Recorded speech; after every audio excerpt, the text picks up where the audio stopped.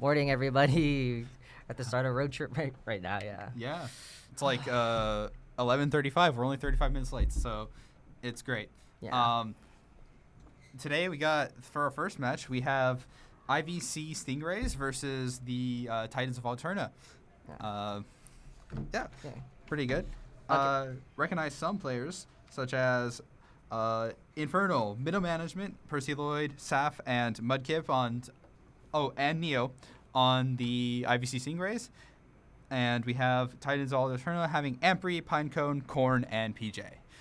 And a little bit of fun facts. For Titans of Alterna, they just put we often play silly weapons, and then IVC Stingrays decided to put their entire fun fact as a snippet of the Wikipedia for Stingrays. Do I want to read all this? You'll read some of it. Okay. I'll TLDR it. Stingrays are a group of sea rays. Yeah, they're cartilaginous fish related to sharks. They're common around tropical, subtropical marine waters as well as freshwater, but ignore that. Found in warmer temperatures, and a lot of them are threatened by fishing, bycatch. Okay. Yeah, and you can dive with them. And the Stingray City, Cayman Islands. Don't mention Steve Irwin. What? He died because a stingray stung him in the heart, and yeah. Wow, that's dark. Yeah. Anyways, groups round 1 is what we're gonna be doing, and that's gonna start off with Splat Zones on Mahi Mahi. Do you expect any weapons on this map?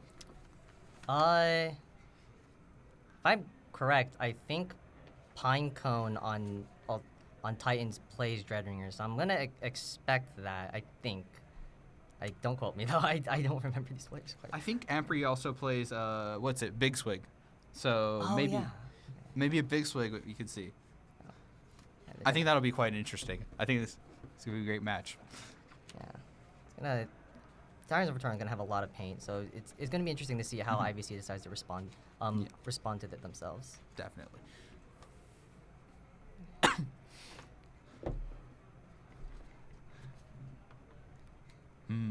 Any other thoughts on Mahi Zones as a map mode? You know, big fan, honestly. Really works. Yeah. I'm a big fan, even though, like, sometimes you'd rather just be in the second half, but I think on Mahi Zones specifically, you get to the second half where it rises, where the water lowers, and I think that opens up the map a lot more, and I think it's very well. I think it's a well-balanced map, personally. Yeah, it can be a bit lockout heavy on spawn, but that's kind of like every map in this game. Definitely. I think that just happens. Yeah, especially strikes. They can pretty much wall out the entirety of your plat. And look, I'm gonna just say this. I think Mahi Turf is actually the best map mode for Mahi. I'm gonna disagree, but whatever. Regardless of like Turf War, yeah. But the map layout itself is actually pretty good. Okay, sure. You have the nice middle structure. It's not just it's actually like a thing you can stand on, not just like a pole. You can jump. It's much easier to jump between each of the perches because they have another pole on the enemy side, yeah. And then on your side, the block there it's accessible on both high and low tide, and not just low tide. I think for me, it's just Curse of Turf War. Yeah. I'm not a fan, but that's besides the point. I think I do agree. Those are some good additions. As for like strong specials, tri-strikes, I agree. I'd also like to mention maybe Crab Tank. Oh yeah. Crab Tank would be probably really good. Here, so maybe we'll see like a V Splash or a V Dualies, or something funny like a L3. I don't know. Pro. Pro? Yeah, V Pro. V Pro? True. Line marker across the map. Yeah, line marker across the map. You know, people have been listening to Choco Barum brag on Twitter with V Pro. Yeah. That'd be funny. Have you seen the There's also the Pika video explaining all the intricacies of line marker. Yeah. Maybe. Pika, utility subs #1 fan, did a guide Yeah. video on. Did he do all of them? I think he did. I know he did Marker. I know he did Splash Wall. I'm like 70% sure he did Toxic Mist as well. I'm sure he did more. Yeah. Map after that's gonna be Museum Rainmaker. Any big notes on this one? You can get check really fast. Yeah. And why did they not put it on the spinner? I don't know. You know what? We might see the stall spot. Oh yeah. That might not. Oh yeah. Bottom left. I hope we don't, but maybe we'll see the stall spot where they just put it on like the. I don't know how to describe it, but across mid, there's like this place you can put it on top of it. It's like. It's reachable, but it's just annoying. Yeah, it's reach. Like right where the sponge is, right? Yeah. Like it's the wall before that. Yeah. Yeah. So, surely not. Surely not. I from my experience, I've not seen that stall spot be used a lot, at least in the context of TCA. I think I can agree with that. So. Oh, I just realized they have they put English transcriptions for the Japanese names. Oh, they did? Yeah. Well. Oh yeah, like they have or unless I think the players might have just put, they could have just put it as that themselves. Yeah, they got K and Shu. Yeah. Or Jagaika as his splash tag is. Jagaika, yeah. Yeah. Because I know Shu's the Japanese in his name does not translate to Shu. But yeah. Maybe yeah. Yeah, I think we're right then. Yeah. What is it? Yeah. Probably just. Let's see. Okay. Museum Rainmaker. Honestly, on Museum, every time I see it, regardless of mode, I'm expecting a pencil. Yeah. Unless they just don't have a pencil. Yeah, unless they don't have a pencil. Yeah. In which case, I'm expecting some sort of sniper or a splatling. Yeah. So, big map for range. Really open mid section allows for it to be harder to move forward on front lines that don't get paint. So, your only form of cover is really only the spinner. So you have to really play around that. Yeah. And taking space, you gotta work for it or get special or something. Yeah. Probably gonna expect like a Zuka. I'm expecting cooler just because it's Rainmaker, and honestly, I should be just expecting cooler regardless. Tri-strikes maybe, I don't know. Yeah. I mean, yeah, probably. Usually, I just have to have any displacement special. I mean, maybe even like a will or something. Yeah. And then like, if they can crab, if they have a crab, you can crab somewhere on the spinner and it'll work out. Yeah, crab. Another good map for crab. It's also, it would be nice to have like some sort of special that can guaranteed stop the Rainmaker. Yeah. Like just in case you need you have like a small lead in overtime and you just need to you just need that little bit to kill the Rainmaker. Yeah. So, I mean, in all honesty, I'm probably expecting a Zuka, a pencil. Sorry, a Zuka and a cooler on pretty much every comp. Yeah. But maybe not from Titans actually with their big swing. Oh yeah. Yeah. So I don't know. It'll be very interesting to see. I think especially we're probably not going to see a knockout on that map. Yeah. I'm saying that right now. It might happen, but I say probably not because that last little bit is really hard because they spawn so close. Yeah. If the knockout does happen, it's going to happen within the first minute. Yeah. But if not, it's going overtime. Yeah, probably. Yeah. And then last up is Ink Block Tower. And any classic. Classic. Don't let them take bats. Yeah. Gotta control bats. Yeah. If Very they get important. bats, it's over because you kind of have to drop in there as spawn if you don't want to give them like 30 points. Yeah. Yeah. If they get bats, it's like that's at least 20. Like they're taking it so far. It's another good map for I want to say I want to say it's another good map for crab as well. Yeah, you can crab on any of the stacks Mm-hmm. on bats defensively. Even So- like on tower if you just wanna, because then you can control the far end of bats where the rail is. Mhm. That's where people usually tend to go when you want to push up. And also, just as usual, Zuka expected. Very good map for Zuka, especially when you're pushing. You have a good like under angle for their spawn and their ledge and even their bats snipe. Very good. Strikes because it's tower control and also very good for clearing area. Definitely expected. I wish I knew more about the. I wish I knew what the people. I wish I had played with these people before. So Yeah. maybe I would know. Like, besides, I think the only person I have played with is probably Ann, Pri, and Kaikon, and I just don't. Besides Big Swig, I don't really remember much because like Big Swig, almost no one plays that except for like Arctan, my goat. Arctan from PSU. Arctan for PSU, my goat. Hey, we gotta shout out A&W Nerd from Screensavers. He also plays Big Oh, Swig. true. Yeah, you gotta focus on the people here. Yeah. Let's see if anyone else plays Swig here. I don't know. Maybe. I wonder if I can pay Jagaika like $30 or something to play Big Swig. You want to pay? I don't think he'll take. I think you need a bigger bribe. He might need a Nintendo Switch 2 bribe. Oh my god. Come on. Bro. Oh yeah. The pre-orders are real now. Yippee! Even though I wasn't gonna buy it on launch anyways. I'm not. Money hard. I will wait till Christmas to see how much money I get. And I'll probably get like Donkey Kong or something. Because I'm not that big of a Mario Kart fiend. Game does look fairly cool though. Yeah, Mario Kart Tour looks great, but I don't want to buy a whole new console for it. The Donkey Kong game also does look great. I can't lie.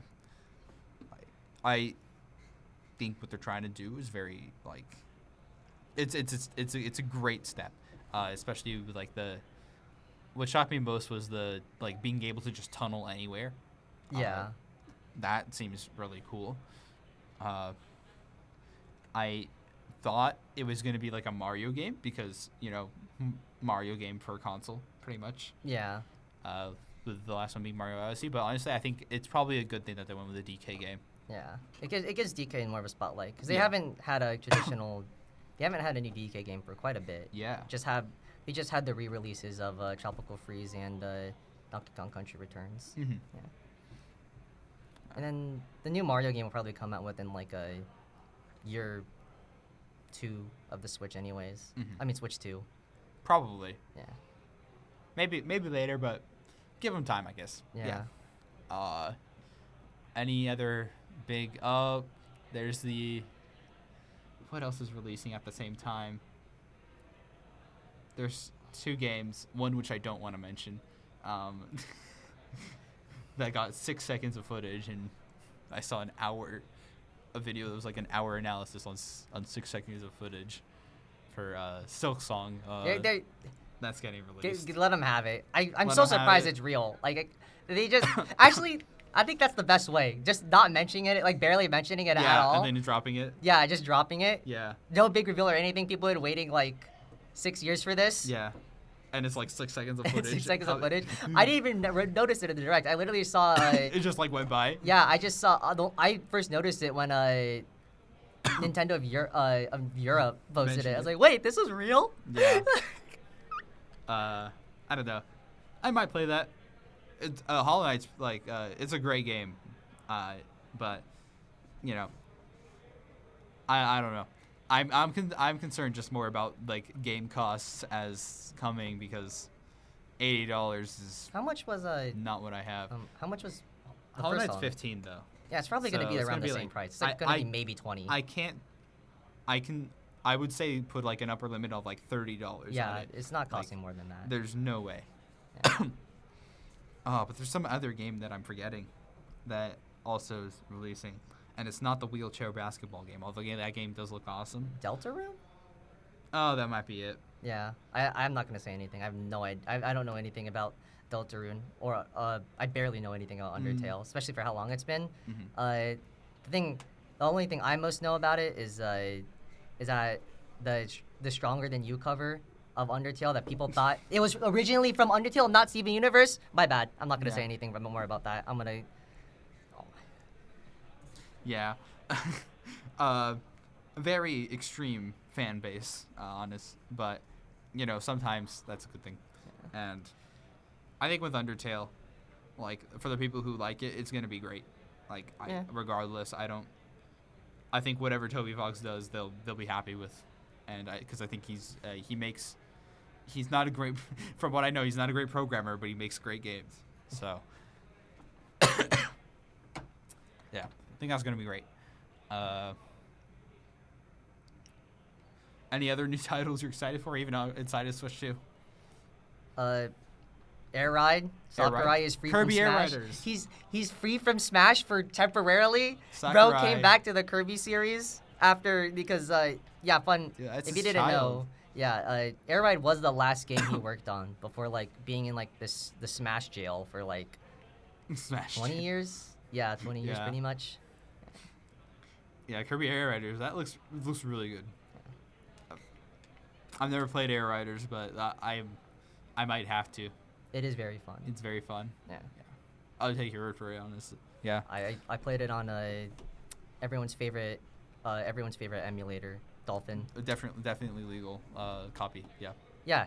Yep. I got the game legally, then uploaded the ROM to my computer, so I can play. I didn't download it off of a undisclosed ROM dump site. Yeah. That's very respectable. Yeah. Then the Rhythm Heaven game and oh, true. yeah, I Last Direct. I will fiend that. Yeah, you're a big fan. Yeah. Yeah. Oh, why?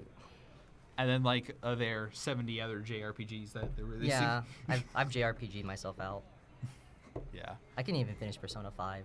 Like that final boss like took 30 minutes, then I died, and it's like, well, I could do anything else. Unfortunate. I could do anything else. I don't need to play Persona 5. I could just watch this later, honestly.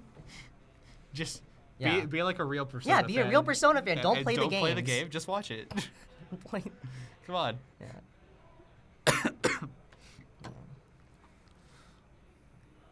All right.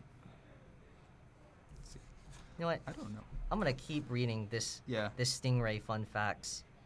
Okay.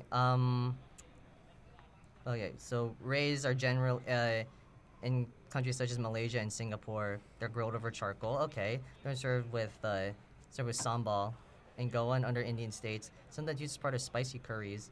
And then the best parts are the wings or the cheek. Okay, yeah, the part that's like around the eyes, and then their liver.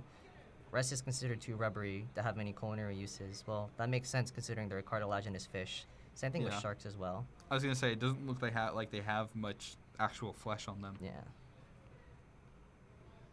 Apparently, the skin is used. Can be used as an underlayer for like leather. Known as samegawa in Japanese. Okay. Interesting. Hard or rough texture, yeah, because they have the scales are like our teeth. The scales are like our teeth? No, yeah, well. In terms of like structure. Yeah, I forgot what it's called. No. Cartilage? No. They have it's a type of scale. I had to do this as like a side quest in like high school. Yeah. Biggest fish fan on here. This guy, not me. Let's see. Okay, let me see if I can hit this up. Could just start reading a couple of the other side, like fun facts. Yeah. Placoids, that's what they're called. Okay, let me look at other stingrays.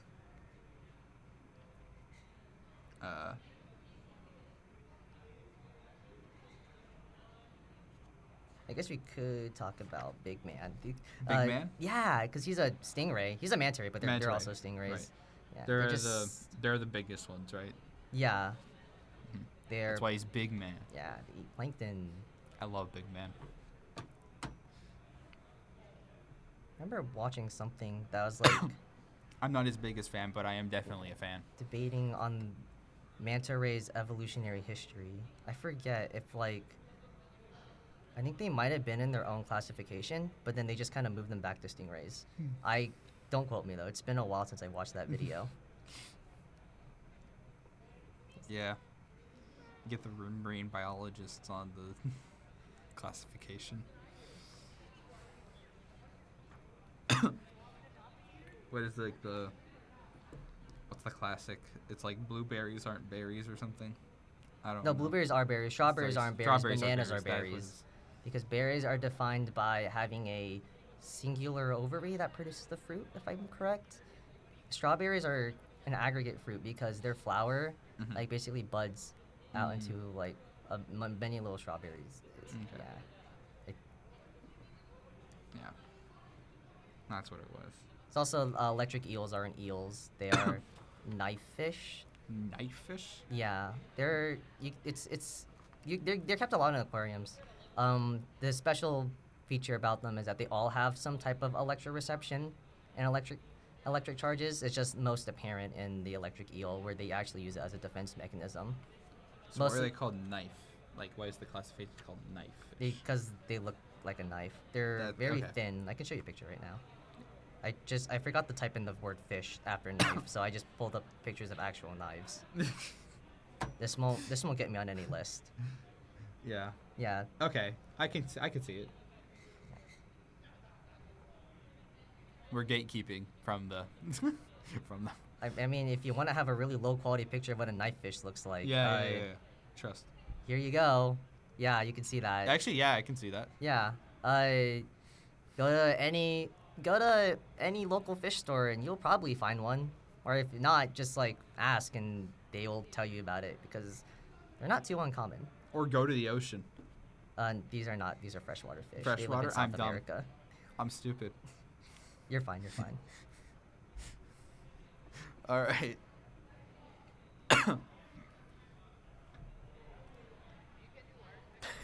I'm gonna I'm like, try to see if we're getting any messages. I got a message from Captain of Wave Riders, Agent Blue, saying that's my bum. That's my bum. You are a bum. Why am I getting it from multiple people? Oh my god. Be extremely biased in commentary. I don't think I will. I can't. I'm pretty. I would if I had asked the teams if I could be, but I have not, and I'm not going to. So. I also just don't have enough information to where I can be Yeah. particularly biased. I don't know a lot of these people. Well, I know like quite a few, but like not on the teams that are going to be playing. Yeah, Here. that's what I meant. So. I'm just wondering where Lagoat is. Okay, now I'm getting a bunch of messages for people saying to promote stuff. Yeah. And I'm gonna deny it because I have shame. I just got a message from Blue saying to not show this to stream, but he has a surprise snack. I think I might have said too much actually. Anyways, you should subscribe to Agent Blue on YouTube. Uh-huh. Spelled, replace the G with a 9 and the L with a 1. Yeah. And you can see The Barnacle and Dime his incident. top video, the Barnacle and Dime incident. It is one of the funniest videos ever seen. It was absolute cinema. Yes. And it is the worst thing I had to watch when I was VOD reviewing them. Actually awful. Oh my god, I forgot you VOD reviewed that. Yeah. Bro, I wish I could VOD review. I can't like actually analyze the game. Everything's like instinctual on my end. It's like if I see something, it's like I don't know, just hit the shot. Just hit him. Hit the shot, or like I don't know, Just don't do be it. there. Don't Don't stand where Don't the be there, Zuka's right Lamau. in front of you. Just no explanation. Just don't be there, Lamau. Just don't be there. Yeah, just don't be there. You could get hit with the Zuka. Just why are you standing there? Just shoot them with the Zuka. Come on, hit your shot. Nah. I don't know. Just like, I don't think it's that bad. Let's see. Ooh, I could do the thing where I give chat math questions. Oh yeah. True. I don't All want to right. think about math. I actually have one prepared. All right. Let's see. I'm gonna go hop on the Twitch chat to see if anyone actually bothers solving this. So, without actually doing the operation, so 5,280 squared. I'm just gonna do that in my calculator and show it to you, and show it to the audience.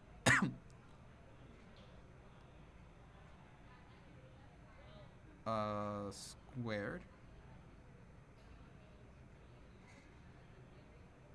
Wait, no, it was 2005. Okay, my favorite. It's my favorite. The best lobby code for Splatoon is well, not the best, but one of the most common ones is 2,580 because it's 2580. It's just down the top. It's top. It's the middle column, top to bottom. 2,580 squared ends up being 6,656,400. How much do you have to add to that to get to the next square number?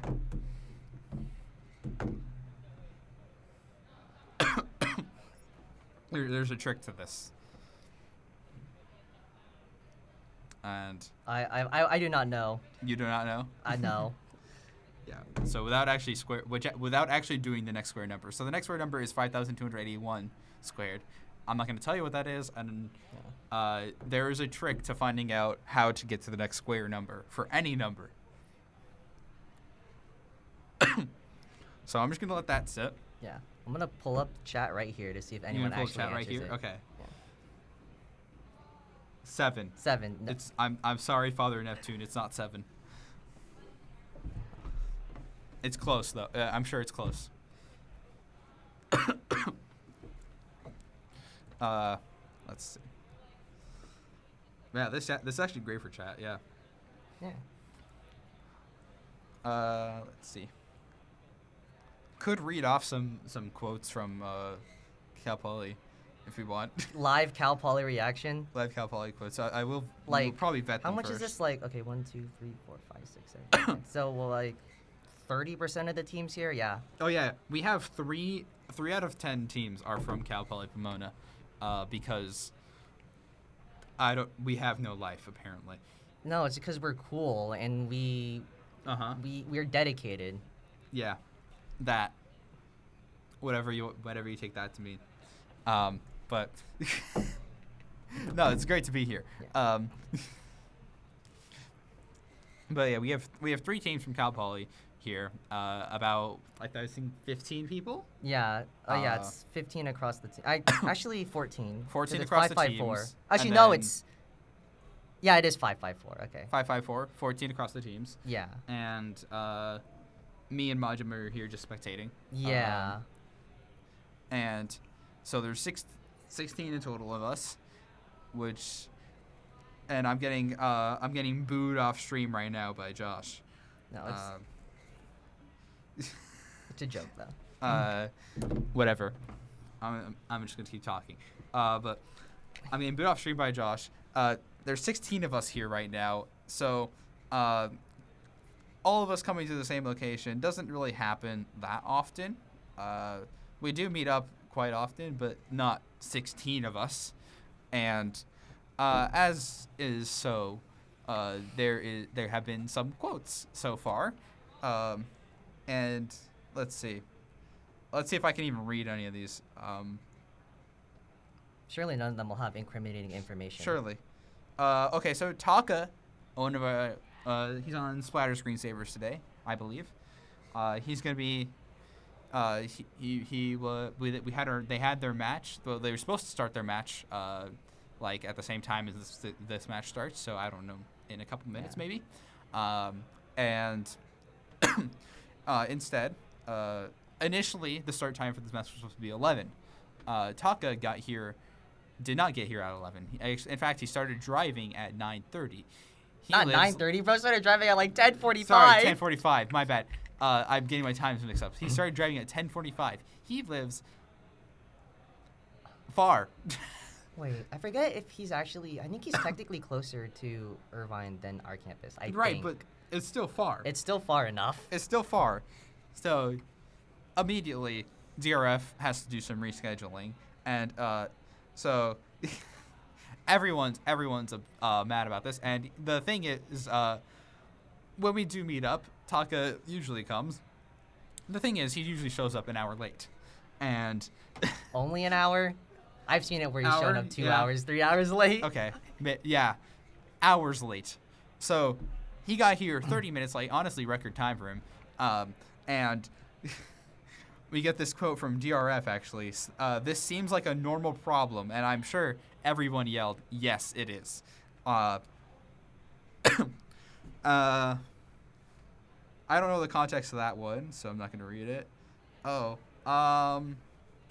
The last road trip happened 14 months ago. And I mentioned that in the car, and driving with me was Majim and a couple others, Nebi and Loading. Might have matches streamed later today. But I said, yeah, the last one was 14 months ago. It was in February. And Majim responded with, 14 months ago? That's like 2 pregnancies. So That's the sentence ever. it's like it's 1.75, I think, or 1. Wait, no, oh, wait, It no, would be it's 7 9 out of 9. Oh yeah, it's 9. Yeah, so it's So 0.7 repeating. yeah.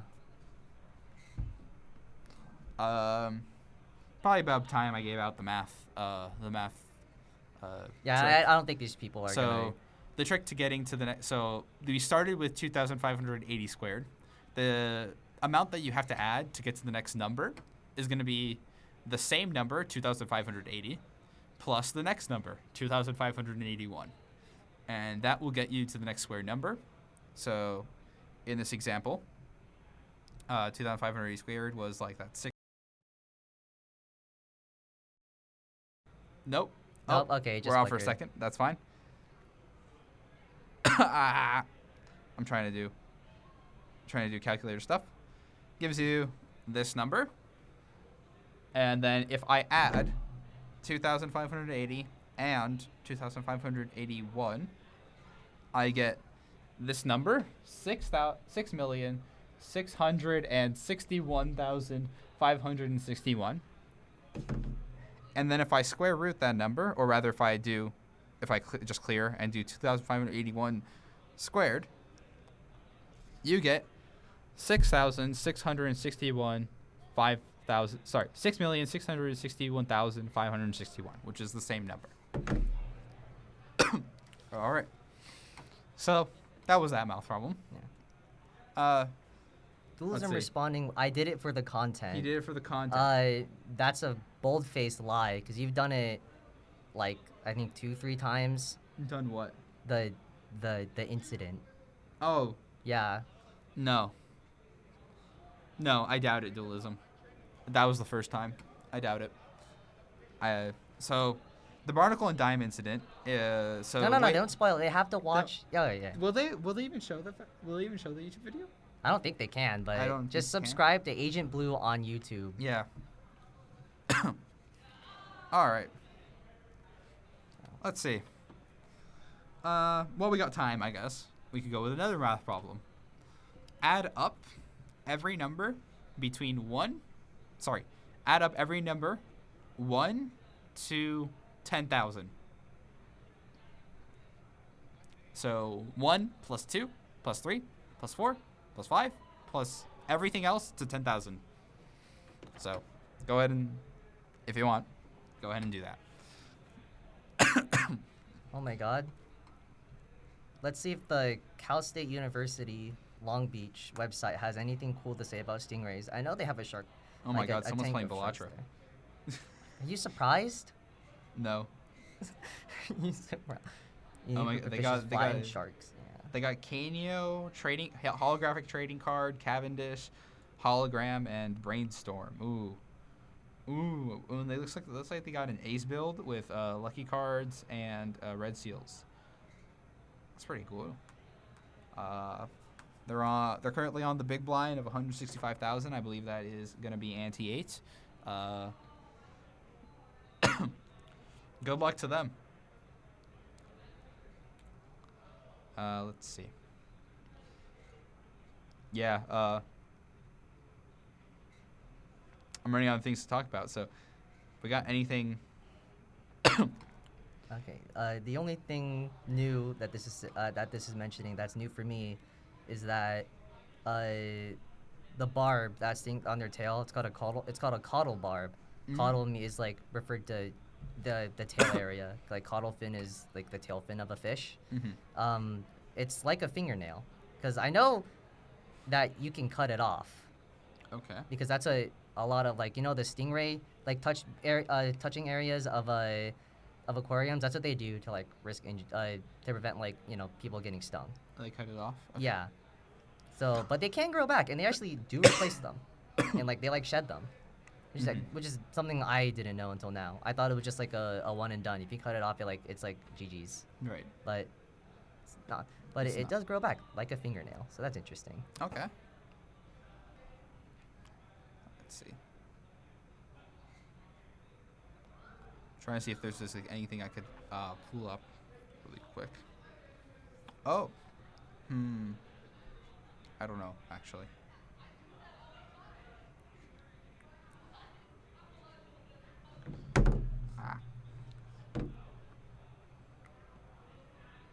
Inkai is typing with a picture of Inkai.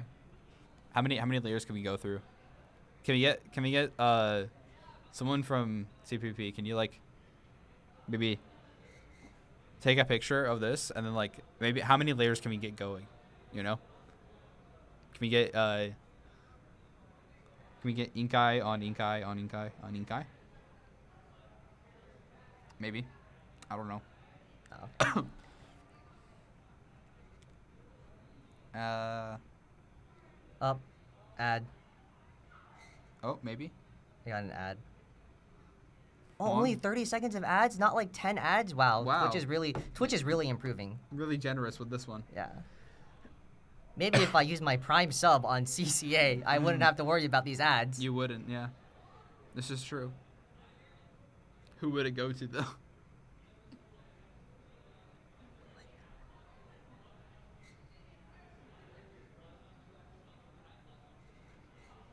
Oh, you want me to share it again, Blue? Show this message, please, and thank you. No, it's not happening, Josh. Yeah, I'd rather not. Here, I'll show Inkai again. And I'll put him next to Inkai. No.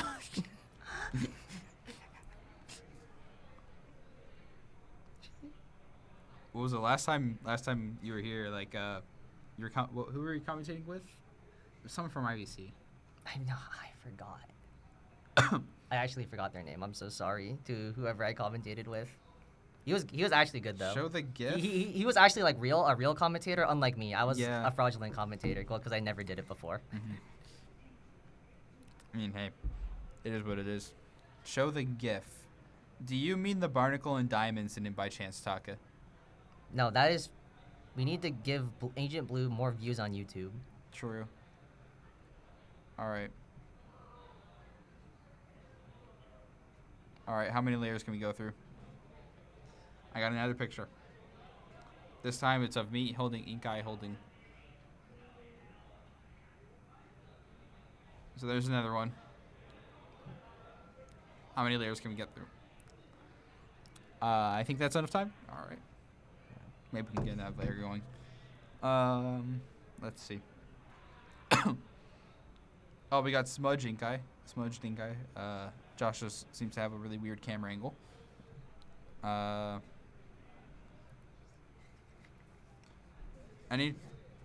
you know what you're going to be doing for lunch? No. No. Not canes. Not canes. Don't eat canes. Don't eat canes? That's crazy. Bro, I've been stopped the canes enough. What if I call Slinger? You can. I could. I think he'd show up. Yeah, we got Inkai on the forehead. I love my forehead. I think it's awesome.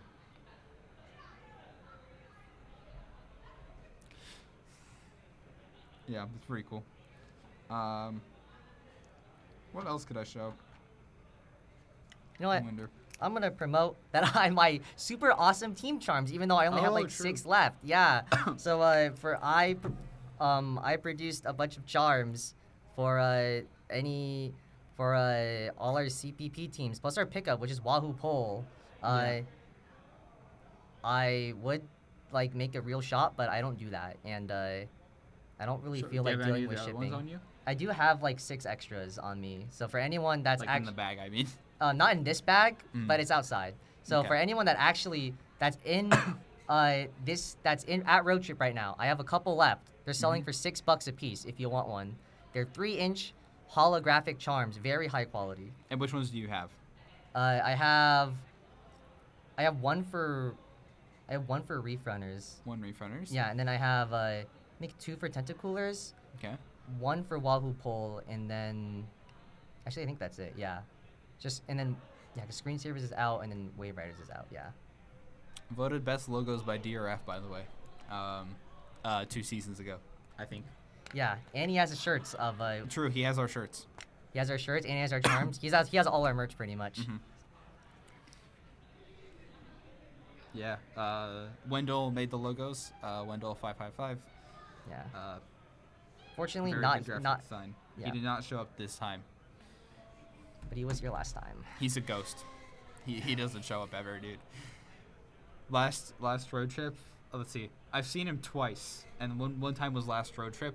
The other time was randomly when he had to give out shirts. Yeah, I've seen him at LANs, and then like thrice off campus, ignoring the class that I shared with him last semester. Did he even show up to class? Not often. Not often. We're a great college student. No, I think he's been like on the.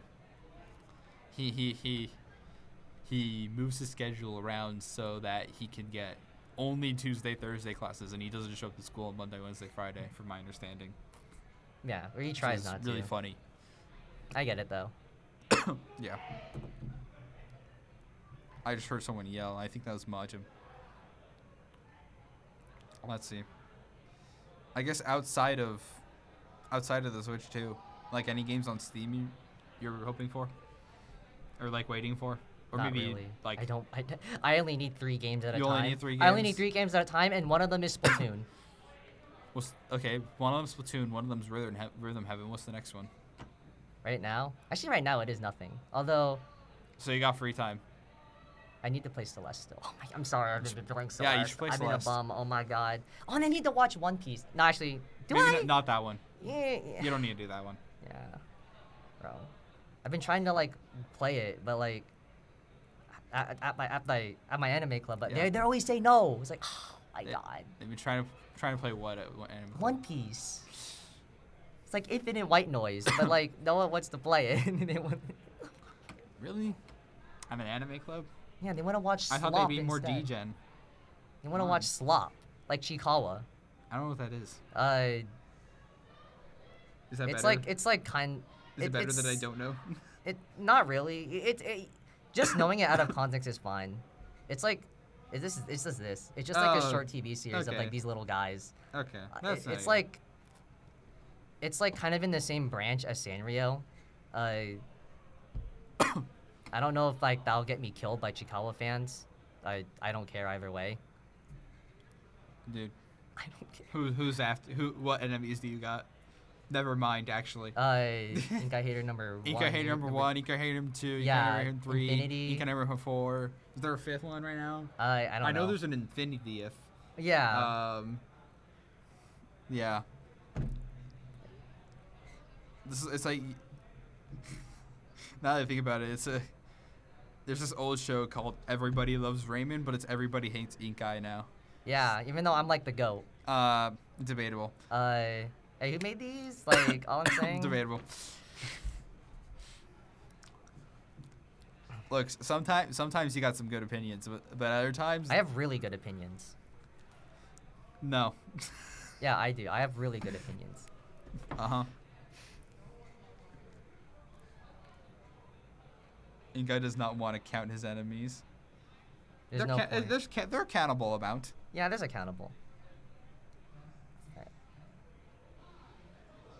I gotta keep myself updated with chat. Let's see. Oh yeah, what's going on in chat?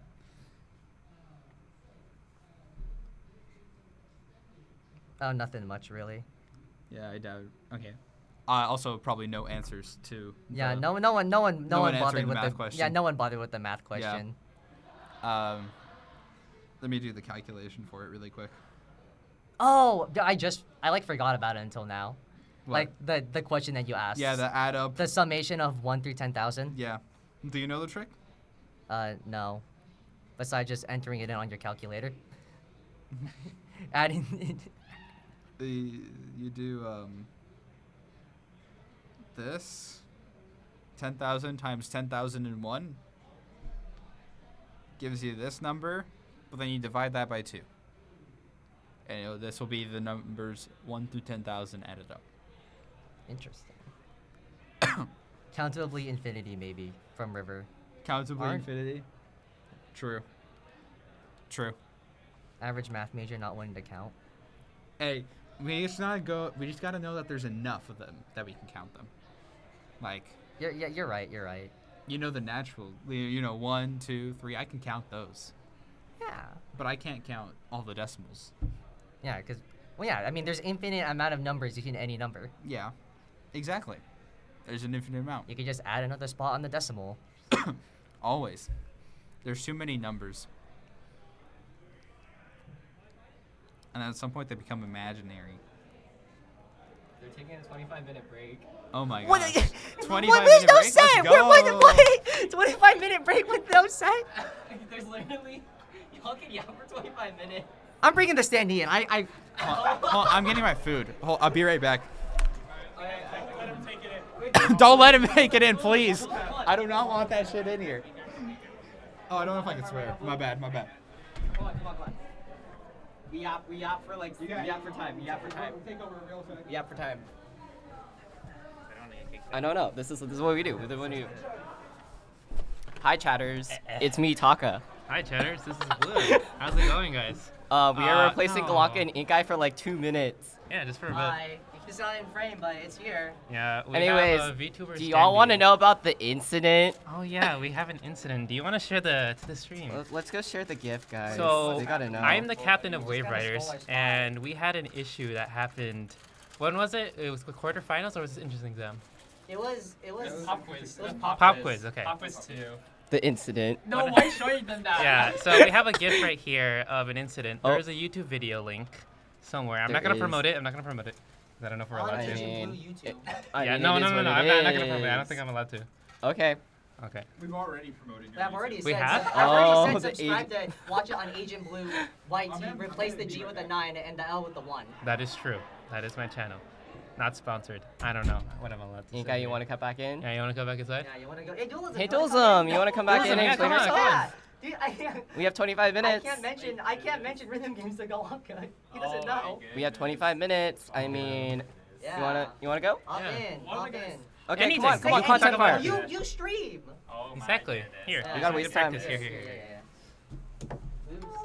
Yeah, you I don't want to crush the VTuber. How do I Yeah. get out? No! Oh, this whole entire setup is something. I got you. I'm just gonna move this out of the way. Nah.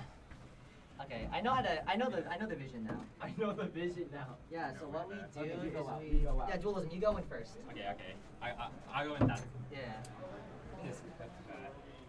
Okay, I figured it out.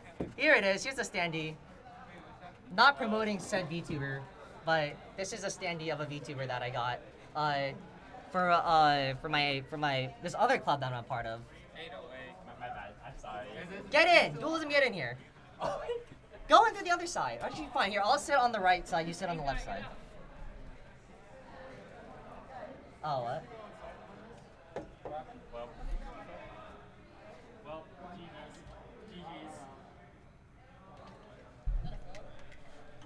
GG's. Just wanted to let you all know that we're going to be on a technical break for the meantime. I'll let you know when we officially start back stream. So see you then. Wah wah wah wah.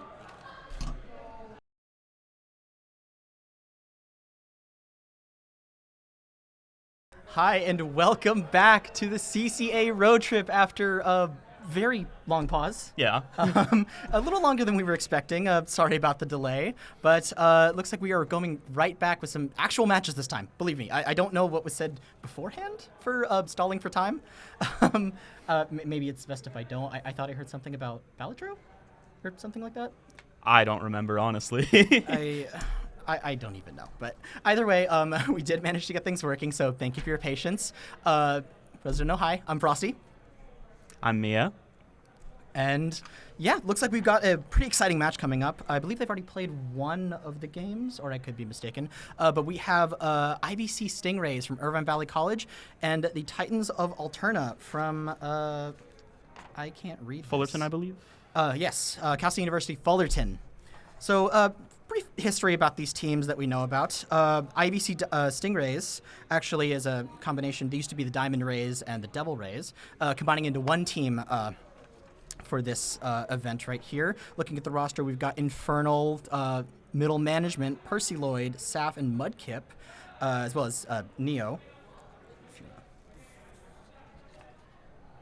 And then it looks like we got for Titans of Alterna, we got Ampri, Pinecone, Corn, and PJ.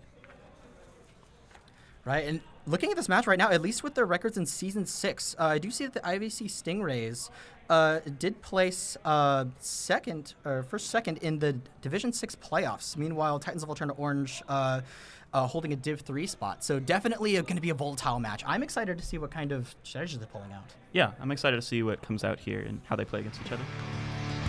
Right, and jumping right into it, we've got Splat Zones on Mahi Resort. Very cramped map we see the Hydra Splatling coming out from Glen here. Matched by PJ's own Hydra Splatling. Another Hydra. I love me some Hydra gameplay. All right, looking at the loadouts here, we've got pretty standard setups. I do want to note Middle Management carrying that special charge, trying to spam a lot of those coolers. Definitely want a bit more of a fast comp coming out here. Alterna Orange is going to come out with an early jump on the zone here. However, trading 1-for-1, it's still anybody's game right now. Yeah. It looks like the shot's trying to go in for a play here. Trying to take some space in mid, but it looks like they get forced out a little bit by the Dread. Popping the Zuka, getting some picks here. Oh, wow, and a triple Zuka here. Zuka play. Mudkip with a triple. Managed to take that zone cleanly for the Stingrays. And as they're pushing forward, are we potentially going to see Commandment over that top snipe platform? That is a very powerful spot. If you're able to set that Hydra up there, it is different. It looks like they're trying to bomb it out, but right now they're not getting up there currently. But if they do take that, that'd be really advantageous for them. Right, PJ holding off that left side, preventing that Reef slider from diving all the way in, managing to almost shut them down, but not quite. Going ahead and pop the Booyah Bomb, trying to get the team an opening on the left-hand side, narrowly dodging that torpedo. Saf on the left side, sharking, trying to find their way in, but it looks like they might be cornered as the zone has been neutralized and pushed back towards the Titans of Alterna. Yeah, and it looks like they're trying to take over this right side now, getting shoved back into the cubby, but it looks like they're able to hold on with this beyond the Zuka coming out. You see Corn right here, managed to get one pick. Hide behind the box, keeping it down Glenn, that's a 2-for-1 right there. Huge play. Neutralizing the zone once again, back to Stingrays. The cooler is out, so now it is the Stingrays' turn to try to run away with this match. Nope, Reef Slider comes in. Classic Reef Slider. Yeah, we got a Reef Slider from both teams out here, so any team could go and take that zone back at any moment. Okay, yeah.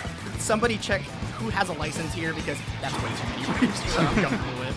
The strike's coming out, managing to get Alterna Orange back into the fight as there's a flank coming in from the left side. Emperor Dot picking off that Hydra. Huge pick, trying to get the team in. That's 2 down. Mudkip, looks like they're a bit caught out here. The Zuka is online, however, they're in no position to use it as they go down. Securing that snipe platform. Going to be critical to shut down these powerful backline weapons. Yeah, and it looks like they just had the Hydra left there, but even the Hydra went down after that, so they're not going to have too many specials coming out of here. They're using that Reef Slider to try to come back in, but not able to find anything there. Well, it's always unfortunate when you have an up Reef Slider in your own base, because that's your main flipping tool, especially in a highly contested area like this. When you use it so early like that, it's not like you go down with the Reef Slider. You don't have it. You have 0 special charge. It's not like you got shut down. Middle Management then going to come in and get shut down on the zone, and Alterna Orange is just running away with the zone right now. Yeah, and unfortunately, it looks like as they were trying to run in there with that cooler, they popped the other team popped the strikes, Titans up Alterna here, so it was really hard for them to rush in there when they were getting displaced. But it looks like they got the zone back.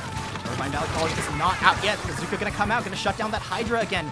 Mudkip on the right side looking for another pick. Not going to find it with the Zuka, but they are able to safely retreat and hold this. This is a very interesting game state where one team is stuck in the pit and the other's firing down. At least looking at Alterna Orange's comp, they're very reliant on having those strikes and traps. Once they're in, they're very difficult to get out. We see PJ over here going to get pressured by that Lusa. Not is going to a go all the way, disconnect. instead going for the zone. That's a disconnect. That is a disconnect. Oh. On LAN. On Here we LAN. go. The LAN Classic. Unfortunate. Let's see if they win the 3v4. You know what? I'm a believer. I'm a believer. We'll see. We'll see. But right now, ooh, middle manager going to go shut down on the zone right there. If I was Stingrays, I get pretty desperate right here, mostly because, well, the timer's ticking down, you're 3v4, and not to mention it's your Hydra that's Yeah, so they got nothing to follow back on anymore. Once they fall back, they're not going to have anyone to jump to. And, you know, it looks like they're having to just drop in the mid here, but with such a, you know, player disadvantage, only having 3 people on their team, it makes it hard to take any space. They just have to drop into the blue ink and just hope. Oh, heartbreaking, but definitely a solid showing while all the players are so connected. There was a lot of back and forth and intricate, okay, well, I got your backliner, you got mine. Well, and whichever team still had theirs. Sometimes it wasn't even a factor. If you shut down the entire front line, it's just over. That Hydra's got moved. Yeah, and it looked like they had some good coordinated pushes coming in from all sides here, trying to, you know, take some drops on the right to take attention and then maybe farm a pick over there, while on the left side they're trying to get, you know, kind of coming back on the main path to, you know, come back in based on, you know, being able to drop in there and, you know, use the bomb, use the strikes, use the slider, you know, whatever they have to go come in back there. You bring up a good point about special coordination. I do like the choice of having that tacticooler. However, I know it's a common thing where, you know, everyone always says, you gotta have a cooler, you gotta have a cooler. But on a map like Mahi Mahi, where the map is so short and saving like 2 seconds doesn't really matter when most weapons should be able to reach the zone from all the way back on the approach platform, hot take, I think it was the right call to not have one. That's an interesting take. I kind of approach it with a different idea, because I do think the main way that I like to use cooler, at least, is using it to kind of, I call it cycling deaths, and that's where you have the team take fights and you try to go for, you know, trades, because trades are good when you have cooler and the other team doesn't have cooler. You know, you're able to respawn fast, and then you have all your special back, and then you're able to jump back into your backline, which is why, you know, you see a lot of teams run edit and they run a pencil as, you know, their backline with the cooler at the same time, so they can have, you know, both of those roles covered, and then when they pop the cooler, you know, the pencil or the edit doesn't really have to go in as much. They can kind of hang back and be the beacon for their teams to come back in. And I think on Mahi, when you're on a map where you can come from so many different angles, you know, sometimes it isn't as good, because then you might get clumped up in, like, you know, the cubby or the snipe area, wherever your cooler player is, and, you know, it might get bombed out, or there might be an enemy sharking there waiting for your jumps back in. But I do think a lot of times the cooler is sometimes really good to come back in, just because of that. It allows you to cycle back in really quickly and then keep those specials. That is true. That is true. Giving yourself a good way to get back into the fight, especially after, well, things go wrong. It's just how the game works. Yeah. And being able to bounce back from that is important. The reason I bring it up is specifically for very short maps like Mahi, let's say the difference between using it on Scorch, where it's a trek to get back into that fight. Yeah. Between, compared to Mahi, which is it's basically right there. The value's still there. I agree with you. Yeah. But one begs the question of, where does the cost potentially get outweighed by something else? In my case, like, I love to see inkjets on Mahi, personally. It's so exciting. Oh, yeah. Maybe not with the Hydra, that might not be such a good idea, but just from the jump there, being able to keep that higher ground advantage, especially with all the messy skirmishes on the bottom, having a little bit of variety in your approach angles. Yeah. I'm just spitballing. I could see that. Yeah, I really like inkjet on Mahi. It's really good there for, you know, taking the fights, and it allows you to, you know, force people into these corners, like I said, into the cubby, into the, you know, the little uninkable, right underneath, you know, the plat ledge, right behind snipe, and when you get them caught there, it's really good with inkjet, because then they can't even, you know, parry the damage away. They can't even try to escape it. That is true, yeah. Being able to lock them down, sweep it up, run away with the match. Going into game 2 here, we have Rainmaker on Museum d'Alfonsino. What do we think of this? Ooh, I think this one will be really interesting here. Rainmaker Museum's always a little interesting, because, you know, sometimes it plays a little stally. Sometimes you got some games where, you know, it's really hard to get the team into plat and then, you know, push forward. And then you got other games that just end in 50 seconds. I mean, they're just immediate if they can just take control, you know. Maybe not even ending in 50 seconds, but maybe, you know, you stall the timer for like 3 minutes and then you just have like one crazy push that pushes you all the way to the end. But, you know, it's still at the same time, it's kind of like Scorch, where it's like you can get pretty far, you know, in Rainmaker, but you can't always, you know, KO, because the goal is just, you know, right in the enemy spawn. So it's always interesting. It always plays out just a little bit differently, but, you know, there's many different archetypes that could happen here, and I think it'll be interesting to see what happens. Like, we could see the map just, you know, get stalled for like the whole time, and then it's just really hard for, you know, any team to advance into plat, because it is really difficult, because you do have to come out some high ground there, make that jump from mid that's, really difficult. The Yummy's watching it. And, maybe they could set up there and then, push in. One team could do that, or, maybe it'll just get stalled out the whole time, and we'll see what happens. I do agree with you. I'm excited, especially because it's a lot more of a, so to speak, furnished map.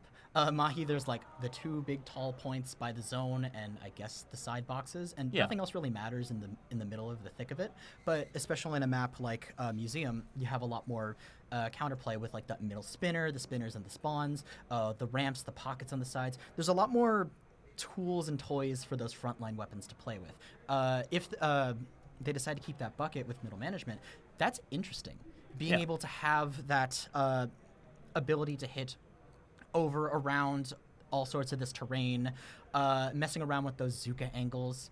There's, I mean, not biased, I think it's a little more interesting, but, actually, no, I take it back. That's a lot of bias. Yeah, I think it'll be a little interesting. And, the thing about how the maps form in the terrain, it's a little interesting because you've got all these dips in the middle that, come up and down, and then they, come up going into the spinner, and then you got the spinner, and the spinner's kind of, blocking shots from the top. So it's a little interesting that you have all these terrain changes, but at the same time, Museum does feel pretty open in mid at the same time. Like, it's kind of, it kind of goes both ways here, because you could be in mid and, the left and right sides of mid are pretty open, and then you got the middle area where you have, these ramps going up to the middle, and then you've got the spinner. So not only do you have, this whole big circle platform in the middle that you can climb up, but, you also have the, branching out corners on the top that not only can block shots, but, also allow the enemy to get set up there. So it makes it interesting. We'll see how this fight in mid looks like. And it looks like they got a wiper with middle manager here. Ooh, exciting to see how they use that on this map. Change. Wow.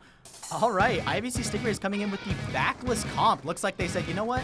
The Hydra was fun, but I think we just want to run you down and see what happens. And they are putting it to great effect here, being able to claim middle. Oh, but it looks like their wiper is going to go down very early. Not a good look for the pop. The pop isn't very important here for paint-wise, but it does establish a lot of control, being able to get those shorter range weapons out of the way for this push. Zuka coming out, looking for a pick on PJ.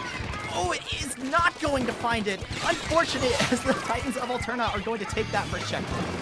Yeah, and it's a little interesting that they have such a short-range comp here, because that does allow them to go in really quickly, but it also means that it's really hard for them to push people out from a longer range here. They do have some bombs, which is nice for that, but, they got the Zuka and the Crab too, but as a main weapon, they don't really have that power. Oh, there is chaos around that Rainmaker right now. The Reef Slider comes in, the hammer counters, the bubble comes up to block off the rest of the team. Are they going to try to run with the Rainmaker? No, they are not. The Booyah Bomb coming out, trying to clear it, not going to happen, as Glenn is going to go ahead and set up on the left side and try to get this counter push started. Yeah, and it looks like they're trying to take their space back into mid. Mudkip on the right side gets forced out, but trying to just bomb them out and put some pain up. The Wiper rushing in right now. Middle manager trying to take some space here on that Dooley. Dooley's weak, but can they finish the fight? Looks like the Dooley's falling out on the side. That was a huge Rainmaker pick, getting 2 down around that podium, making the Hydra back up. Looks like they are going to down. There is a bit of a stagger coming out from the Titans of Alterna right now. They're going to have to really lock in and try to get this push going. The Crab's coming out from Sack, giving some coverage. Glenn's going to take the lead, pushing forward the Crab's path. They're going in the left side. They're trying to go all the way right here, but no, the paint coverage is too much. Yeah, what a great hammer play there. Being able to cancel that slider that was about to just destroy almost their whole entire team, at least destroy the Rainmaker there, and then be able to push forward to block shots for the Rainmaker, getting them to 19. Very scrappy as that Rainmaker stuck in that pocket right here. It's honestly an underrated defensive position for the Titans of Alterna, because in order to get that Rainmaker on, you have to go all the way back. The best you have to dodge damage is to either get extremely lucky or be able to try to squid roll, try to block some damage with the farmer. It's surprisingly good if you want to hold it there and find your opportunity. And that's something that it looks like the Titans of Alterna right now are actually succeeded in doing somewhat, being able to get a 1 advantage here, pushing up this ramp. Zuka's coming out, going to try to find a pick on Pinecone. Not going to happen, as PJ instead takes it to the face. Yeah, and these Rainmaker shots are doing a really good job of keeping IVC out of their area and, not able to push them. But, the Rainmaker timer is going down here. And the other thing about the Rainmaker is when you're spamming shots with it, you're not building any specials. So if the enemy paints over it, they're farming a lot of special. And that's how they were able to get that Zuka to come back in there. And that was able to force out a lot of their team as well as, allowing the rest of IVC to come in and, take that space back. And now they got mid back. Look, it's all orange again. Oh, yeah, that is orange. We did see quite the unfortunate circumstance there of what happens when Suction Bomb meets Rainmaker free zone sign. Kaboom, it doesn't go past you. Yep. What does go past you is potentially Saf, but no, shut down by the Dreadringer on the side. Titans of Alterna managed to hold a very strong defense force with that Bubble Hydra combo. You cannot push that back line out, and it looks like Stingrays are going to feel the pain for not bringing something against that. Yeah, and this crab setup in mid is really difficult here because if you try to go behind that spinner, then you're just going to get spammed by AoE shots, but you can't go in front either. Amber right here trying to avoid that stamp. Not going to happen. Middle manager swiping from the backside, managing to take them out. The Stingrays are making their push back in again. They've had a very strong offensive presence for the first part of this match, and it looks like they have no sign of stopping. That backless comp is dedicated to say, hey, yeah, we don't have range. Yeah, our damage in individual shots, not that great. But we've got enough DPS and mobility. Try it, bitches. And it's working to great effect here. The Reef Slide are going to come out, trying to pick the Rainmaker. It is going to push them off the platform, however, not going to get the pick they were looking for. Yeah, and we see especially when you have, you know, one of your supports that is a lower range weapon picking up the Rainmaker, it does kind of get you that range back. You know, you kind of almost have bombs for free with the Rainmaker shots here, but it's really good that they're able to get in here, you know, using their specials and bombs well to get in and then just, you know, destroying the other team. But it looks like the Rainmaker here gets forced out by themselves, and they end up going down here, but we're able to stall a little bit of time. But it looks like Titans of Alterna are coming back into mid here, trying to take some space back. Glenn out there doing their best John Wick impression of, I've got the Rainmaker, I got 4 people on me, you're gonna need more men. It's just how it works. Minecone gonna go down to the suction bomb right there as the Rainmaker is still open. Titans of Alterna have picked it up, and this might be their final push, but with 2 members down going into it, this is gonna be a tough time. Yeah, they're trying to clear the ramp on the right side, but just so much firepower coming out from IVC here. They don't really have anything to force past it, you know. They keep getting staggered, and so it makes it hard to build some specials here to try to get past. They do have the crab ready, but it goes down, so they're not gonna have that crab anymore. And they just keep getting staggered, so it's gonna be really hard for them to get specials to push through there. You see they try to push up sometimes, but then they just get caught in that ramp because that's the only way you can go through. Oh, and the final stroke of the Rainmaker, there is going to be the reset coming out. I forgot exactly who had the Rainmaker last and when. They do have to get the pop. They do have to get the pop here. And no, it is not going to happen as that bubble comes out to protect. IVC is going to take game number 2. Yeah, now it looks like they're tied. Definitely a huge comeback from the unfortunate disconnect that happened at first. But IVC coming out saying, hey, first one, it happens, even on LAN. It feels wrong to say that, but a little bit of celebrations coming out there. Feelings are high. Yeah. We'll see what happens from here if they're able to clutch up the last match. This is a best of 3, right? I believe this is a play all 3, but in this case, oh, it is a best play of 3. Okay, so same difference here. Hey, more Splatoon is more Splatoon. More I'm Splatoon is definitely more down for Splatoon. it. Yeah, Big fan. big Squid Game, big fan. Not the Netflix series. the other Squid Game. The other one. Yeah. Unless you were trying to find that one. In that case, maybe not the stream. But Yeah, I remember that series came out and then everyone just stopped calling Splatoon Squid Game, and it was a little bit of a sad time there. You know, we got one of our Splatoon little silly nicknames. You know, maybe kicked out of the club there, but I mean, I've heard it. you know what? It's coming back. Yeah, I've heard it called Funny Squid Game. Funny instead Squid of Game. Squid Game, because you know it I kind see. of makes a difference. The one where it's not about death. Yeah. This one's about splatting. Yeah. Specifically. It's about trying to dodge roll in the corner and not falling into the water. Oh, So- that's the purpose. Oh, I thought thought it was like normal for people to do that like 7 times a match. You're saying that what I was Oh. doing wasn't normal? Well, I mean, if you want to go swimming, then you can go swimming. I've got a lot to think about. I got to reevaluate my my choices. You see a Marie plush coming in the middle of the setups here. That's pretty awesome. I like how the sunglasses are like way too big. Oh yeah, I just noticed the sunglasses. I wasn't even looking. It blends in with the setup because it's all blue, and it's That is getting a reflected fashion by the blue choice, set. but I should not question the Squid Sisters on fashion because they are fashion. Yeah, they're kind of rocking it. Maybe Oh, not yeah. today, but you know what? What can we say about that? Is that a sticker? I don't even know. Oh, cool. They are rocking the shades there. I do like the look. It's giving what's that one movie? Not Ender's Game. Terminator?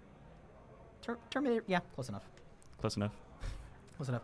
I do gotta say, like, I feel like the important part of LANs is not just how you're playing, but also how you feel playing.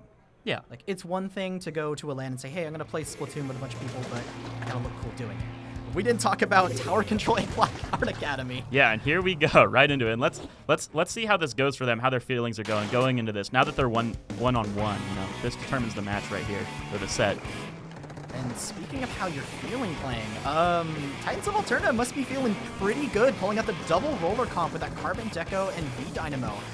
I am a fan. I don't know how it works, but hopefully they can show me right now. Yeah, we'll see what happens there. It looks like the Carbon does have Ninja Squid right now, so they're going to try to, get in via the Sharks here. And that's really important to be able to, take Plat here on Inkblot. That's just such an important spot that you got to take. And, I think the Ninja Squid might help them get set up there. I said I didn't know how it worked. I think I'm seeing exactly how it's supposed to work. This is not your average defensive comp.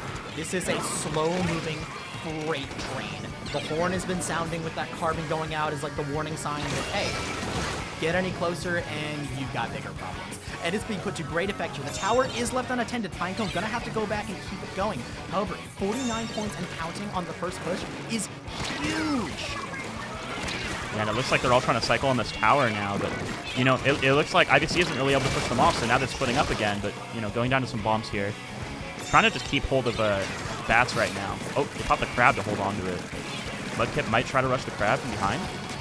That double suction is very effective for tower defense. However, when you're still going down, one member after another, Pinecone gonna come in with a flank. Just the Reef Slider managed to clear the members off and clearing the tower once again. They just keep going. The second you get one of them down, you turn around. Oh no, there's another right on my flank. Here we go. Yep, this is TC Inkblot. Once it gets to Plat, there's just so many angles to go around. It's just a scrap happening here. Everyone's dropping in. Right now, the Stingrays is trying desperately to push this tower away from that final checkpoint. They do manage to do so temporarily, but Amphrodite with a Dynamo Roller gonna crush that Dualies, and they are still going. How is this working? Yeah, and you see IVC here getting forced all the way back to, all the way back to the goal because they popped crab on bats, so they couldn't really rush it. Oh, the Reefs are coming in and try to clear the ramp again. The tower is unattended, but Titans of Alterna Orange have just made this their new spawn. I have not seen that spawn until now without at least 2 of their members sitting on it just waiting for people to drop. It is a devastating position to take up. And wait, are those jumps in the back? Those are jumps in the back. Okay, those are jumps. All right. Oh, it looks like they are able to go down, though, because, it looks like PJ was the last one left in mid there. I guess they cleared the jumps. Might have gotten a little too hasty there, but you know what? I love the spirit of just, you know what? We're already here. We might as well. What's the hurt? Have a little fun. Live a little, you know? Yeah. And it looks like actually put up a solid defense with that Dynamo Roller. Managed to 1 for 1, however, Sap still on the tower pushing it forward. Not much support on the front line, so it looks like they might have to back off. Or no, it looks like they're going to try to stay and try to scrap this out. No, unfortunately. Almost able to get a trade there, but not quite. But it looks like there's still a lot of orange ink in mid here. So even though they're all forced back into the stack here and they have a decent position there, it looks like IBC is able to force them out because they just have so many angles on them. Maybe I misunderstood the play there, sending the dualies forward, trying to get as many people focused on as possible to get the rest to set up. Because having something fast like dualies that can have good survivability by itself with the dodge rolls is really solid. That's exactly what's happening here. Giving time for the other members to set up, get in position, stalling, getting tension on it.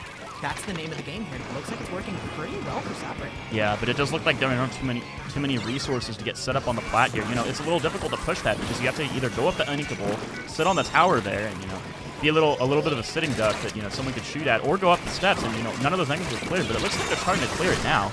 They're getting some picks here on Titans of Alterna. And speaking of ducks, that duck was cooked on that checkpoint right here, as Stingrays is going to fire back with a second checkpoint down, slowly approaching on that lead that they had to give up in the first part of the match. But it looks like they're coming right back. 2 members, 3 members go down. Alterna says, hey, remember that thing we did to you at first? It's not going to happen with us. Try again. Yeah, and it looks like they were able to get a clean wipe there, and they're going to start taking some space in mid, getting some passive special from that tower now to try to hold them out for even longer, and try to play around that special economy so that IBC can't really come back with as many resources as them. Very messy scrap right there, resulting in 3 down for the Titans, as IVC Stingrays is mounting for probably their last push of the match. We do see the Zuka online, and everything else is relatively close. Still a little bit till that crab, but if they're able to save those for this push, this could be huge. Out comes Zuka trying to land a pick. Looks like 2 are gonna go down from the Titans as the Stamp's coming out to clear the platform. This is the final push. Do or die right now. Down goes the crab! Wow. Awesome hammer throw coming out right there. And it looks like they're able to clear them out. This might be lead. Oh, It's and the just Dynamo goes corn. down, no ink on them, and the And lead that is is going to lead. flip. IVC Stingrays taking this 2-1 in the last push. Wow, a very dominant game there from Titans of Alterna, but IVC just came back there, and they came back really strong on that one final push, and, you know, that really shows when you're playing on a map like that, you know, in tower control, you know, you might be able to do a really good job of holding out for the whole time, but, you know, if you fumble the bag, you know, at the last second, just for a little bit there, you know, it makes it really difficult, especially on this map for Inkblot here, you know.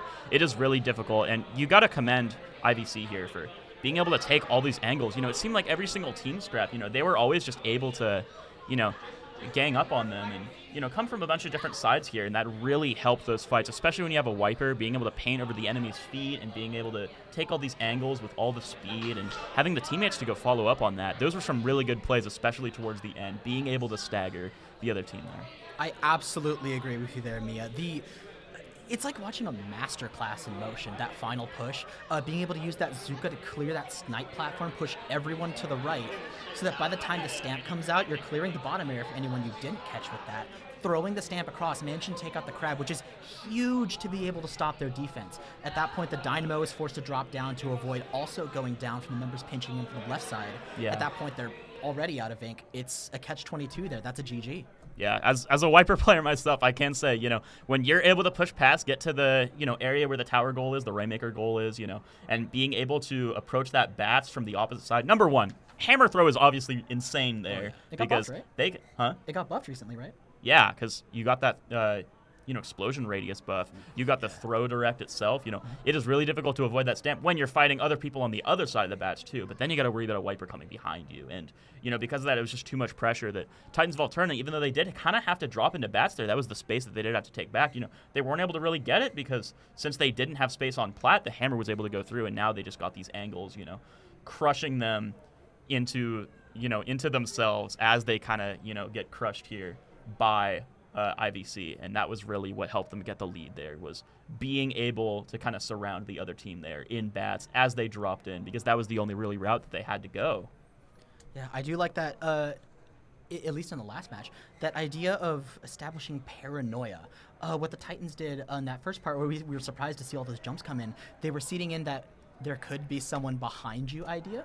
I feel like that was interesting because it had a bit of inspiration to that final play of there could be something lurking on the side. And it's really nice example of seeing the counterplay of how teams adapt to each other over time, recognizing, okay, well, you did that to us. Can you handle your own medicine? Yeah, for sure. I definitely see that point of view. Yeah, but beautiful set right there for both teams. Definitely a lot closer than my heart can take at times. Whew. Yeah, very back and forth from, you know, all of those matches there. Some dominant pushes followed by another dominant push from the other team. Yeah, I really couldn't catch my breath at any moment. It was always something was happening. And even in the lulls when we're talking about strategy, there's so much to unpack in the moment that I'm just like, well, I could go on for like 7 minutes about this one play, but then here comes another one. Nope, ain't no rest for the wicked, I guess. Yep, got to flip back to another play happening right after another, because there's just always some stuff going on. You know, specials being popped, another special being popped right after that. Some really good chaining specials from both sides, honestly. I mean, it didn't seem like everyone was using all their resources at once and burning them. It really was like, all right, here's a crab. All right, you're done dealing with the crab. Here's the Zuka. Like, here's the slide. You know, there's just always stuff coming. Oh, here's a hammer rushing through. Like, there was just always something. Yeah, I always love these matches when the teams have all gas, no brakes mentality of let's go band for band right now and see what happens. It's chaos, but it's beautiful chaos. Yeah. And that's what we're here for. So Of course. I forget who won that Splatfest again. It was Chaos, right? Yes, it was chaos. Yeah, it's clear the community has taken that to heart and embodied it. For sure. Looking at the next round, because this is play all three. So going into groups round 2. I believe there was a little bit of changes due to the technical delays earlier today, but I'm not sure if the stream matches. Oh, perfect. All right, cool. Looks like we were being called away. So we are going to take a brief intermission while we set up that next match. So, yeah, I've been Frosty. I've been Mia. And we will see you soon. Don't go anywhere.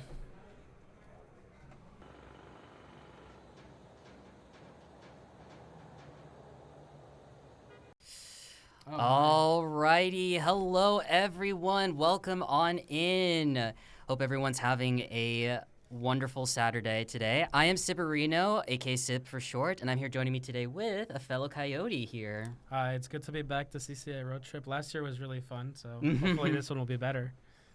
Yeah, I mean, with what's been going on lately, there has been some technical difficulties as of recent, but you know what? Start. It's okay. I mean, in every LAN tournament, there's always bound to be like technical difficulties here. But anyways, what do we have going on here, Sergio? Looks like we got Coyotes Black versus Wave Riders. Not sure what school they're from. Do you know? They're from Cal Poly. Cal Poly. Oh, okay. Yeah. So, yeah, I'm honestly very excited to see like what both of these teams have going on. I haven't really been keeping an eye out on both these teams yet, even though we were both. Even though me and Sergio go to the same university as Coyotes Black, we haven't been keeping track as to what's been going on. Yeah. But from what I remember, Coyotes Black made it in Division 4 in the CCA. League Season 6. So that's the only thing I know, and yeah, so I'm very curious to see what they have been going on for the last like couple of months. Yeah. And as for Cal Poly, I don't know a whole lot. I'm a little familiar with the Reef runners for the most part, since they both go to Cal Poly. But I am honestly very, very excited to see just what both of these teams just have cooking for us. Yeah. Oh, you see Dean, the guy that just waved? He's wearing my jersey. That's mine right there. He did forgot his at home. Just a little context, everyone. Dean and Sergio do have a little bit of a friendly rival going on. So what? No, we don't. Yeah, I can vouch 100%. But anyways, let's take a look and see what we have going on in groups round number 2. Just a little bit of a note here, guys. This is a play all 3, and the first game is going to be Clam Blitz on Hagglefish Market. I love Clam Blitz. Yeah, a little known fact here. Sergio is a brush player, so that's why he loves it so much. Ink brush, double bomb. Yeah. Let's see. So honestly, wait a minute. This is Clam Blitz on Hagglefish Market. This is not something you don't normally see in the comp scene a lot. Really? Yeah. So I am very curious to see like what's gonna happen here, especially with I bet Cal Poly and Cal State San Bernardino are kind of shocked by what they're about to take on here in game number 1, but we'll have to find out soon enough. You know, I'll be honest, I don't even memorize like any of the names of the maps. So which one is Hagglefish again? Hagglefish is the one with the glass, and that's normally where the snipes are, and there's 2 stacks like in mid. You know what? Yeah, we'll go with that. Yeah. Sure. It's okay. Yeah, I don't memorize stuff like that. Yeah. I know like Robo Ramen. That's about it. Yeah, speaking of which, Splat Zones and Robo Ramen is going to happen in game number 2, and game number 3 is going to be Undertow Spillway on Rainmaker. Ooh, I don't know. I got a little confused there for a second. I do not like Robo Ramen Splat Zones. Yeah. It's not my favorite. I think like honestly though, like pretty much like both of these stages, Splat Zones and Rainmaker for Robo Ramen and Undertow Spillway, pretty common. But for Clam Blitz, I'm kind of a little shocked by that. So it'll be an interesting match. It'll be interesting for sure. I mean, it's fun, right? We're here to have fun. It is fun, yeah. I think like one thing that people need to like remember, especially like when taking on a LAN tournament, is that you're not only here to like get to meet all of these like wonderful teams. Like for example, all these teams in SoCal, they're all amazing. Like. I remember like my first reaction, just seeing all of these amazing people. I'm like, oh my god, these are so cool people. They're real people. I thought they were just usernames. Wait, why don't you tell them exactly what happened when you first stepped foot in what's it called, the road trip? What was your first reaction when you saw these people? What, here today? No, not today, but the last time. Oh, I see. Okay, yeah, I was like, wow, these are like real people that we play against. I thought they were just usernames on the screen. I thought they were just voices. No, I guess they're human beings just like us. It feels so weird seeing everybody here, but it's a cool experience for sure. Yeah, LAN tournaments are always fun. Yeah, honestly, I love it. I think this was our first ever LAN tournament we did. Yeah, together last year.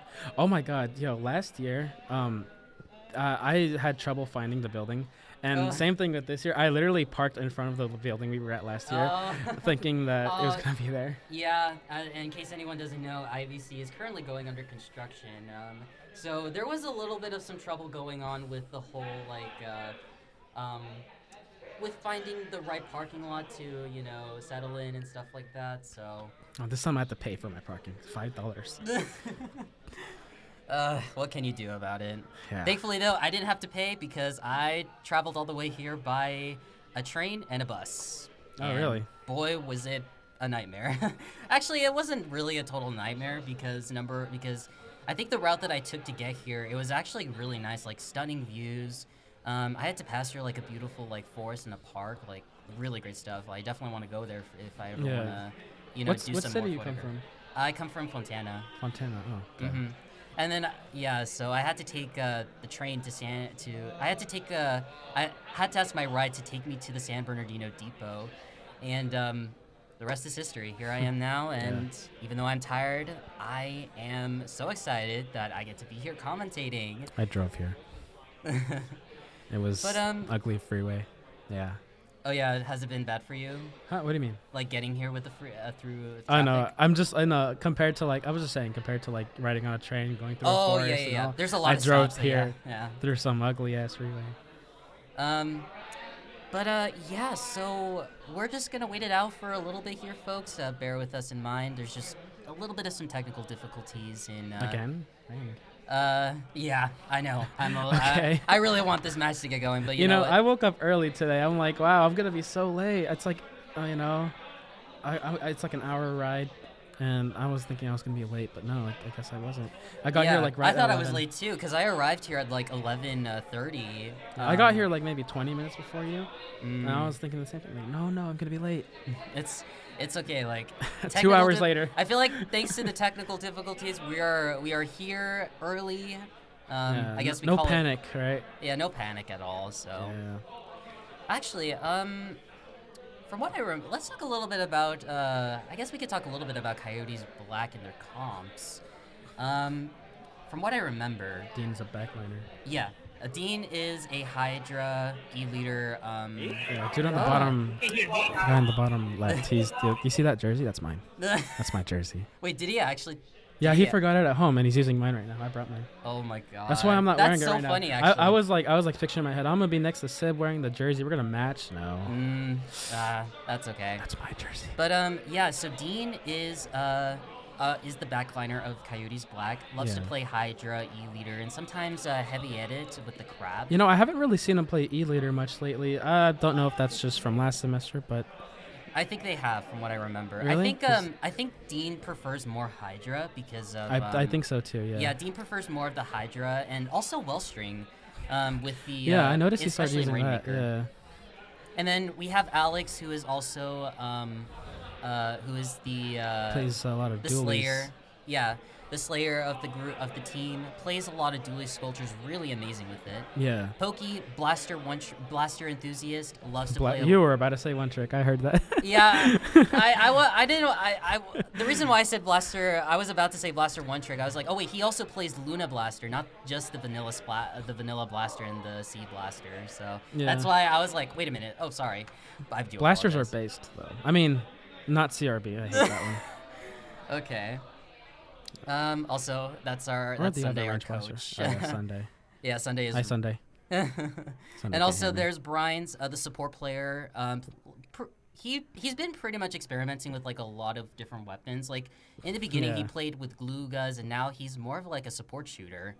But yeah, really solid teams here. Really solid weapon comps here for both of these teams. Or for Coyotes Black specifically. Yeah, so it's good to have variety, not just play the same weapon. Yeah, not just the meta. Can't have four as much backliners. as much as I do like the meta nowadays, I do think that it's nice to see people try out other weapons than just your typical pencil, your C Blast, your Splatana, stuff like that.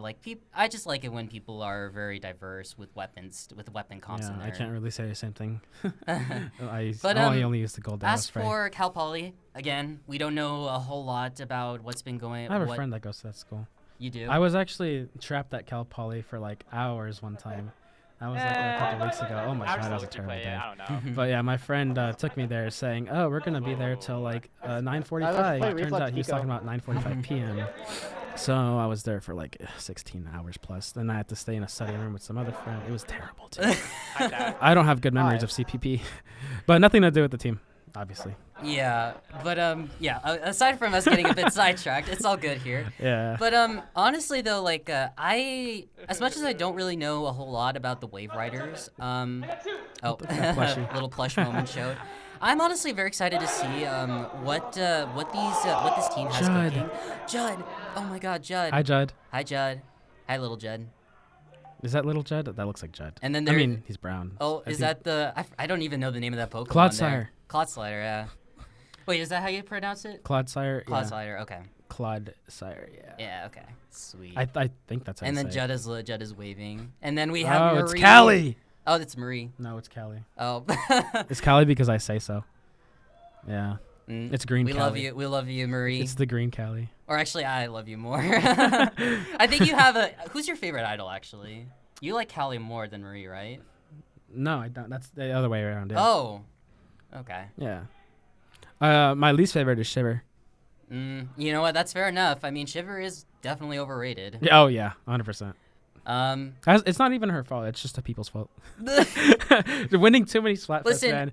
Fry never gets any love. That's why we got her here with us today. We need the mics to change or the cameras to change so that we could show you some Fry love here. Yeah, she doesn't have a mic, but she's been talking this whole time actually. Yeah, just yapping. Yeah, we were just ignoring her, but yeah. No, but coming back to Wave Riders, I am very excited to see like what they have regarding their comps. Even though we don't know a whole lot about them, I'm just very excited to see what they have cooking and yeah, like honestly, I don't really know what to expect, but I'm very excited to see what they have. Yeah. So honestly, that's pretty much all we have to say. We're just waiting for these games to begin, hopefully very soon. Yeah, we'll keep yapping until. Yeah, we're gonna keep yapping for the meantime, but until something starts, something happens. Yeah, but I guess we could talk a little bit about Clan Blitz Hagglefish. Definitely a bit of a hard map to push in, especially in this mode specifically. I have to look up a picture of Hagglefish. Yeah. I don't. It's okay. I could explain a little bit about. How do you spell it again? H-A-G-G-L. I'm just gonna put it how it sounds. H-A. Oh, it's that one. Yeah. Okay, gotcha. But coming back to what we were saying, it is very hard to push, especially when you try to, especially since like there is a lot of like high ground for you to like be able to get a lot of crucial picks. So the only thing I could think of is they just the teams have to like paint up for specials in order to like pressure a team to like either go back or engage. Like that's definitely the hard part. Another thing too, though, is also taking advantage of the flanks. Oh, people love flanking in that map. It's like something I would always do is the first thing is I would check the sides for any flanks. Almost always just somebody. Almost always. You always gotta look out for those flanks. It's like must do. Oh, the game is starting. And wait a minute. That's us. Wait a minute. I think I may be mistaken here, folks. It looks like we're doing splat zones in Maki Maki. Wait. It said Clan Blitz. Whatever. I think this is. I think they haven't started their game yet, so that's okay. Anyways. You sure? So yeah. Okay. Anyways, so it looks like we see the 10 Umbrella and the dually and the Tetra dualies coming from Wave Riders. I actually don't mind this at all, actually. So I'm very. Yeah, because I feel like with 10 Shield, like this will be an easy time for the dualies, for the Tetra dualies to. Ooh, incredible pick there coming from Brian's here. But yeah, like I said, with the Tetra dualies, you could be able to get a lot of take a lot of ground with the shield and let's go. Oh, that's right. Oh, there goes Dean down with the Trizuka. Oh, he always tells me how much he hates that when that happens. He's probably mad right now. Yeah, but it's meta though. You gotta use it. Yeah, really unfortunate. But anyways, it looks like we see here that Coyotes Black did go down earlier. Ooh, they're getting pushed in by the other team. Yeah, and Wave Riders, yeah, this is their time to shine in, to go in, and you gotta keep them at their base. Can't let anybody through. Oh, there's a Booyah. Oh, yeah, the Booyah coming in. Yeah, and also we see the strikes coming in as well. Actually, I like what the comp that Coyotes Black and oh my God, Ooh, that's, what a valuable wow, pick there. okay, coming they from gotta Poki. come back a little bit there. Nice. But yeah, like I feel like what they're using is a lot of like specials that can like paint up the zone very quickly. Yeah, like tri-strikes. That's Yeah, a the good one. tri-strikes, the Booyah, the triple I feel like splashdown, all of tri-strikes that is stuff. part of the reason they even got the zone back just now. Oh, there goes Trizuka. Yep. Watch out, Dean. I know Trizuka can be a bit frustrating sometimes, but what can you do It is about what it? it is. It is what it is, yeah. But anyways, we see here that Bryans does have the triple ink strikes ready, and Coyotes Black are definitely really struggling a little bit. But we do see the strikes coming out, the Wavebreaker coming out, almost all of their specials, and we do see one of the members from Wave Riders do go down here. They didn't really take advantage of that Trizuka. Nope. Not Trizuka. We see the Booyah coming Tri-strike. in. I think this is their time to create a diversion. You know, Booyah, honestly, it's honestly just more of like a view blocker at this point. I feel like it's really easy to avoid Booyah. Yeah, it is. I do 100% agree with you here because like with the Booyah Bomb, it's mostly just to not only create a diversion, but it's also just like it also blocks your view as well. So yeah, it's like screen that lasts pretty for 2 much. seconds. Except it's not as traumatizing. But Yeah. right now we do see a little bit of a neutral going on here. We see 3 members taking right side from the Wave Riders, and we see the 10 Umbrella just trying to paint up for Zuka here, as I notice, and we see the there's Tetris, a Tetris. skirmishing. Oh, they're about to use her. Yep. There you go. Ooh. Okay, not to get a lot of No value kills, here, but this but- does create a lot of paint control on their end. Oh, there you go. Oh, there goes Dean with his Hydra, his trusty Hydra. Nicely done, Dean. Not the custom Hydra. Huh? Yeah, we also see that he does have the Booyah Bomb ready, and Nice. good pick there, and that does lead Coyotes Black to take a little bit more control here. They do got to push up in front of the zone, however, because in splat zones, you always got to stay in front of the objective, which is really, really important. Because if you stay there, it's definitely going to be easier for The team to push. the team to push. As we see here, Yeah, they from didn't- the Wave Riders. Fortunately, Coyotes Black didn't really take advantage of their opportunity right there. But there's always a next time. Yeah, with only one Oh, there minute goes remaining. Tri-Strikes. With only 1 minute. Ooh! With Bryans' tri-strike, they were able to get a pick there on the Forge here. Very good play there. But it wasn't able to get control here, and the I penalty. think they got something going on. There you go. Yeah, there we go. Oh, there goes Pokey. He's got his splashdown ready. Let's see. Yeah, he definitely has to go in. He really. might have a plan there. Let's see what he does. There he goes. Oh, Nice. okay, nice. They got 1 pick at least. Very great stuff there from the Coyotes. Oh, there goes Booyah Bomb. That's a good placement for Booyah Bomb. Ooh, yeah. Because of that, that resulted in one of the players. I think that was the Tetris that went down on the side of the Wave Riders. Get his reboot card. Ooh, nice pick there from Pokey here. Nice. As we see here, we do see that Coyotes are trying to push up a little bit in front of the objective. They're trying to we do see Pokey trying to ledge camp, but unfortunately, Ooh, no. barely didn't get the lead. Yeah, that's very unfortunate there. But it's still not over just yet. Coyotes still does have a chance. They just gotta really They play this really very gotta. carefully. They need to get 1. They gotta paint up for specials too, and just gotta not let go. Make sure not no one not to let sneaks go of through. the zone. Oh, it's gonna be a little hard with that Brella though. All right, we do see Tetras.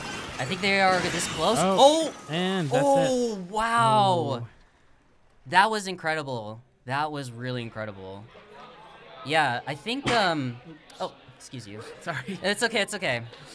No, but wow, that was really good coming from the side of the Wave Riders. Like, Yeah. even though that they were in a bit of a disadvantage, they did paint up for their specials and just played it so patiently and wait for the opportunity to present itself. I didn't actually know what just happened, but I think that might have been either a special coming from them, maybe think a it was. Zuka. I think it was a special. Yeah. It might have been a Zuka, don't you think? I'm not too sure. I didn't. We're gonna have to find out soon enough here. Yeah. But I don't think they do replays here. That's unfortunate, but what can you do about it? Yeah. Well, there's always a live stream to look back on. Yeah, but yeah. So that was really great stuff there from the Wave Riders. Really great plays. Even though they were at a bit of a disadvantage earlier, they really had it. And as for Coyotes Black, they actually really did incredible there. Yeah, like they during, were so close at the end. They were really close. I think like 1 what they point should have, again, we mentioned this before. It's the fact that you have to push up to the objective. Otherwise, it'll you can't be let easier. them. You can't let them make a move. Yeah, otherwise it's gonna be easy for the Wave Riders to go in. But Mhm. still, though, like really great retakes coming from them. Like they played their specials very well. Like sure. able to get like picks with each of them, which is really huge. Yeah, and I was surprised to see a lot of picks coming from the specials. for yeah, sure. really great stuff. And did we get the wrong map list? I don't. Yeah. So apparently, they are doing game number They're doing group round 1. Group round 1. Yeah, which we do apologize earlier, folks. We got a little bit confused there. We thought that we were just proceeding on to. Yeah. Yeah, but that's okay. Am I tripping, or did they not show on the screen which the wrong ones? I think they might have shown that on the screen as well. I think that's where we got that info from. I don't know. It's okay though. Yeah, I think that might have been from the screen. Yeah, see, look, it changed. Yeah, it yeah, definitely yeah. changed. Okay. It's That's- okay. It's different now. We do apologize, folks. But That anyway. said, Clan Blitz, Hagglefish, right? Now it's something else. Yeah, that's okay. It happens. It happens. Yeah. But anyways, game number 2 is going to be Rainmaker on Museum Del Foncino here, folks. That's the one with the spinning With the platform, right? spinners. Okay. Yes. But yeah. This one, honestly, I feel like this is a very notorious map mode where like it is a very open map, but boy, once you Getting that push- checkpoint is easy though. the checkpoint, it does get easy once you have your resources. Just one jump and you're there. Yeah, you know? and also one jump if you're there. But Oh, hi Dean. but the problem though with it is that like once you get past the first checkpoint, it's really hard to get a knockout. Mm-hmm. Yeah. But I don't know what to expect. I Yeah, think because it's such a small little area where the goal is. Mhm. You know, you're surrounded by like platforms that could. Wait, is that my phone? No, it is. it's okay Sorry, though. Let me put that on silent. Yeah, like I agree with you. It is it is easy, but to get the first checkpoint, but it is hard to it's like what you said, like it's easy for the team to like go into spinner and just get that high ground Mhm. and able to get the pick easily and then from then on, like when you pass the first checkpoint, it's still again hard with the high ground. Yeah, it usually comes down to the timer on that map with Rainmaker. Yeah, even pushing in like as much as this map is definitely like a good one, it's definitely does need a little bit of rework for sure. Not gonna lie. And Eating lettuce. I saw him. He walked in with a pot, just full of lettuce. We see so many of. You know, Oh my when we got back God. from the Wendy's, we That's just, insane. at our table there was just. You want want to know something? Actually, this isn't the only time that I've seen a team actually eat lettuce. I actually remember one of the what's the name of the team? UCSD Navy? I don't remember, but When was there- this? Huh? When was this? this was during SoCali. Oh, SoCali. Yeah, Okay. I think during the begining of February, but Got- it was so funny because like one of the members from UCSD Navy brought a lot of lettuce just to like and I think why not, I think right? because of that, just why not? And because of that, like I think after what happened, I think Cal Poly might have referenced it yeah. and now applied it here, trying to they're keep that doing it. tradition going. So we love to see that. Yeah, let's just bring some lettuce, guys. Let's just bring some lettuce. Not chips, not No. anything else, just lettuce. Lettuce. Yeah. Anyways, we are getting game number 2 set up. Wait, is it? Do people feed fish lettuce or is that turtles? Wait, what? You know, have you ever fed like a turtle? They eat lettuce, don't they? I don't know. I think so. I don't remember. The last time I fed a turtle was back when I was like. Back You're when like I a was little like. kid. Back when I was 10. Really? Yeah, because I guess a little. I mean, they'd probably eat anything, but I usually see people feed them lettuce. Yeah, I don't remember. Maybe it's a sea creature thing they're trying to do, dude. or maybe they're just choosing to eat lettuce because why not? Again, right? I guess just a way to saying. I'm trying to like understand I where guess- their where I their guess mind it's. is. I guess it's a way of saying eat your vegetables. Yeah. Yeah. But nope. Wait, what was Well, that? I think that was a cat. Was that a cat? With the Was that a tongue out? cat? I believe so. Freaky out. Oh my god. Honestly, just seeing what they have going on is just so funny to see what they're doing. I feel like whenever we're like in intermission, there's always bound to be something funny, and I love that. Anyways. Yeah, you saw that here, folks. Yeah. It was a cat dressed up as a pear, wasn't it? Sure, yeah. Yeah, we can. Let's go with that.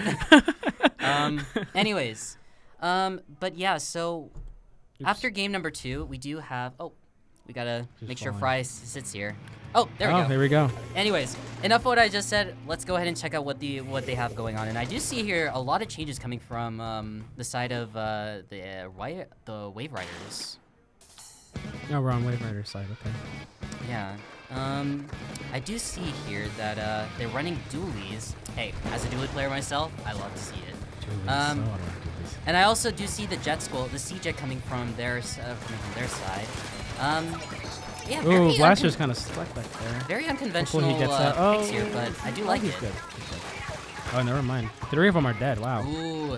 Okay. Yeah, it's really working out for them in with the Wave Riders' favor, resulting in them getting starting a push here. Ooh, they're not. They couldn't make the jump, I guess. They have to go through the ramp. Yeah, honestly, I think that was for the best, especially since Dean was there earlier near the checkpoint, so he could have easily gotten them. But hey, what is he using? Yeah, he's using Tri-Stringer, actually. Wow, I've never seen him use Tri-Stringer. Wow. Okay. I mean, from what I remember, he did use Welly, so he might have picked it up ever since he started using Welly. Yeah. But yeah, as of right now, the Wave Riders are at an advantage right now, able to get a lot of crucial picks here. Wow, yo, that 50. Mm-hmm. Yeah, and from what I see here, it looks like Coyotes. I heard a Ultra Stamp. Oh yeah. Might have been canceled. Oh my god. They're. Oh okay. my god. They almost got that knockout. What an incredible push they're coming from. Ooh. Coyote Bless are gonna have to work really hard to make even. Yeah. Again, we mentioned this before, Sergio. It's because of how low. It's because of it's so hard.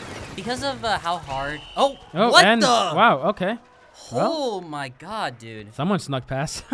Oh, I think I know what might have happened. They might have taken Spinner, I believe. They might have taken Spinner and went on the grates and then jumped over, which might have resulted in them getting the flank and resulting in the knockout. That was absolutely insane. Okay, ninja here. Huh? Yeah, with ninja style right here. I think you're like mad respect now because you're always try to be a ninja with your brush here, right? Not really. Really? I always consider you a ninja. Whenever I use brush, I'm a little more like obnoxious and aggressive. I don't know. Oh, okay. It's been a while since me and Sergio played together. I only do that with roller mostly. Oh, fair enough. Yeah. But again, really great play there from the Wave Riders. Yeah, from what we saw there earlier, Coyotes Black were really struggling in falling back and getting a lot of picks. Mm-hmm. We also do see that they're hi Marie and Little Jen. But we also did see that they were trying to try to be a little bit aggressive in trying to stop them, but because of that, it resulted in them getting splatted. Yeah. I don't know what happened. It just felt. I think during the beginning half, it felt like a rush, and yeah, I think that's what Rainmaker is like. It's always. It's always a tend to be rushy sometimes, so we don't know what we just witnessed. But yeah, we are heading to game number 3, folks, and that is Tower Control on Inkblot Art Academy. Oh, what do you have to say about it? That was a little too fast, man. Kind of wish it lasted a little longer. Oh, you really want to stay a little bit longer to commentate? Is that what? Yeah. It's fun. Yeah. This is cool. Yeah. As someone who's been commentating for quite a while now, it's been great. You've commentated before? Yeah, I did. I didn't know. You didn't? I didn't. When did this happen? Remember the SoCali? I pinged everybody. Hey, I'm going live with someone, and I probably just ignored that. That's okay. It's okay. No, but yeah, I've been commentating for a bit, and it's been fun. Yeah, cool. I definitely. Nice. If you want to do it, you should definitely do it. And folks, can we get some hype? Just to encourage Sergio to. Can we get hype to encourage Sergio to do commentary? I wouldn't mind it. Yeah. Yeah, I think you would definitely enjoy it, Sergio. It's a lot of fun. Not next CCA road trip. I'm gonna play next time. Okay. Yeah. But yeah, Tower Control on Inkblot Art Academy. Definitely a classic. Mm-hmm. It's been around since Splatoon 2, and yeah, like I'm just very excited to see what they have going on. Here we go. Right into The one it. thing that the teams do need to keep in mind is have control of bats, as well as their court, aka little bunkers, I like to call it. I think the bunkers. reason why I called it is because of Ship, our coach. Oh, But Shep, yeah. yeah, anyways, game number 3 is commencing here, folks. We do see Brian switching over to the Splattershot Pro, a bit of a uncommon. Usually Wow, you people, don't see that weapon that much. Yeah, usually people do prefer the Forge over the Vanilla, but honestly, I think Brian's just really like Crab, which, fair enough. Yeah. Crab is definitely the best special in the game. I But, would disagree, but ooh, yes. nice trade there coming from Alex. But yeah, we do see here that things are a little bit neutral right now.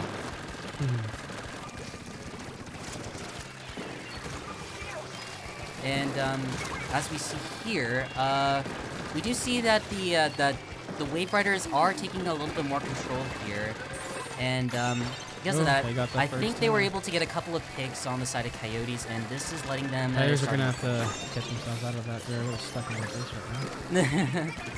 Yeah, I think like what the Coyotes do need to do again, paint up for specials, paint up for and just throw a bunch of bombs. Like that's what they do. And as we see here, we saw Brian's using the crab on that little art display there. I don't know how you use it on callouts, but oh, we do see Dean being a little bit Wow. more. Dean Oh, is front line, huh? Yeah, Dean acting like a little front line here. I see you, Dean. But incredible pick Turning there it like coming a mini from Dean, Splatling. and now he's about to use the Booyah, letting Brian's in, Pokey, Okay. and Alex to go No in. picks with that one, but Ooh. ooh, okay, bubble. Oh yeah, I also noticed that Pokey is using Vanilla Blaster. Yeah, one up the other one. Oh! Ooh, okay. Oh. Incredible double there coming from Pokey, and now Nice. Coyotes are in a good advantage here, getting the lead. But Ooh, they're about to lose it, possibly. Hopefully they yeah, don't. especially. Oh, there he Ooh. goes. Yeah. Oh yeah, they also are running Roller, the Wave Riders. It's, Yeah, they're running a bit of a meta comp here. It's from what vanilla I- roller, right? Yeah. Yeah, Vanilla. They're running a meta comp now, which is really, which I wasn't expecting here, but yeah, now we see the Wave Riders, we see all the specials coming out. Oh, and- Trizuka Ooh. onto Dean. Oh my god, that is absolutely insane. Brutal. But unfortunately, though, the lead does go back in their favor, and now Ooh. Coyotes Black just Wow, has to like picks. reset themselves, but they really seem to be struggling, especially with this roller just being obnoxious. Roller did get killed though. Yeah, they did. So that was good, and now they can try to be able to get a good advantage. Ooh, there goes the back line. That was insane. Oh, watch out with that. Oh, nice. He's down. And now they're already at the third and final checkpoint here, and we see the Zuka again Oh, coming from Zukas? Dualism. Oh man. Man, Dualism really just likes Zuka. Loves the Zuka. I think he's more. I think he's more of a. They're more of a. Wonder what abilities are running.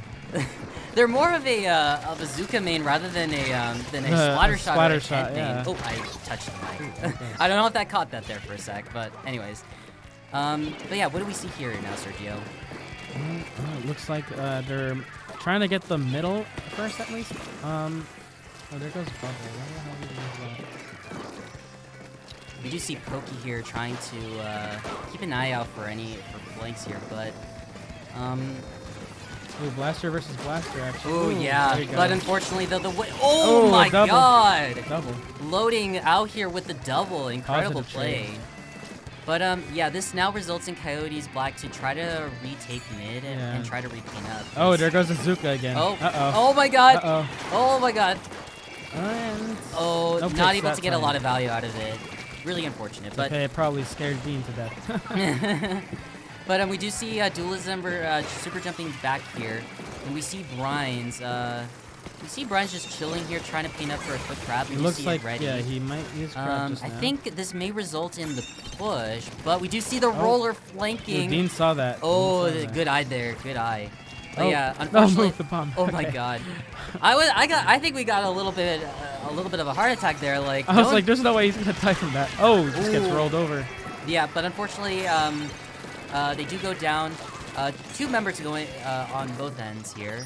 Oh, Trizuka, okay. We do see try. Oh, strikes. that last one. Ooh, yeah. A little unfortunate, but that's okay though. I think, but. Oh my Oh, god. Someone killed Dean. Yeah, and we do see loading out here just being a menace here. Will we see another 1v1 blaster fight here? Oh, By the looks of it, it looks like it's- loading may be taking the upper hand, There he and they goes. will. We have bomb ready. Oh, They have couldn't the get Booyah on ready, top. but unfortunately they did get shut down here. But I think this may be the time for Coyotes might- Black to push up here. yeah, it's Yeah. now or never, like the song, right? Now or never, exactly. But yeah, we do see the specials coming out. They gotta do. One thing they do gotta remember is take control of bats, and we see Oh, there Pokey here goes doing Try. just that. And oh my God, we see the Come on. shot. Oh my And God, there goes the Pokey! roller. Oh man. Oh well, GG. Wow, that was honestly a really fun fight to watch here. Yeah, that last one was much better. Not Yeah. not as good as the first one. The first one I think was excellent. Yeah, honestly, honestly, from what we saw, both these teams really had like an equal balance. Like they really just were able to they just had like a very long fight here, like that Pretty lasted close 5 games, minutes. except for that middle one. That I know. That one was a bit of a surprise. That was a bit of a surprise for sure, but still though, great job for both of these teams. Like they really showed us a lot. Definitely. They definitely had their greatest they definitely showed us their greatest strengths here. So I'm honestly just very curious to see what they have going on now. Yeah, hope to see Later on more in the later next today. upcoming round. So yeah, yeah, GGs to both these teams, and this isn't the end of us just yet here. No, we'll be back later. Yeah, we'll be back very soon here. And as we see here, we see both of these teams wishing each other GGs. This is what, again, this is Sportsmanship, everyone. but yeah, honestly, this is just really cool. Just being in a LAN tournament, just being so supportive of each other and just doing the fist bumps, the high fives, stuff like that.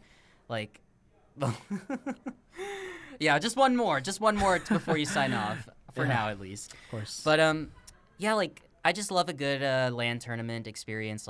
You just get to not only get to be here with people, but you also just get to create these new friendships along the way. That sounded so cheesy, am I right? Yes, it did. Yeah, I'm sorry, but sometimes maybe the real Splatoon was the friends we made along the way. yeah. But yeah, honestly, just the LAN tournament scene is just so fun, and I'm glad that to see everybody here is having a good time despite the technical For difficulties. sure, yeah. But with all that being said here, folks, this will be it for us. But we're not done just yet. We'll be back very soon. But for now, we're gonna go ahead and pass the mic to our next two commentators, and yeah, we'll see you guys very, very soon. Bye-bye. Bye-bye from Fry.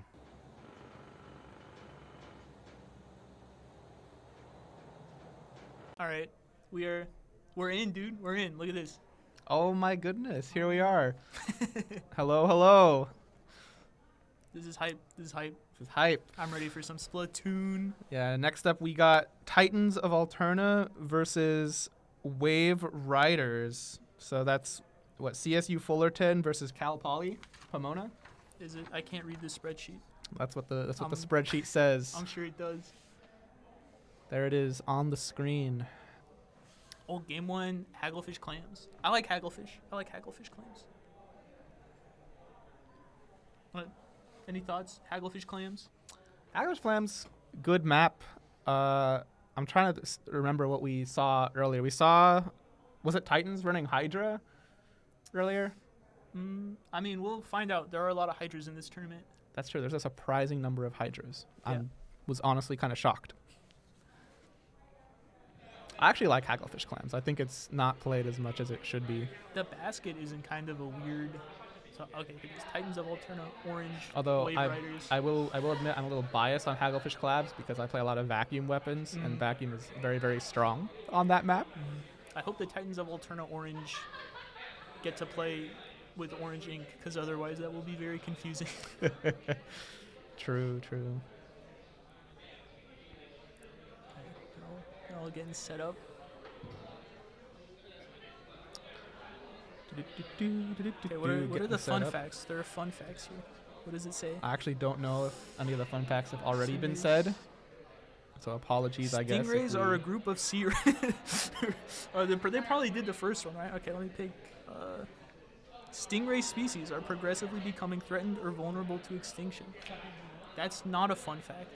That is a sad fact. The Wave Riders have listed as their fun fact, quote, the incident followed by a YouTube link. We can't watch that. I'm a little bit terrified to know what that is, but it sounds like there was some incident, and it is on YouTube. Oh, is that the clip? Someone sent a clip in the Discord of I think a dualies player trying to pick up a pity clam, and this is on Barnacle, and then like squid jump or super jumping, rolling off the edge and dying with the pity clam mid jump. Rest in peace. I don't know if Pity that is clam. the incident, but that is a incident. All right, we got. Do I have any names I recognize? Unfortunately, I haven't been doing a good job keeping up with all of the CCA players, so I don't know all the names off the top of my head. I feel like I've seen Korn and PJ in Anarchy. In Anarchy? For Titans of Alterna.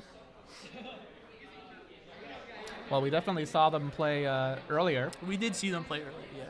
Also Wave Riders. I think we already saw Wave Riders. Yeah, Wave Riders was on stream earlier. Both of these teams, I think, were on. I'm kind of excited. They were both running rather unconventional comps. I've noticed that to a lot of unconventional comps today.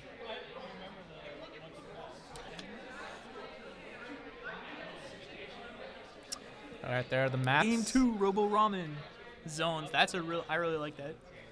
And then Game 3, Undertow Rain. That is a nerve-wracking Game 3 right there. You gotta protect the right side on the start We'll of the see game. if they get to 1-1. I'm hoping for a Game 3. I want these sets to be. I think it's hype. play all 3. It is play all 3, but you know, we will see a when Game it's 3. when it's 1-1, it's like the stakes are there. Gotta lock in. That's true.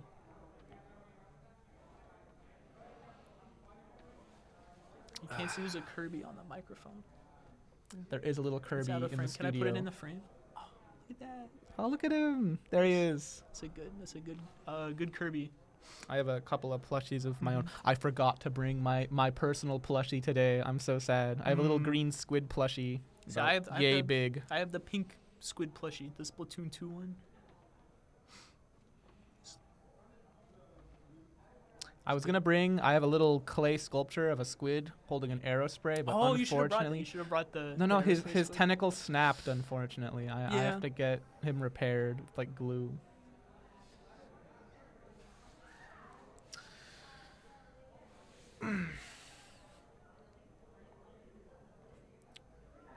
Oh, Titans of Alterna Orange. Their fun fact is we often play silly weapons. It is a fact. All right, let's see some silly weapons then. I'm hoping. Only the silliest coming what out from counts as a Titans of silly Alterna weapon? Orange. What counts as a silly weapon?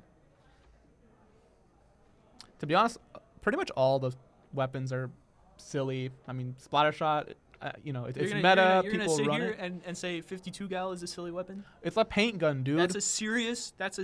My guy, it's a literal like one of those gallon barrels with a nozzle attached on the front. You look at Dynamo Roller. That is a serious weapon. That's what? That's true. machinery to Dynamo that. Roller is kind of a serious weapon. I say like. Doesn't it have like an engine? Like there's like a little motor on the Dynamo. Yeah, it's like motorized. I say Blobber. That's a silly weapon. Blob is pretty silly. Probably the most serious weapon is the E-liter. That thing is wicked. That's a no-nonsense weapon right there. Stainless steel canister. Every E-liter main keeps their E-liter like Kinda pristine like and spotless. Hydra Splatling too. That Hydra? winds up and like this is like mini Splatling. That's a fun. Yeah, mini like, Splatling run is like a around. children's toy. Hydra Splatling, you could do some serious damage with Hydra Splatling.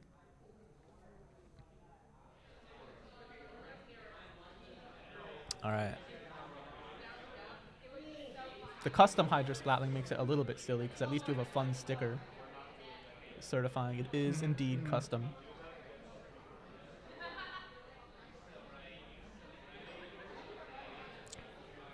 Man, we're still setting up for game 1, I guess. Gamers are locked in.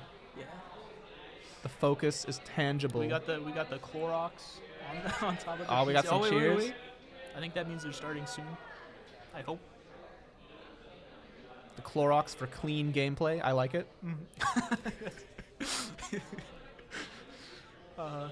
They pair that with the Squiffer. Yeah, pair that with the Squiffer. Exactly. I see the vision. The wiper as well.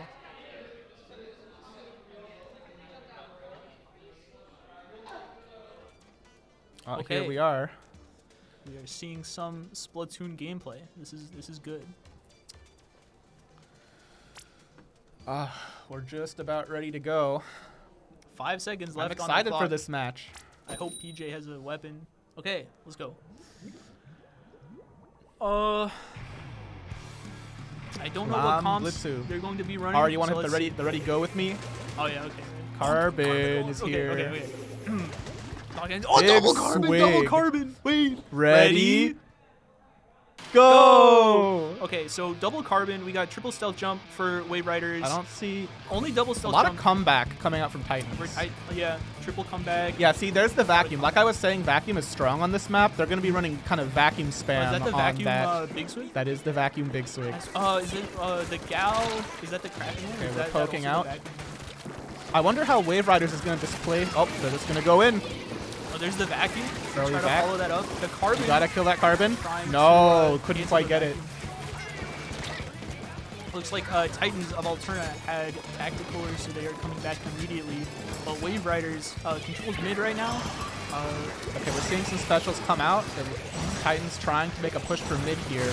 2 cornered on the right. Oh, that's 3 down. 3 down for down. Wave Riders. But they have tack. They got to go fast.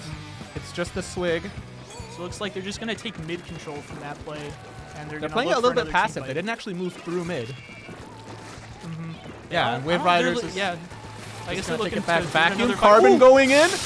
Oh! That could have been big. Looks like the vacuum saved that play there. And now the momentum is turned around. And then it turned around right back. And now we're back in neutral. All right, Carbon's gonna shark, but the problem is the Heavy's gonna get the jumps in. So Titans is just, they're all there. Carbon misses his shark. And Titans should have mid. They should have a footing to push now. I don't know. I think we're just scrapping in Tactical. neutral. We're Wave. Some specials coming Didn't get any out from picks. both sides. Carbon wins the ditto. Carbon's going in with the attack. Oh, can he Does win he this? hit that? No. Okay, shut down. All right, Did have Wave the attack, Rider though, gets to keep so him he'll be out back. for now then. Yeah, Vacuum not gonna be very effective against the Kraken. I don't think anyone's feeling that. The Kraken is unfortunately. stranded. Oh, but he is. Are they ignoring it? I think they are ignoring They got it. one person fighting it. They're gonna try and jump the They're ball. gonna go maybe. forward anyway. Is the gal? Oh no, they got the gal. Okay, a little bit of some scrapping. It's a lot of neutral. They know the going Carbon on. is there. He can't shark. Neither team really able to take a significant advantage. This could be Ooh, it. that was a big Zuka, double kill. Are they gonna move in? And they are. They're moving forward. Oh, they're gonna get stopped by They're the gonna vacuum. try and stall with the vacuum. A lot of vacuums coming from this It's the swig. Carbon, and They fill it up. They have the shot. Shot gets 2. and we're right, and we're back where we were 2 minutes ago. I don't think so. It looks like this push is gonna be sustained a little bit longer. Okay, That's okay, yeah, all right. delayed wipe. We do have some movement here. We do have some movement. Titans of Can they Alterna score? finally is going Can in they get a on the little board? bit. Let's see if they can get this Going down ball. again. Kraken should push them out. That's a big Kraken. The roller's going forward though. I don't know if he's gonna stall the ball. Oh, crazy shark right there. Unfortunately, they did get 2 balls in, it looks like, and a few clams on top of that. So we have broken the neutral with just 2 minutes remaining. Titans of Alterna making the first push. That looks like that's it for the push. I don't think they have space to get more clams in. Oh, they do. So one more. One more. Huh? Okay. Okay, that's it. That was For a now. that was a good push, but given how even these teams have been, like, I think that's good enough to win unless something significant, like if Wave Riders is able to get a significant push. And this is for one of their those day. maps where you can really snowball and hold the basket for a long time. So it's definitely the game is not over by any means. That's true, but they have to get in first. They do have, well, they did have 2 specials. Then the bucket went down. CDS went down. Interesting special uses. They're using them 2 down. Vacuum is popped. Yeah, they're out of specials. They're just not using it when they're all up. Carbon's gonna go in for a make a play. Misses it. I think There's the vacuum. They're not coordinating the specials, I feel like, and they can't break through without coordinating their pushes a little bit better. Yeah, the vacuum is used defensively all. Yeah, they're just. Oh, that's 3 down. All of a sudden, that's 3 down, and they have a chance. That's 3 down, but there's Can a they get attack. They're this going for the jump? jumps. Oh no, that's tragic. That's unfortunate. That's unfortunate. It's alright, they still have the space. If they can get a couple more specials, if we can get the vacuum out, Reef Slider's back. Carbon's stuck in the corner. Are they just Maybe gonna let he's him going go? for the flank, I think. Yeah, we're losing the fights. Carbon on the flank. Okay, it's just pushing. one more for Wave Riders. Just the bug. The bucket goes down. They can get some space here. The rest of Titans are kind of far back. Carbon the Carbon is forward. here. The Carbon's Carbon's going. forward. Where's the rest of the team? Oh, the triple from the rest Carbon. of the team. Oh, they're trying to get a power clam. They didn't have enough clams. I see. They did not have the clam economy. There's the clam. They can wait till overtime to score. They're gonna have to win another. Seal the deal. They're gonna have to win another fight here Kraken goes in in. order to get the. Okay, their plan not quite working Kraken out. But they're gets still in one. a The good ball spot. is going to despawn. They see the jumps. If that ball despawns, it's not quite game. Wave Riders has maybe They have to go 10 fast. seconds, 5 seconds. They just have to run this ball. I don't think they have time. Yeah. Okay. Ran out of time there. Okay. That game I feel was a lot closer than it appeared. Just a little bit more push from Wave Riders, and that was a very, very contestable lead. But good defense coming out from Titans. It was. They of had Orange. they had a few opportunities, just a few though, just a few, where they had Titans down, and they maybe could have been a little more aggressive taking the space. But all in all, they were holding that. I'm hoping to see more aggression from Wave Riders in the next game. You know, go forward with the vac. Be strong. That was in the a vac. that was a beautiful carbon roller play, I will say at the end. It was not followed up, but I mean they had the lead, so that's all they needed was just to stall for that last 30 seconds. It's a little interesting when both teams run a carbon like that. The pace of the game kind of slows down when the carbons are sharking. Yeah. So we got these very both slow waiting for stretches, opportunities. followed by carbons going in, and then splat, splat, splat, ink flying everywhere. That is how it is. But yeah, that was interesting. Like the first 2.5 minutes of that game, I think both teams were just trying to get a feel for each other's play styles and see kind of what they can get away with without committing really too much to anything. And you'll notice Titans of Alterna Orange, they all, or, wait, did we have it backwards? Wait, Wave Riders 1-0. Mm-hmm. Oh, I have the teams backwards in my head. I apologize. I just completely lost my train of thought. I messed up the teams in my head. Oh no, wait. The Titans of Alterna Orange have the blue ink? Am I going crazy? Okay, I don't remember. I don't remember now. But Titans of Alterna. No, they must have had the orange. They're Titans of Alterna Orange. All right, let's focus on the next game before I game go 2. crazy. Robo Ramen. Robo Ramen. Zone. Do you think we see Big Swig Vacuum come out for Robo Ramen? I'm gonna be honest. It's like the Big Swig main weapon is not that bad on Robo Ramen. I've played it. The vacuum is actually not the worst. I feel like. But I don't know if you run it for zones. I feel like Hagglefish Clams is a very vacuum-friendly map. It really is because of, like you said, the basket is just in a good spot for the vacuum to protect going up that ramp. Robo Ramen zones, the vacuum is maybe not as strong as Haggle Clams, so I'm interested to see if we still have it. Big Swig has a lot of angles on Robo, though. You can fling ink over kind of the sidewalls, and you can fling ink over on like the snipe area and the uninkable. And it's pretty strong. I'm hoping we see double Carbon again, because Carbon is also quite strong in my opinion for Robo Ramen. Especially the Zuka. It's a really good Zuka map. Let's see. I'm excited to see what these teams are bringing. If that's what they brought for Haggle Clams, I'm excited to see what they brought for Robo Zones. Yeah. I'm sure it's something interesting. Robo Zones is notably a map where you can Reef cheese. I wonder if we're going to see Reef. Is it really?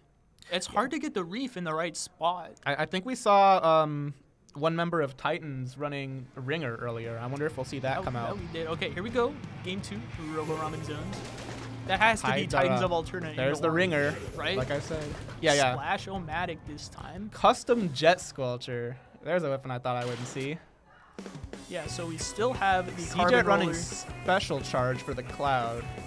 Oh, they went down to 2 stealth jumps each. All right, Titan's gonna get the first zone. Yeah, look how much more aggressive they are. They're going in. They're fighting. Okay. Good kill. Splash takes 1. Lives. And gets out. Rotate back. Yeah, they still have the zone. Go to Reef. Are we going to go in on the Reef? I don't think anyone followed up that Reef. No one was quite there. Yeah. They're still holding it, though. They still have specials. Wave Riders has A couple more tag. picks, and it's already a dangerous position for the Wave Riders. Oh, that's a good Zuka. Good Zuka. Okay, only picks one, and now the Titans have tag.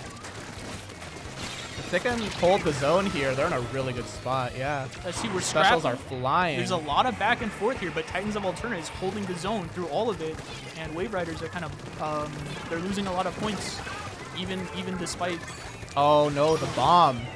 That's even more delay on the part of Wave Riders. That's going to slow their push even more. Cloud is already out.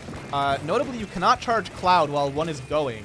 So the special charge, like while the Cloud is going, you're not getting another one. I think they only got like one more chance here. Tri-strikes are out. Going tag is in. They have a Reef to stop it. Good pick.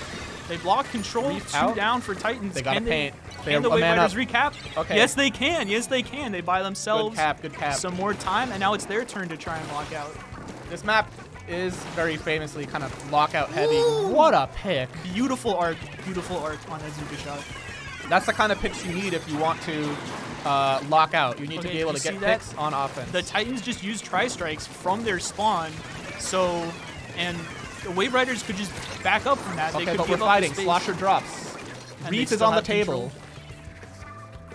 Oh, There's yeah. the Reef. There it is. Didn't They quite lost control, cap. didn't cap. They're weak. The Wave Riders are keeping it. Booyah Bomb. That's 2 down.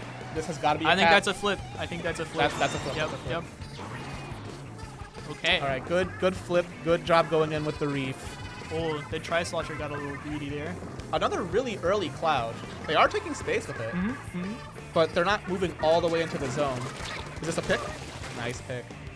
Yeah, okay. The Wave Riders do have their own kind of pocket there, which is really nice. I don't know for how much longer. They gotta wait for the next Cloud. Yeah. The Ringer has a Reef. Okay, there's the Cloud. They also There's have the Cloud. Tacticooler. Interesting jump. Good They jump only there. have 20 seconds left. Wave Riders are running out of time again. The Cloud ends. They're scrapping Oh in the my zone. goodness. Carbon Roller picks 2. It's a 3v2. Can they flip this? Oh, there's another just flip. Barely got There's it. another flip. Wow, this match is very explosive. Oh, look at that tag. Perfect. Oh, perfect hack on the zone. That's the best hack I've ever seen. Wow. That's kind of incredible. Carbon sees the try. Does he get the pick? Oh, Trade. That's 3v3. fine. Wave Riders will take a trade while they have the zone. Tri-strikes are coming in. Looks like Titans want to flip it back. And the Booyah Bomb. Is the Reef gonna come out? No Reef. There it is. There it is. Oh, those Tri-strikes. Yeah, they get canceled. Can they push the head it? Head it jumps. This is a really big chance for Titans. If they can actually move up and keep Wave Riders in their spawn here, they cannot go down to bombs. They cannot go down to stray picks. They just gotta stay alive and keep them in the spawn. Oh. Carbon drops. Doesn't They're quite fighting hit the Carbon. Good pick. pick. That's huge. Now they can Tri-strikes paint. are out. They're a man up They're still. trying to flip. Oh no. Now There's the stray Titans, pick. Titans respond with their own strikes. And the Cloud, and it looks like Wave Riders have more control here, especially with that Cloud. They don't quite have the zone though. They're 2 down. Yeah, and Titans keep the zone through that. Even though the zone has been going back and forth, Titans are doing enough with the Reef Sliders and the Tri-Strikes to cap it so that Wave Riders are not getting the lockout they need. Yeah. And now it's Titans who are locking out. They have still, again, a Reef to counter this. Does it hit Is Reef going to anybody? come out? They go 1 Oh, down. They're all in the They're same taking spot. Reef, space. there it is. Reef gets 2! Carbon's Beautiful weak on Reef. zone. Yeah, they pick the Carbon. That's- That will do it. That'll do it. We That's do the get a game. game 3. Game 3. You were right. Oh, the man. Reef Slider was really integral to being able to stall those pushes from the Wave Riders. What I liked about what Titans were doing is they weren't just using it to stall. They were waiting until the Cloud came out, until the Zuka came out. Then you use the Reef. Yeah. Really That was really prevent the well timed. push. I would agree. So smart play coming out from Titans. Now, Undertow Spillway. I'm excited for that because these first 2 man. games, very they weren't slow, but very stally and very back and forth. Rainmaker Undertow is kind of an explosive map mode. So I think we might see some something happen that we haven't seen for the first 2 games. All right, this is gonna be another nothing v hot take. Oh, I no. don't like Undertow Rain. I think it's kind of a coin toss sort of meme map, where the first team that gets a push just kind of wins. I would disagree. Fair There are a lot of points to be had early, especially around that left side. Is just so hard to defend because the map is just so wide. It takes you so long to get over to defend that But area. in the end, I do think it is a fair map. It is a CCA staple. So, I think we'll have a fun game 3 here. I'm not gonna deny that. I will say this map can be really hype sometimes. Mm-hmm. You think we're gonna see Vacuum again? Ooh, for Vacuum the cheese, the checkpoints and whatnot. checkpoint. And there is that kind of like choke right by the pedestal at the end that also Vacuum can do some work there. So I'm not sure we're gonna see Big Swig though. I am speaking a little bit from experience because I have played some Big Swig. I do not like Big Swig on this map. It's so big. Yeah. Feels like the roller doesn't go anywhere. Yeah.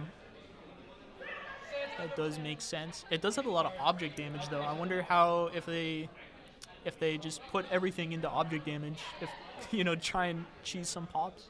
Yeah, so actually Titans, they have a decent bit of object damage already. They have the Ringer, they were running a Hydra. Like that's a lot of object damage. I wonder if that will come into play. Well, see, the first pop on Undertow is so important. Whoever gets the pop.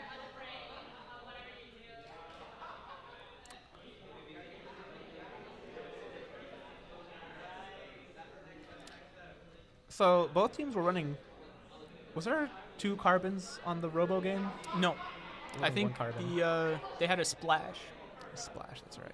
I think probably for more paint, and it paid off. They won the game. So what does, you're the carbon expert, Mr. CD. Where does carbon go on Undertow? Where can we expect the carbon to go? Carbon goes, it goes on the ledge on the left when you're trying to push the Rainmaker to first check. Carbon roller stays kind of in mid, looking towards the right, and it just whacks people as they try and get the Rainmaker, and your Rainmaker goes all the way to the left. So it protects the Rainmaker for first check. We're back on the Big Swig. Oh my God, they ran it. Big Swig, and we are still on the Carbon. Let's go. Oh, head it, Jet Squelcher. Kind of a little double. They ran that for Robo too.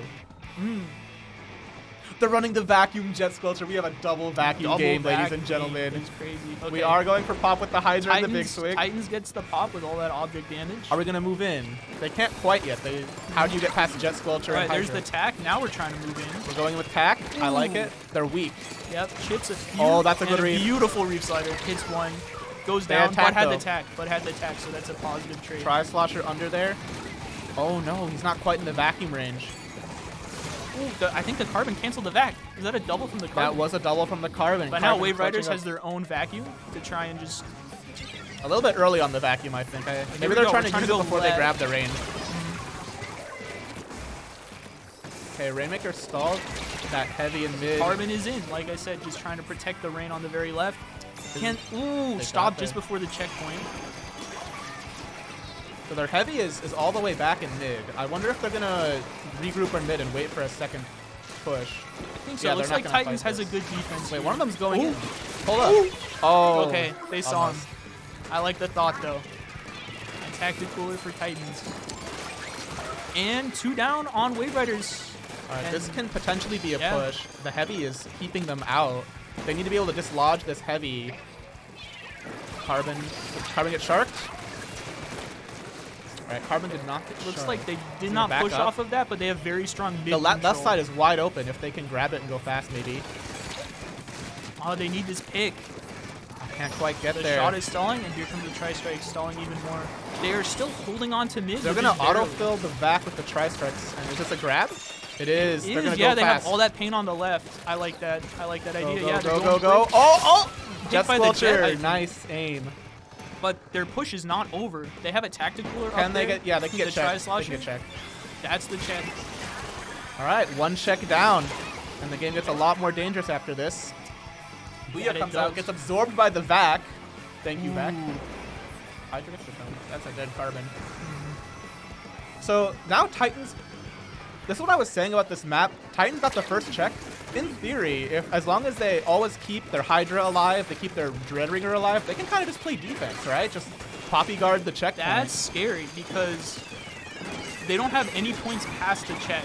So if Wave Riders can go for the short check on the right side and then get 1 point past that, and even still the other check is not quite safe, or the long route check. All right, Vacuum comes out. Specials are being invested. This is a real push. The Carbon is Zuka. They have to be careful of that. Is the Carbon behind them? Who's that behind them? Okay, it looks like Pinecone is trying to take the opportunity. Gets Jet Sculpture. caught out, yep, by the Jet. Marker combo, by the way. Okay, push instantly gets shut down. Ooh, the big swig was sharking. Okay, trade for trade. It's All pretty right, let's even see. in mid so far. Wave Riders push. are trying to Only push. their Rainmaker is alive. So they're coming from spawn. Getting back, I think the Rainmaker has quite a bit of time here, so they don't mind trying to stall, maybe painting a little bit with the That's Rainmaker true, but itself. their Rainmaker's holding on to tack, though. They have no special. Oh, that's true. They're going to fight on right, but they don't have a special. Yeah. Okay. That was not so good for Wave Riders. They kind of just lost a lot of time there. All right, Titan's not going to stall, though. They are going to opt to push forward. I agree with you. I think this is the correct play. Yeah, 60, check one. That's not Carbon safe going on in. this map. He's weak.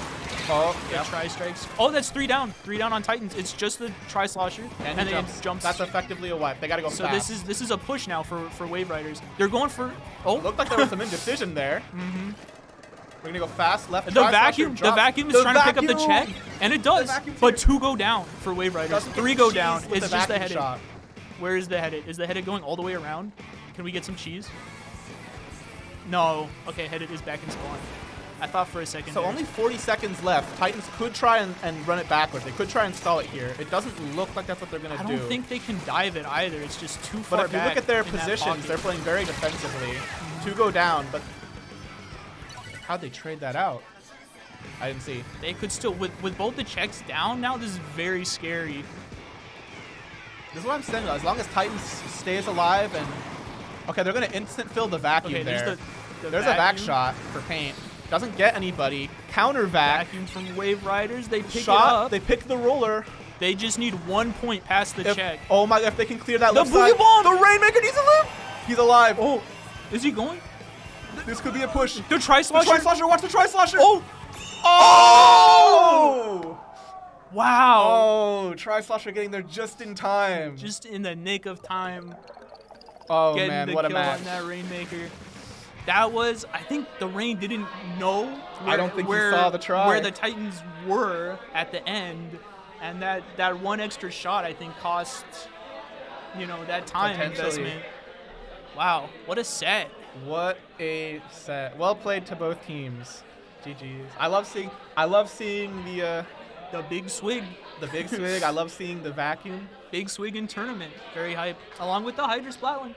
There was a moment there during that game on Wave Riders push. They vacuumed the checkpoint and their vacuum got filled. And the vacuum, it did. You'll notice their Jet Squelcher player, they tried to use the vacuum shot to go for a cheesy instant pop on the range shield, but since they held it so long, they ended up going down just barely in the nick of time. And there was a lot of that this set, a lot of just barely in the nick of time stops. Yeah, especially with all the tactical, it's just very fast paced, back and forth, 2 down here, 3 down there, but we're coming back with the tacticaler, and and in the end, Titans they had it. Just barely eking it out.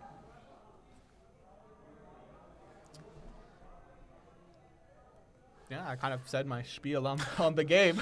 I'm flabbergasted by that ending still. That was, I mean, you kind of called it at the start. I feel like Rainmaker Undertow can be a little hype, and it was a lot hype. It was a little hype, I will admit.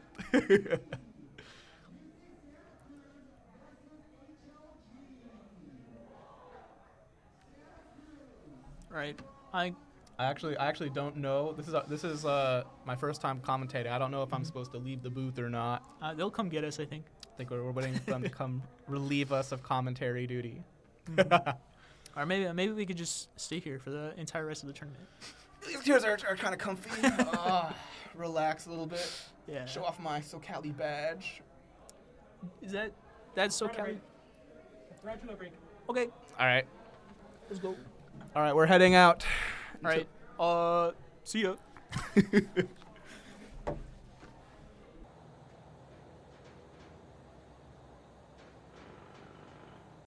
Hi, welcome back to the CCA Road Trip. We're your drivers for today. I'm Majim, he's him, and I have my co-commentator. And I'm Josh. I'm Kajo as my IGN. I'm a player here too. That's right. What team are you playing on? I play for the Reef Runners. We just finished a set right now. We went 2-1. Nice.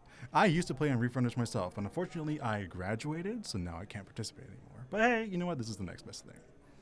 But yeah, we've seen some really exciting sets today, haven't we? Yeah, there's been a lot of tons of exciting sets, lots of screams from the spectators. It's been very exciting. Lots of screams from me. Yeah, and me too. So it looks like we've got Street Slider, my OTP. I can't help but agree, versus HLG Blue. So looking at what we have here, it seems that both teams seem to be pretty competitive ourselves. So looking at here, you can see that we've got some Div 1 teams. That's pretty impressive. We'll see how they do. Now, going into the map mode, so we're going to start off on a tower control on Ship Shape Cargo Co. How do you feel about this map mode combination in particular? This map in particular, it's a very heavy lockout map where if one team gets a good push, it's really hard for the other team to get a push back in. So if you find yourself on defense, you have to be really careful not getting picked off one by one, or else it's just going to be a huge snowball. I agree. And so at least it's gonna really depend on how much that early momentum can come through in these matches. So here we can see both teams setting up hungry for victory today. And so we've got Ship Shape Cargo Go first, followed by Museum de Alfonsino, and then followed by Umami Ruins. Each one of these teams has the potential to go for it, and each one of these maps has some punctuation in the name. Yeah, these maps are really good for in general. Like Ship Shape, solid map is. There's a lot you can do with them. Yeah, so I'm really excited to see how it goes. You can see everybody settling in. And it's overall, I know we've had some technical difficulties today, but it's been truly a pleasure. Both being here with the local community, supporting the scene, this is exactly where I want to be. Yeah, it's great to see all of this happening, especially after we had a 2-hour outage because of the router it stopped working. But I'm glad to see that we get the ball rolling, and we see the slugs right here getting ready. They are locking in. And so they're preparing, getting the jitters out of the way. I can't help but notice in chat that we have Clan Blitz itself, the mode, saying that it is somewhat competitive. I would argue saying that you're extremely competitive, because you are a competitive game mode. You are the most competitive it could be. You would be better for Clan Blitz? Lucky for you, there is some Clan Blitz, just not with Ship Shape. So, just wait your turn like the rest of us, and you'll be fine.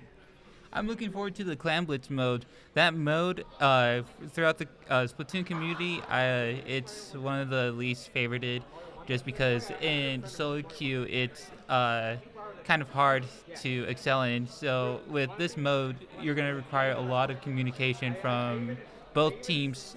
So we'll see who comes out on top. I agree, because as you mentioned, solo queue is quite difficult because you need coordination, and it's hard to do that when you literally can't talk to your teammates for more than either this way or booyah. Yeah. So you make do with what you have.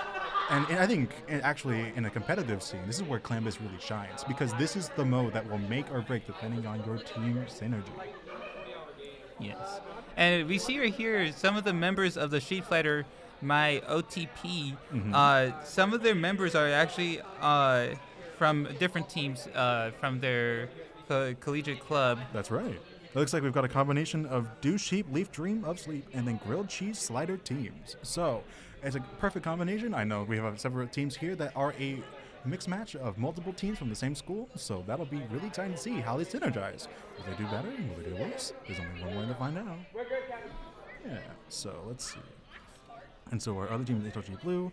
Oh, with their fun fact being that 3/4 of us are Filipino. That's great. Yeah, I'm sure that's going to help with the chemistry. Yeah. Let's see. Can we get some hype in the chat? Looks like our game's going to start soon. You want to see some next level plays? We've been seeing a ton of those today. Just in the last set with Wave Riders, that was truly a set to behold. I would go back and watch the VOD if you haven't yet. I think it was quite the sight. Yeah, I wish I could watch that whole set. It sounded like an absolute masterclass with all the screaming. Go Lions. Throughout the set, because while they were playing, the Reef Runners were playing also. But through the mic or through the headset, I could hear Wave Riders and the other teams screaming, and whatever happened, there was tons of excitement. I'm like, oh yeah, dang, you got that to must witness have been a glory great one series. way or another. Yeah. So we'll see. Looks like we're starting soon. All right, let's do it. And so it looks like our game is going to start with tower control. Should we Wakoko? Let's do it. All right, let's see their lineup. Rapid. Ooh, the double dualies. You don't see that every day. Wow. Okay, double crab. Let's see how this goes. Both teams off to the starting line. So we got. Let's see. We got some tent. We got some splash. Let's see. So. All right. Let's see. HLG immediately going towards the front. Both teams contesting for it. It looks like Sheep Slider OTP is trying to go for the. He's trying to go for the high ground on the right side. Let's see. They already have Soda. Perfect Soda placement. All 14 members already have it. Yeah. Backs up a little bit. With this Soda, that'll help them get really aggressive here. And if they die, that's less punishable for them because they can respawn instantly. They're 2 down, but look, one of their dualies are already back and to get back into action. Having to fight against that forward momentum we talked about. It seems like HLG Blue now has that Soda itself. We'll see how it goes. Can Saturday get a pick? It damages the Crab. We'll see. The Crab takes the evasive maneuvers and gets some sweat. Ooh, it's the assist. Nicely done. Now needing to move forward, trying to take space in mid. Let's see, moving forward and excellently done. Really good take space. Backing up for now. Let's see. All right, Charlotte looks like she wants to get a takeoff. Yep. Charlotte is just looking for the perfect opportunity to move forward. We'll see. And it looks like, yep, the Slider's moving into position. Can they outdo that Crab? And Crab is down! Wow, nicely done with that back. Charlotte gets out of there. So we've got our teammates just waiting for this. Sheep Fighter takes the lead now, getting the checkpoint off. Will they be able to get the next one down? We'll see. They have a pretty good push right here. And, they have to back off for a second. Let's see. Nico Hono going in for, ooh, excellent pick. And they get another pick. Wow. Okay, nice. And let's see, can they get another one? And nope, they're going a little too greedy. That's another one goes down. Wow, okay. HLG Blue starting to make its comeback. Ivy start going for the pick, gets one, gets a Soda. It seems now we're going to get that momentum we talked about. Triple suction bombs, yep. Let's see, Ivy start going for that cheeky kill on the left side. Can they get it? It's kind of a stalemate here between mid. They just want to feel each other out, but the edit goes down. Now that gives the Sheep Fighter the opportunity for another push. That's right. We'll see what they can do here. So Charlotte pops the Crab, goes for one, taking some damage from the head to get it. Ooh, Crab versus 10, a classic matchup, just like in Pokemon. Crab versus Crab, even classic. Saturday actually gets out. Nicely done. Yeah, they were able to jump out without being killed. But it looks like good tower, but nobody's on it. There we go. Okay. We'll see. Going for those picks. Can Ivysaur get something here? Nope. Picked off. Let's see who got it. Turf War, my favorite. My favorite mode. With the edit down, that's going to be really hard for them to get a push in because that means it'll be even longer until they get their next cooler. That's right.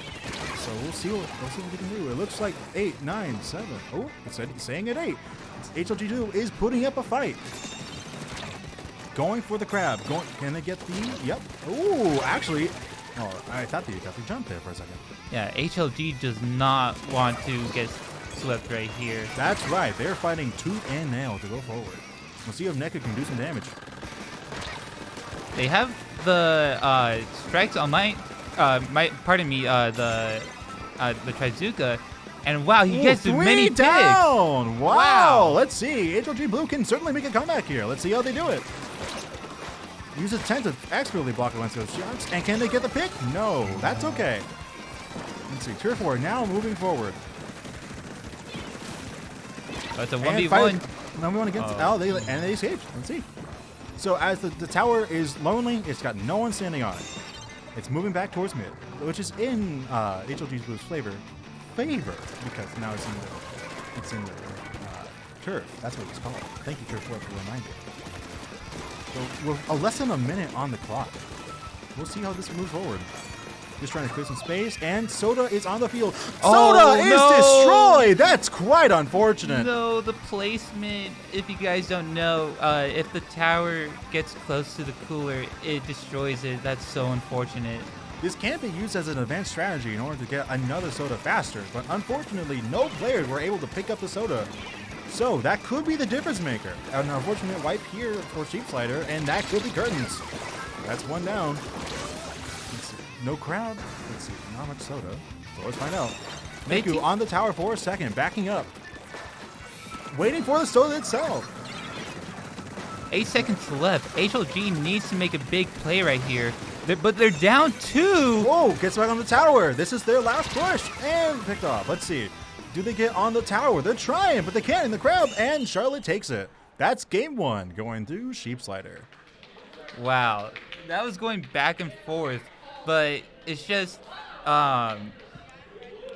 Sheep had a bigger push, so they weren't able to. HLG wasn't able to get the lead right there. That's right, and I can't help be curious about that Soda. I know, dude. It looks like they took the game still, but like that's a scary situation. I've been in this spot before myself. But yeah, Sheep Slider takes game 1. You can see those smiling faces. They're excited. They're amped up. They are ready to compete. Both of these teams want victory badly.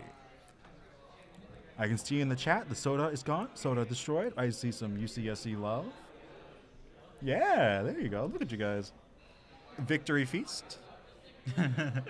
Yeah, you gotta feel yourself to say Come energized. on, show that fries to the camera. Look at. And so, let's see. Can we continue to get some hype in the chat? This is the competitive scene. This is what you're here for. These are the flesh and blood of the game that you love.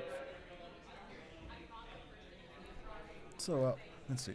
What other takeaways would you say that you have from that match? I agree with you. I think it went back and forth. And so, ultimately, was it Sheep Slider that got that forward push first and was able to keep that by playing defensively for the rest of the game? I think so. Honestly, that was a good push by them in the beginning, but with tower control itself, not just the map, if you keep getting picked off one by one, it's easier for the attacking team to get a bigger push, just because when you're on the tower, your special ability has a passive regeneration. That's right. So I would just say keep going for another push, but they just weren't able to, just getting picked off in the mid, and Sheep Slider was just bullying them. That's right. It looks like they just got that forward momentum and they just kept it out. This is a map that can be very difficult to move forward on, as you mentioned earlier. So we will see. And so we got some time. Let's see. Any questions from the chat? Typo is your GOAT? I agree, Neptune. Typo is your GOAT. I have no say on this. All right, game 2. Underway on Museum Clams. HLG needs to win this in order to not lose the set. So let's see. Ooh. The pressure's on. All Pencil, edit. Let's see. And so we've got another double crab. And let's see. It looks like their weapon comp that weapon comp is their favorite. Back in the days of old Splatoon, double crab was the meta.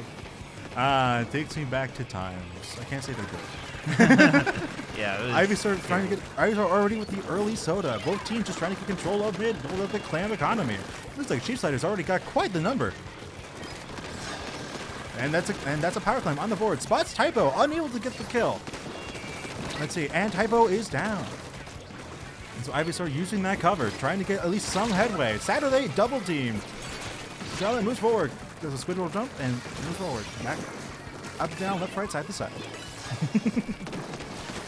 And so, go ahead. Both teams are playing fairly aggressive here, where I noticed the pencil on Sheep Slider was up in mid really early. Oh, excellent pick on that crowd. And yeah, I agree. Both teams are going for blood, trying to get control of that middle platform. I see the Zuka. Pops the Zuka. It's a sign. Unfortunate. Let's see. One more shot. Can they make something with it?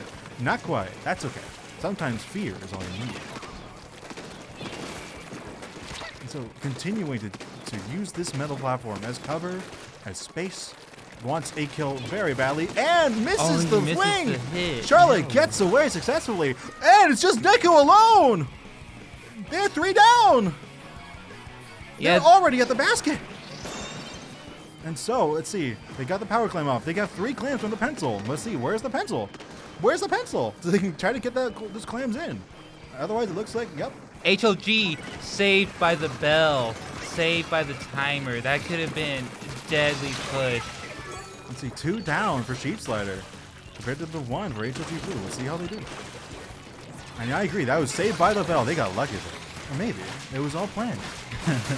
Goes from behind from the, they gotta get the clap, just not get it. Sadly, moving forward. You can't track where this person's going. Nick just tries to get out of it, spots the person behind him, and dies successfully. Another Zuka popped up. Let's see if we can get a certified aura and hype moment.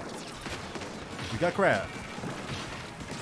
Hits twice with the ultimate fire. And ooh, that restarter scared me for a second. The Cap gets the assist, but it looks like HLG Blue is starting a huge push. Not a huge push. Wow, Yeah, okay. they take the lead. Let's see. Let's see if we're seeing the Edit can get in the clan. And they do! And Ivysaur is wiped out. And so, now the team is moving forward. Look at them go, unified in motion. They're trying to get to that basket, and they're trying to build up those clams. They have a total of 4, 5 even. So let's see. Clam economy is the name of the game. You can make all the pushes and get to the basket all you want, but if you aren't earning those points, you're not going to win. Yeah, they had the enemy base, but they just didn't have the big clam, so they couldn't capitalize on that push there. That's so unfortunate. Ooh, 2 down. 3 down for Cheap Slider. This is a time for a big push for HLG, especially with the soda. They do not go for the clams on the right, though. Because they go for the position inside. Oh, this could be huge for them, continuing their lead. Trying to just overwhelm the enemy. Gets a pick with the crab. Nico Ono goes down the typo, but we'll see how they do. All right, it's Nico Ono. Trying to see. Typo goes down. Clam is still going. Can anyone provide clams to the basket? Nope. The basket is closed, giving Sheep Slider another precious power clam. HLG Blue making their lead even bigger, and there's almost less than a minute left on the clock. That's Sheep right. Slider needs to do something in order to claim this victory for this It set. looks like they're about to. They have the clams, they got everything. Pops the Slider, goes for it, does not get anyone. I'm shocked. Oh, that's Slider for you. Goes for the basket, gets it 70. They have a power clam. Oh, they might get the lead here. Oh, it's 47. close. They just need 2 clams. They need 2 clams. They only got 1. And they're not by the basket. They won't be able to do anything with it. It's gonna make a huge. Oh, no. Oh, tries to go for the jump and just a little too late. Sheep Slider does have 1 big clam, so that means even if the countdown goes to 0, they can go to overtime if they keep this big clam alive here. Oh, it goes down. Can someone grab it? Cheese does. Charlotte does. My apologies. That's okay. It's like they're trying desperate just to keep enough space, just get enough resources in order to move forward. The countdown is counting down. That's what they do. That's why they call it a countdown. And so, we'll see. 3, 2, 1. Can they make anything happen? That clam is... HOG Blue! 3 of them goes down! Oh! They need to get They that can clam get this! now! Sheep Slider! Mikado successfully defends against Why that! he misses?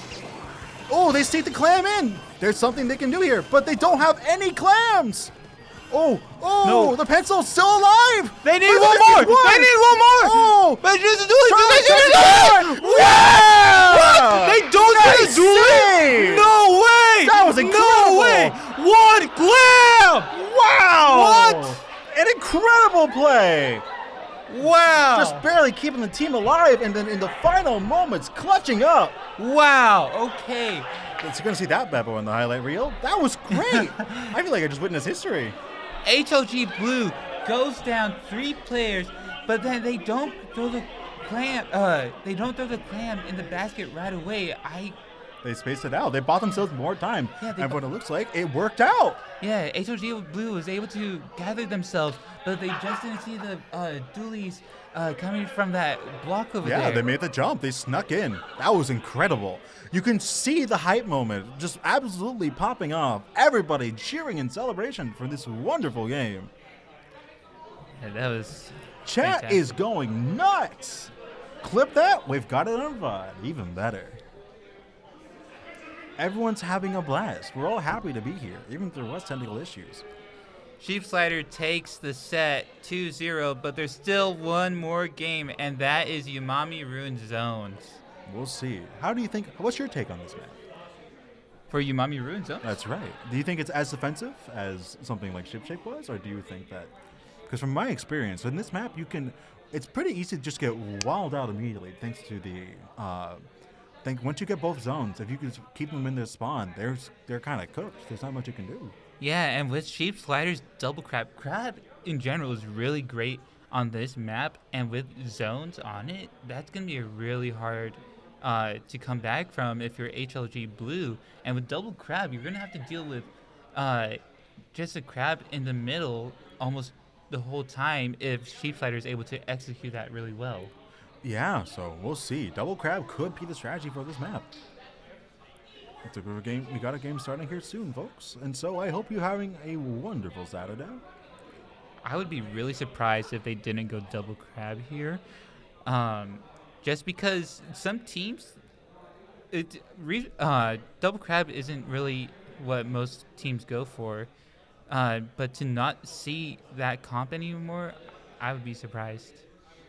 Yeah, I would be surprised too. We'll see if they pull it up. Commentators, the sheep slide clams into the basket? I think they just did. That's a wonderful way to phrase it. Thank you, Clam Blitz. You're right. The most hype moment so far in this set. That was incredible. I would say that was the play of the set. Yeah, we'll see if they can even top it with Game 3.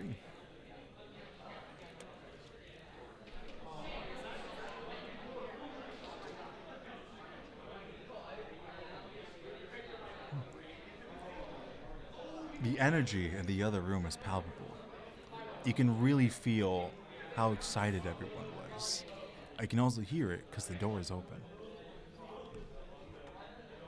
It looks like Sheep Slider are more relaxed, but that makes sense. They already claimed the victory for the set, but HLG Blue does not want to go out going with no wins, so it's better That's to be right. 2-1 than 3-0.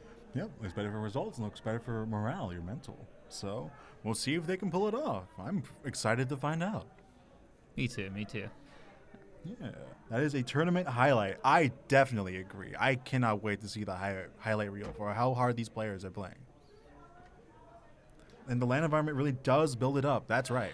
Looks like we're going to our... that's right. Not quite our game. Oh, yep. Where's our game? Let's go! All right. And as expected, the double crab. That's right. We'll see. And we got double Zuka on the other team. Let's see. It looks like they changed their strategy to try to counter it. Yeah, it seemed like they got tired of having to deal with two crabs, so they were like, okay, we gotta change this. Zuka's a really good counter to it, so having two of them to counter two crabs, that's a great way. Yeah, we'll see who helps. One of the crabs already in motion as HLG continues to go for it. We got Soda already up. All 4 teams grab it. That's a very efficient Soda. And they clean Carbon. Wow, wipeout! Looks like the Carbon spotted the opportunity. Saw them all clubbing it. Was like, man, delicious food. Yum, yum, yum. And now HLG Blue is taking their base. They want this win, but they go down 2-3. Let's see. All the players are locked in. You got a split second of what they see. Yep, they sure do. And so, moving forward, Saturday jumps out. Let's see. Oh, Carbon with the sharking. Wow. Okay. Let's see. HLG Blue so far with a dominating performance. We'll see if they can pull it off. Oh, got one. Got Portalo. Let's see. Lots of tent. Try to set up. Do they see the player? They see that player. Typo is continuing to try to get a little edge in on the side. Goes for the crab. Let's see if they can make some noise with it. And Saturn just jumps out. Does not want any part of that grab. Slider comes in. They get one zone. They get 2. Nice flip. Capping the zone. That's the end of the... Oh, I'm wrong. Wow, Carbon goes for 3? Whoa! What? They want blood. Not once, but twice a wipeout. Wow. You don't see that every game. To see that twice in a game, That's incredible. They're going. They are swinging. They really want this. Jeez. Down to the catfish cabin. I agree. It's a constant crab versus crab. One crab is gone. So let's see. Everyone, it is a free for all. Just trying to get. They canceled the slider. What? Whoa! Let's see. Nicely done. We'll see. Charlotte going in. Right. Saturday jumps out. Very efficient with those jumps. Ivysaur taking space, trying to see if they can get. Oh, and they go down. I think it was that dread, right? Nikono is trying to get a pick on the pencil. And that's the game. HLG Blue takes this game. Even though they lost the set, they want to make a statement that they're not here. They're not here just to play around. They want to win. And Yeah. even if they can't win the set, they're going to make you work for it. Hopefully that win for them carries their momentum for the next That's right. set. You can see, like, look at that face. They are absolutely ready to continue moving forward, taking names, taking games, and overall seeing if they can claim the cup here at CCA Road Trip. Wow, what an incredible set. Yeah, man. I think if HLG Blue could have done maybe double Zuka sooner, like for Samson Museum, they could have had a stronger chance. That's right. It was quite the buzzer beater, though, earlier. Yeah. But in the end, Sheep Slider takes the set 2-1. Yep. That was looks like a great set. Thank you very much for joining us. We're gonna go ahead and take a little break here, and so thank you once again for going in from just a wonderful Collegiate Cephalopod Association. And so I'm Majim. And I'm Josh. Thank you very much for watching. And see you later. I'll be Peace on out. soon. Yeah, we'll see how you do.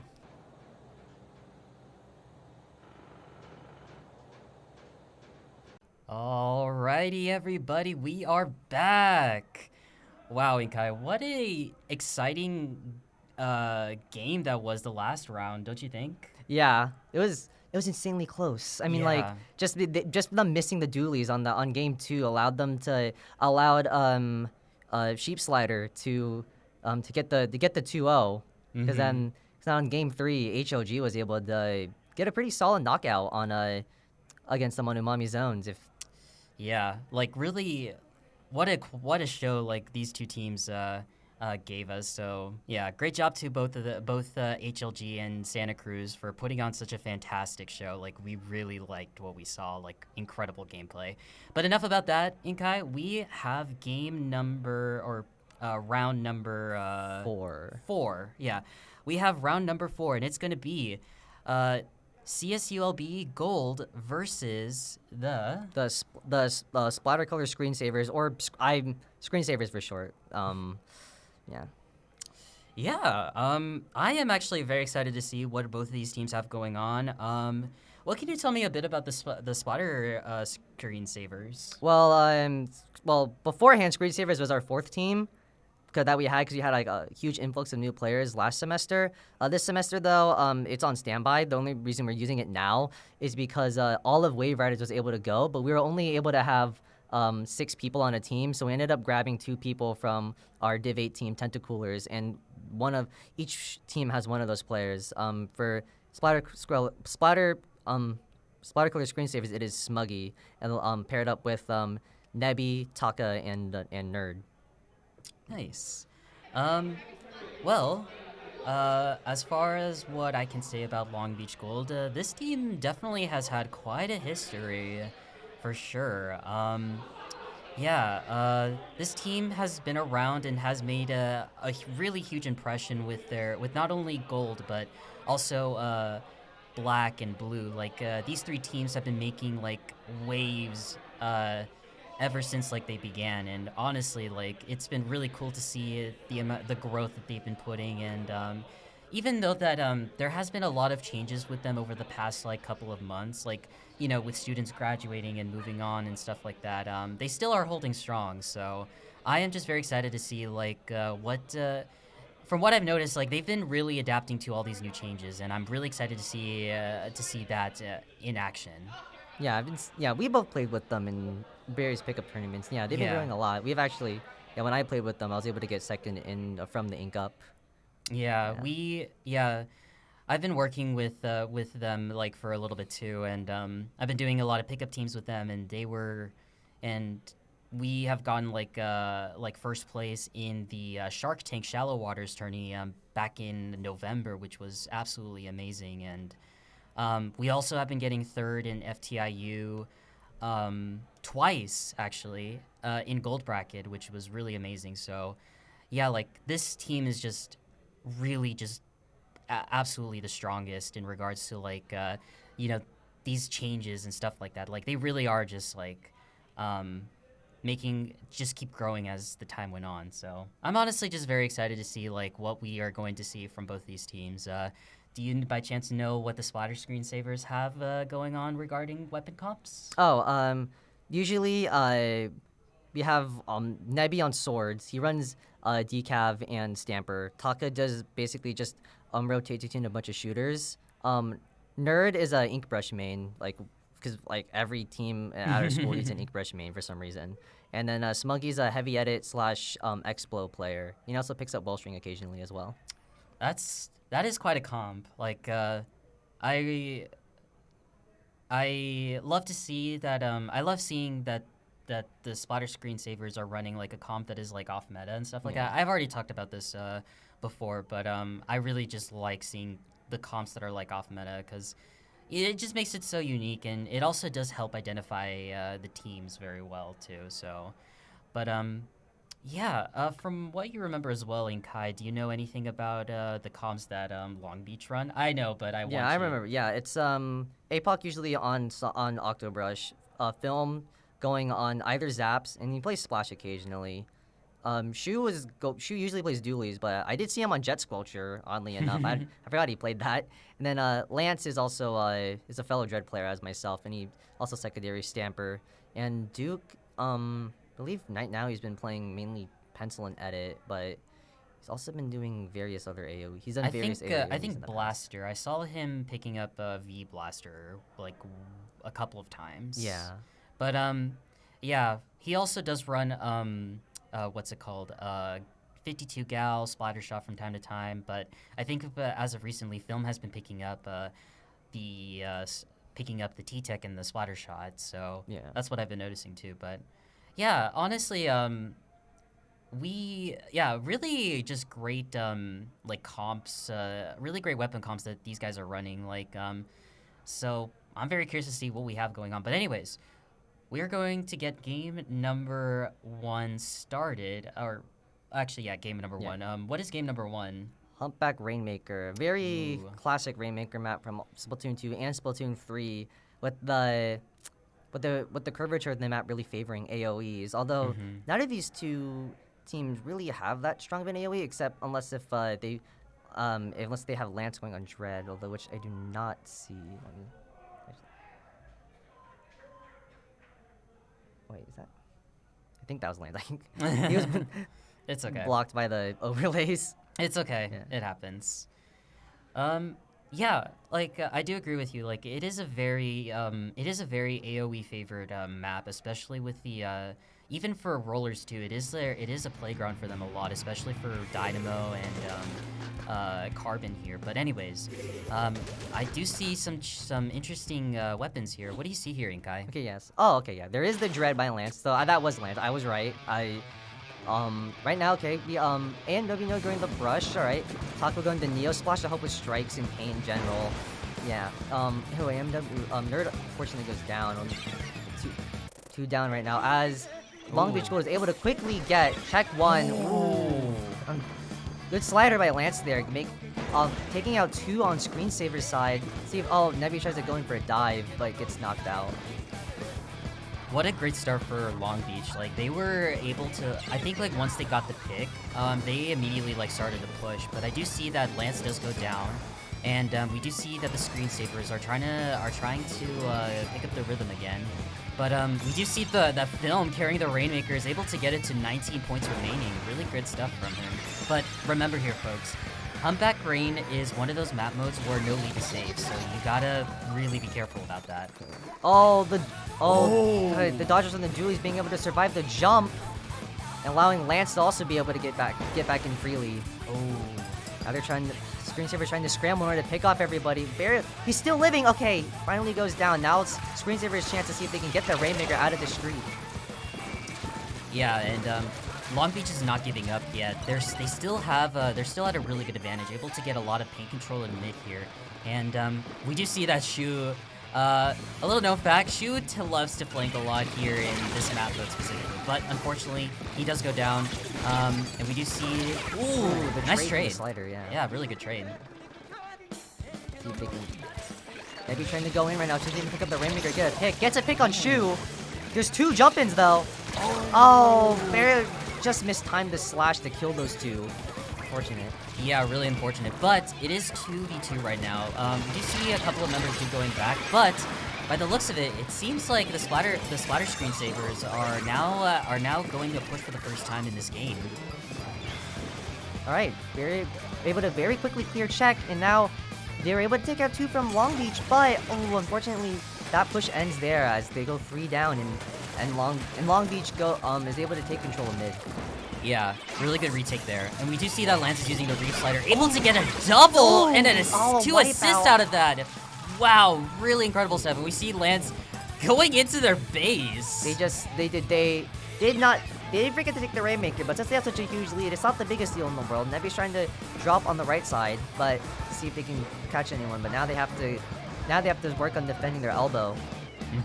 Yeah, and as we see here, the strikes are released here, and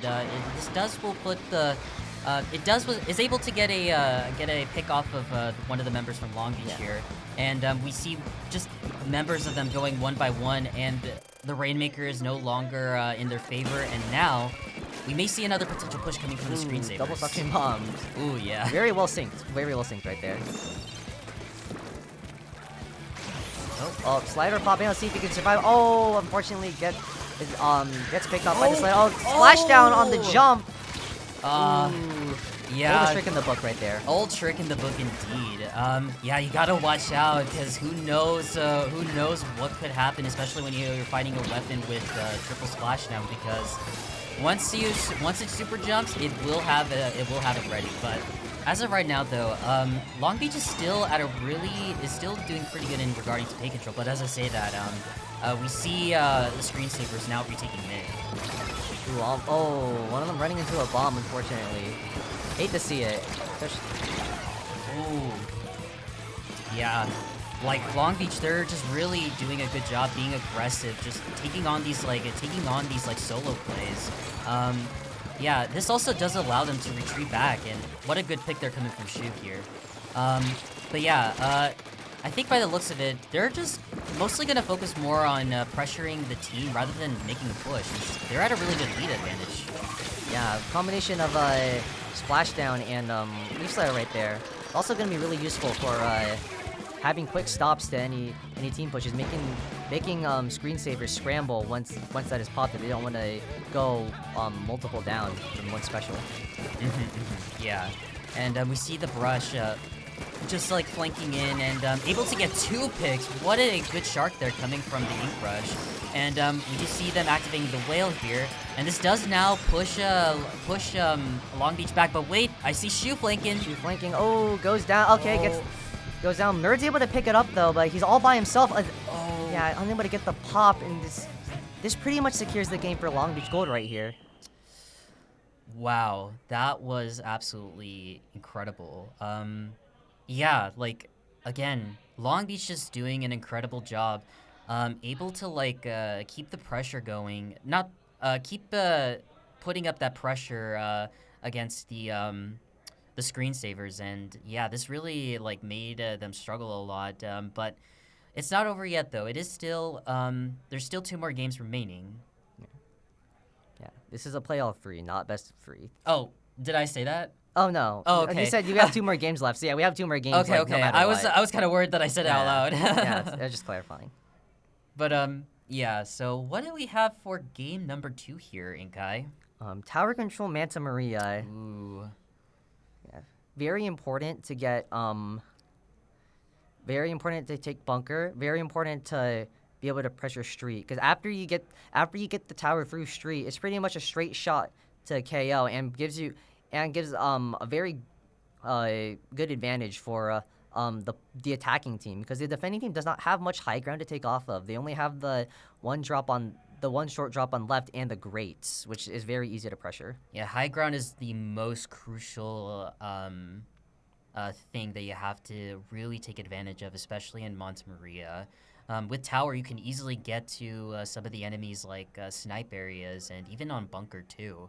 Yeah, just all those important high ground areas that you really gotta keep an eye out and make sure to not let any of the teams not let any of the opponents from going in and stuff like that. So, but yeah, I'm very excited what we have for Monte Maria. And I guess we could talk about the next game. What is the next game going to be? Clan Blitz on Barnacle and Dime. What do you have to say about it? Besides what I mentioned earlier in the first part that I was on here, it's a very important map to stay alive on. Going 4 down on Barnacle and Clams is very dangerous, as it's very easy for the opposing team to make it over to the basket and set up and either start scoring clams on the bottom or start taking controlling the top left area if you're on the attacking side. 100%. Yeah, I feel like with Barnacle and Dime, just anything can happen, especially on Clan Blitz. So, yeah, like, I'm honestly not too sure if there's going to be any more comp changes coming from both these teams. I know I saw earlier that Film was running Orange NSAP, but I'm not sure if he'll be running it, since I know he typically uses it on zones, but we're going to have to find out soon enough. Yeah. What do you think we're going to expect from the screensavers? I think screensavers, you're going to expect pretty much the same. If anything, I might see Taka going a different shooter if that's what he desires. Nebby is most likely staying decav because of the strong bubble, and at least for the opposing team's comp, decav matches fairly well into all of Long Beach. Yeah, so I think we may be expecting pretty much similar comps than what we saw in the last game. So we're pretty much gonna be, we'll pretty much see that. But yeah, so bear with us for one quick second here, folks, as we get these teams ready for the next game. But yeah, I guess while we wait, how are you enjoying the CCA road trip, Inkai? It's been nice so far. It's been nice. I mean, this is the I actually play with my real team on this road trip, unlike last time.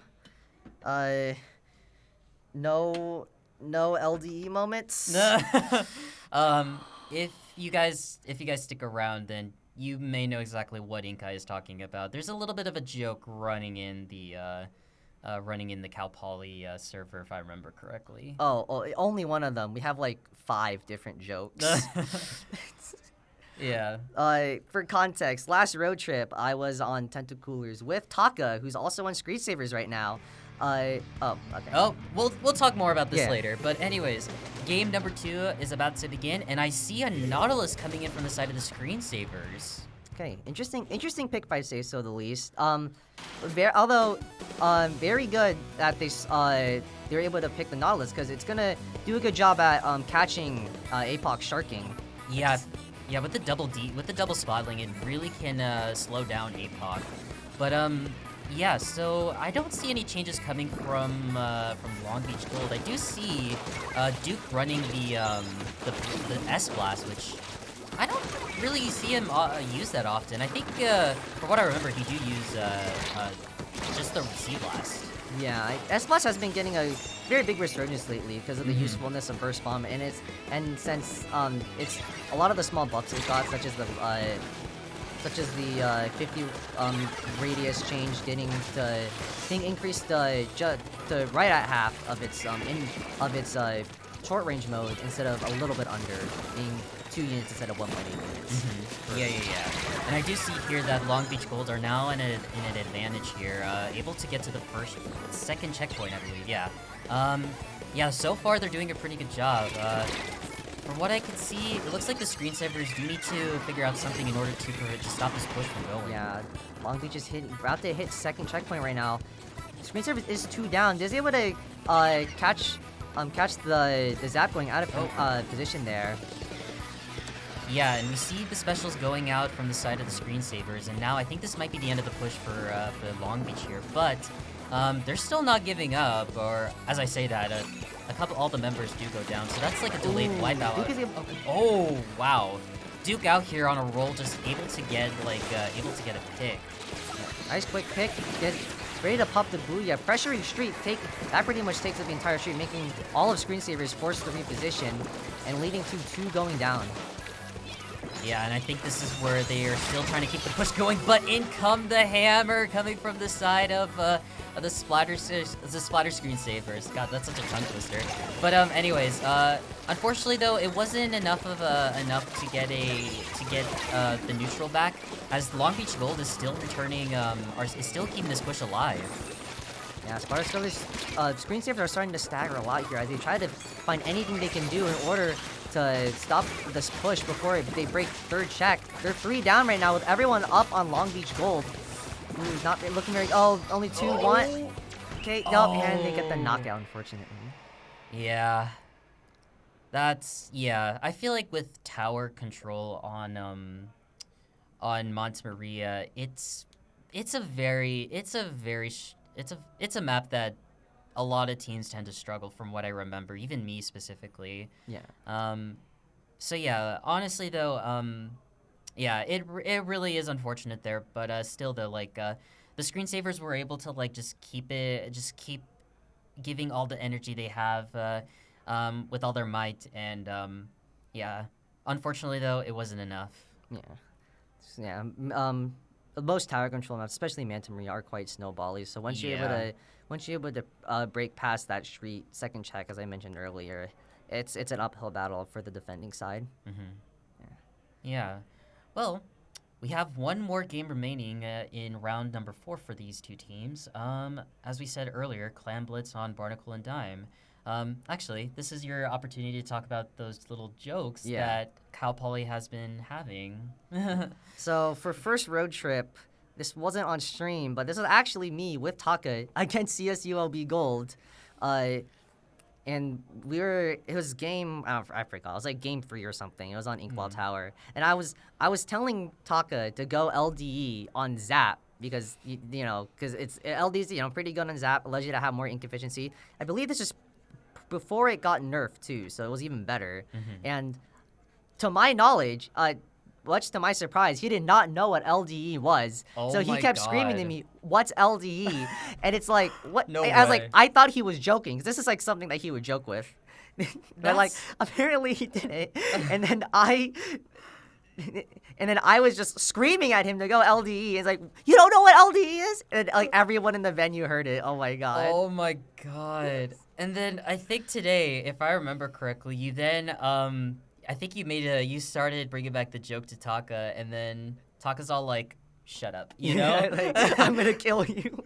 I mean, that was funny though. At least you still kept are keeping that joke alive. Honestly, we do love keeping those like jokes alive. It's so fun, and yeah.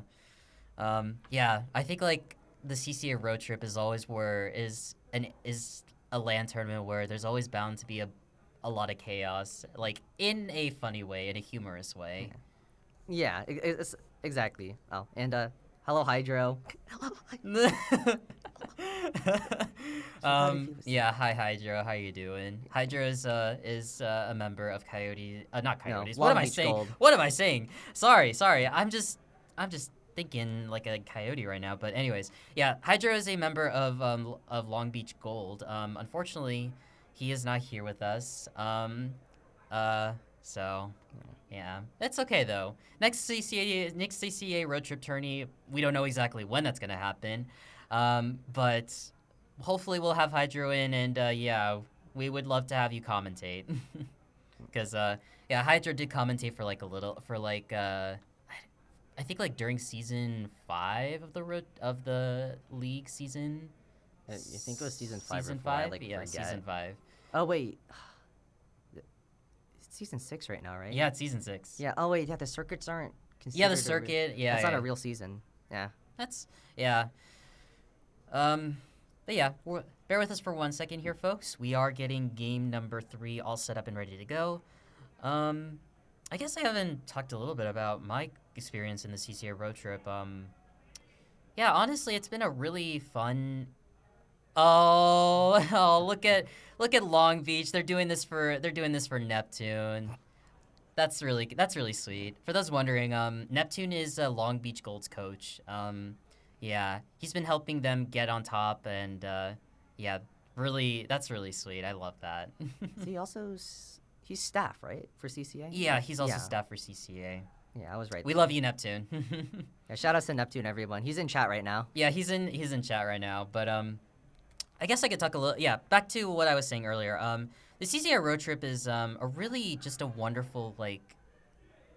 I remember having just a lot of. I remember the first time coming to the tournament, and my initial reaction is like, oh my god, I'm in a venue with so many awesome people like you, Long Beach, like San Diego, Dominguez Hills, just Riverside, all these incredible teams that in the SoCal region, and I am just so glad that I got the pleasure of fighting them, and also just like just starting friendships as well, because I think after the road trip, that's when I started becoming friends with almost everyone in the SoCal region, like you and Kai. Yeah. This is what I love about the CCA road trip. It's just such a wonderful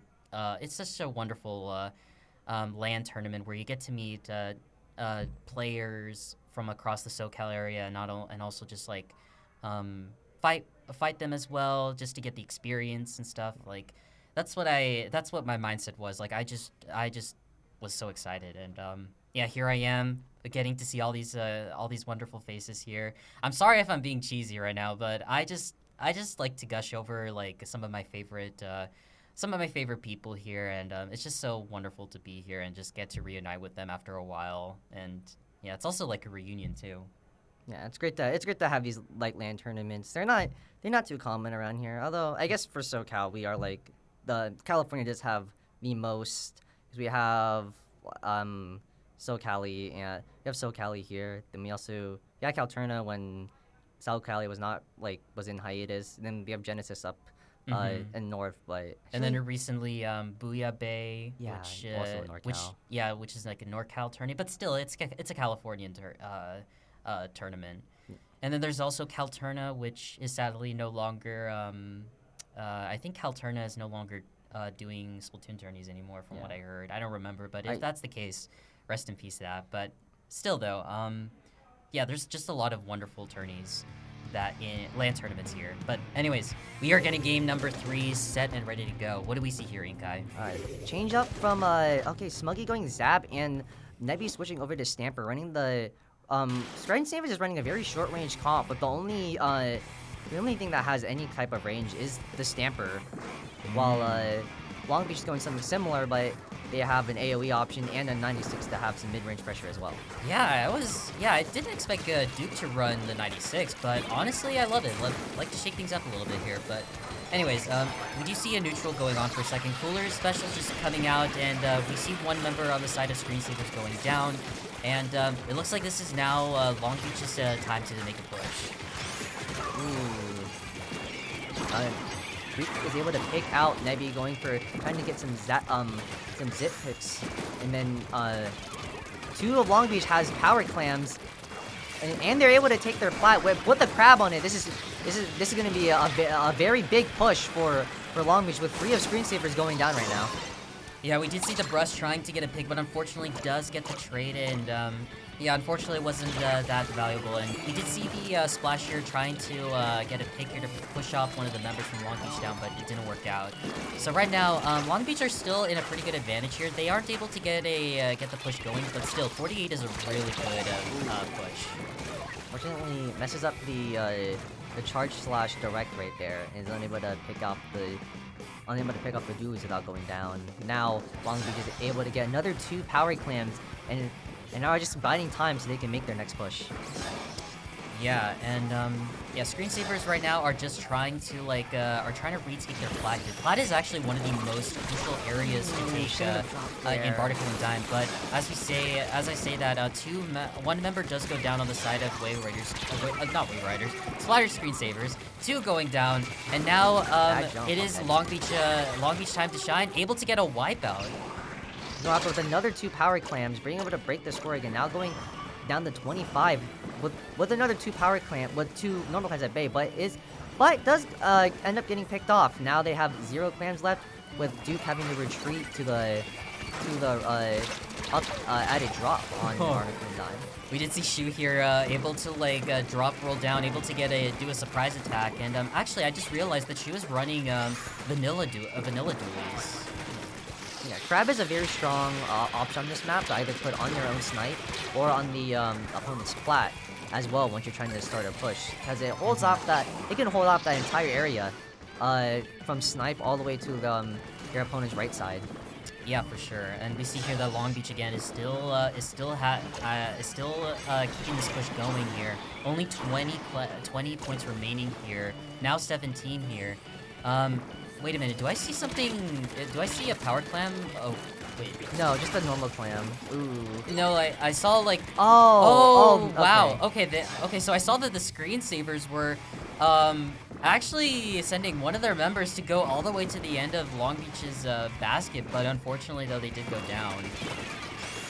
And Brush trying to do a little flank, see if he can get a power clam. Fortunately, does not end up working out though, and now Lance is able to push up onto the screensaver's right side with a slider, and is able to score another power claim in. If Shu is able to get this power claim in, they can knock it out right here. Film picks it up and is able to score it in, earning a knockout for Long Beach Gold. That was incredible. Yeah, just incredible plays coming from Long Beach. Like they were able to just like keep the pressure going, as we saw during this entire set here. Yeah, just really great stuff. And as for the screensavers, while they were struggling a little bit, they showed us some of their greatest strengths, and yeah, I really liked some of the plays that they did there. Just able to keep the push, just able to retake mid if they can, and all that stuff. So yeah, honestly, just really great job to both of these teams for just making this whole match very insane. Yeah. Congratulations to Long Beach for getting the win. Nice job for screensavers too. You know, they are punching up with this matchup. Mm-hmm. I'm not gonna sugarcoat it or anything. I'm familiar with all my teams. I know when to tell them that okay, your guys are gonna fight an uphill battle. But always they were able to put in their best effort. They were able to compete with them on a good level for considering the circumstances of their team. Yeah, and also another thing too is that they did get some experience against a much tougher team. So that's something that they definitely need to remind themselves. You get the experience, that'll help you become a better player. Yes. So yeah, honestly, for what we saw, I can't wait to see what the screensavers have going on in the future, not just for the CCA, but also for what's it called? For just competitive Splatoon in general here. And speaking of which here, folks, this isn't the end for the Splatter Screensavers yet, as they will be facing the Sheep Sliders in a short bit. So yeah, unfortunately though, this is going to be the end of me, as I do have to head out now. It's going to be a long ride. But yeah. What about you, Inka? Is that going to be it for you, or are you gonna continue on? I don't know how the schedule's being played, honestly. I'm fine either way. I actually don't know if my team has a set. I mean, technically they could do it without me, but I'd rather be there. It all depends on what they if they just want to swap in a different pair of casters or not. Yeah, folks. Well, just stick around. We'll be taking a bit of a short break, and we will see you very shortly as we pass over the commentators to the next, pass the microphones to the next group of commentators. We'll see you guys soon. Right.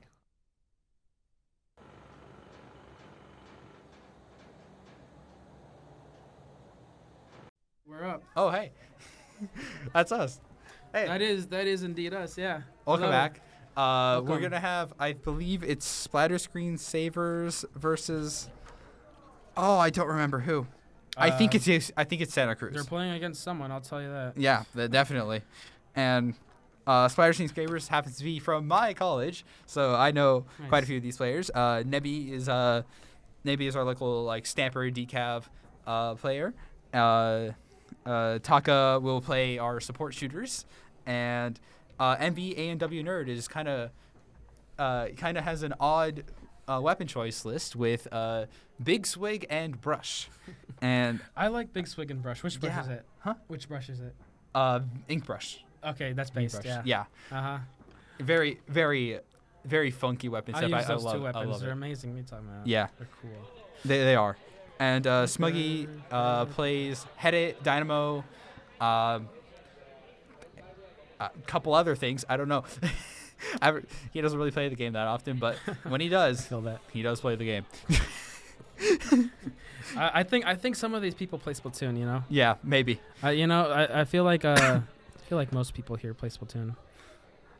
Yeah, Right, maybe. do you play Splatoon? I play Splatoon. I don't know. Sometimes, Sometimes, yeah. Sometimes it just happens. 1,000 hours of just being AFK, to be honest. Yeah. I sit on that table turf lobby screen. Yeah. Just listen to the music. Mhm. Looks like- like music is a banger, though. I don't know what round this is. I think it's round 5. So, Well, it's certainly not round 1. I'll tell you that. yeah. So it's 5:13 p.m. I don't know what All we're right. talking about, man. But looks like we got in round 5. We're looking at ship shape zones. Zones. Okay, ship shape. Ship shape zones. That's the one with the boat, right? That's like the big boat. Right. Not quite. Is it? I thought it was a big Manta boat. Maria is the big. Maybe it is a big boat. It is a big now boat. that I think about it, maybe they it have is. like shipping containers Oh in there. man. I mean, there's 2 big boats. Because there's Manta. I know Manta Maria is a big boat. Yeah, Manta Maria is a big boat, and they have little boats on the side. Yeah, and then but ship shape zones got that those 2 sides of mid that go up above the zone, and it's a very interesting map. Yeah. Say the least. I don't like it personally. You don't like it? No. Honestly, me neither. But it is a map that we play. Anyways, yeah. So, what sort of specials do you think we can expect on this map? Trizuka. Trizuka? I agree. That's every map though. That's not a good Yeah. answer. Zuka, Cooler, the classics, Yeah. I was when I was here earlier when we were about to do the first match and we never did. I was mentioning Crab a lot, and once again, I think Crab is pretty good on this map. Really, I was thinking the opposite. I don't know. I think from my perspective at least, I like. Yeah. Especially when you get control of mid, you got like that high platform that you can just watch everywhere from. Mm-hmm. But I only say that because when I play this map on E-Leader, I suck at it. It's not a good time. Not a good time. I don't know. Maybe that's just me. I don't know. Because when I think of Crab, I think of it as like a backline special almost. you know? Yeah, I kind of agree with that. Yeah. Like if you look at where Crabs like generally try to place themselves, it's generally backline placements, and there sometimes you'll get the aggressive placements, but it's like a glorified X-Splasher. yeah, Kind of. Yeah. If you use that mode of it. it's like a cross between an Explosion and like a Splatling. Yeah. It's pretty funny. There you go. And also Baller, from 2. Baller. Yeah, because you can roll. Yeah. Yeah. I didn't play 2 that much, to be honest. I played 1, but then 2 I kind of just like didn't really do that much. I played 2 a lot. Not as much as 3, and definitely not as much as 1. Sorry, definitely way more than 1. Than 1. Because I was like I was a little kid when I was like 12 or something. I don't know. Yeah, I was 10. Yeah. God. Yeah, that was when when did it come out? That was like what, 2015? I think so. Yeah. Yeah, I was 10 years old. I was 10. Yeah. Jeez. Oh my God. That was a long time ago. Damn. It's been a while. Oh my. Yeah. I mean, I didn't even care about like abilities at the time. Honestly, I just put on what I thought looked cool, and that was my fit. I think I had stealth jump on accident. Just on accident. and that's about It it. worked out for you? That Yeah, one? probably. Yeah, maybe. I mean, shelf jump in Splatoon 1 was I don't even know what abilities I had. insane. I was just trying to drip myself out. You know, I turned on my Wii U years later to see like what I had going on. I had terrible taste when I was little. I was like, what is this drip? I have terrible taste now, so I can't even say anything about kid me. Oh my. All right. Looks like we'll be getting in a match soon. I honestly don't know what to expect from UC Santa Cruz. They did have that one game. Oh my god, you should have heard it. It was I think the second game. I don't know. I'm not sure. Oh, I think I did hear that one. It got loud. Like when it was exploded wild. at the very end. Yeah. Yeah. It was I think they were overtime and then they might have taken the lead back and it got loud. I think it was museum clams. I know it was clams. Yeah. Yeah. I know it was clams. I was watching my team play. I wasn't paying that much attention. They like reversed them from they were down so many points and I heard they got like 2 balls in or something. Yeah. It's crazy. Yo, Sans. Sans? Hi, Sans. No way. Sans jump scare. I hope we get more messages Oh, from here we them. go. Oh, we're going straight in. All Nice, right. okay. Here we go. Right. I'm excited to see this. All right. Stamper Brush Dynamo Splash. Okay. I'm interested to see what the stamper Okay. does. Oh, double V dually. Interesting. Oh wow, yeah. That is the order. How I nice. forgot about that. I forgot those existed. Yeah. All right.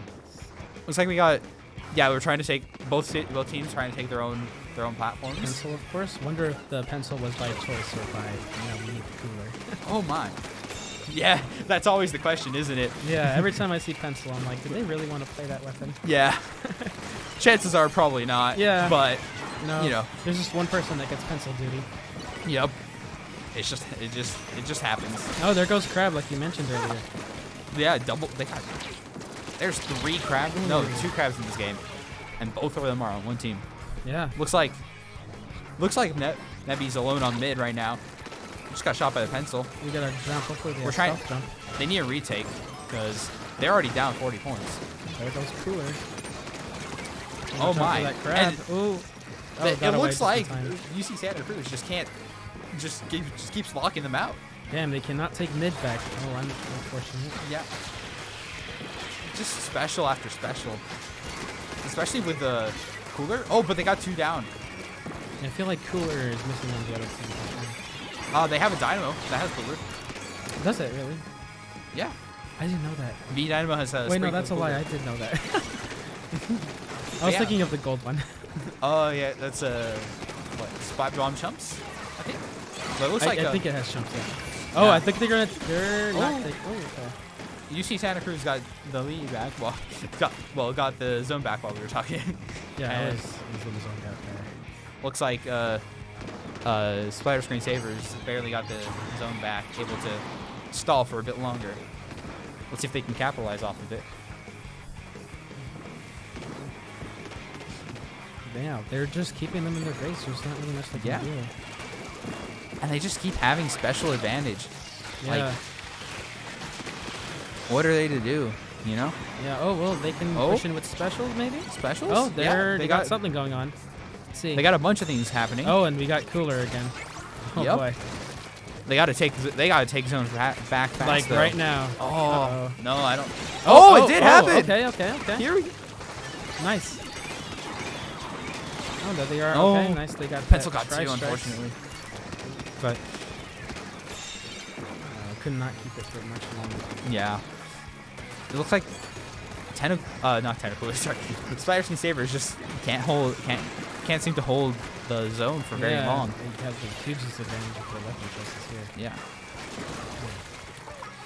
And even they may have Cooler, but they're 2 down, and the other team has specials. Crab just got 1 more. Yeah, too much close range going on their team for sure. Yeah. I think like that's what's really holding them back is just range.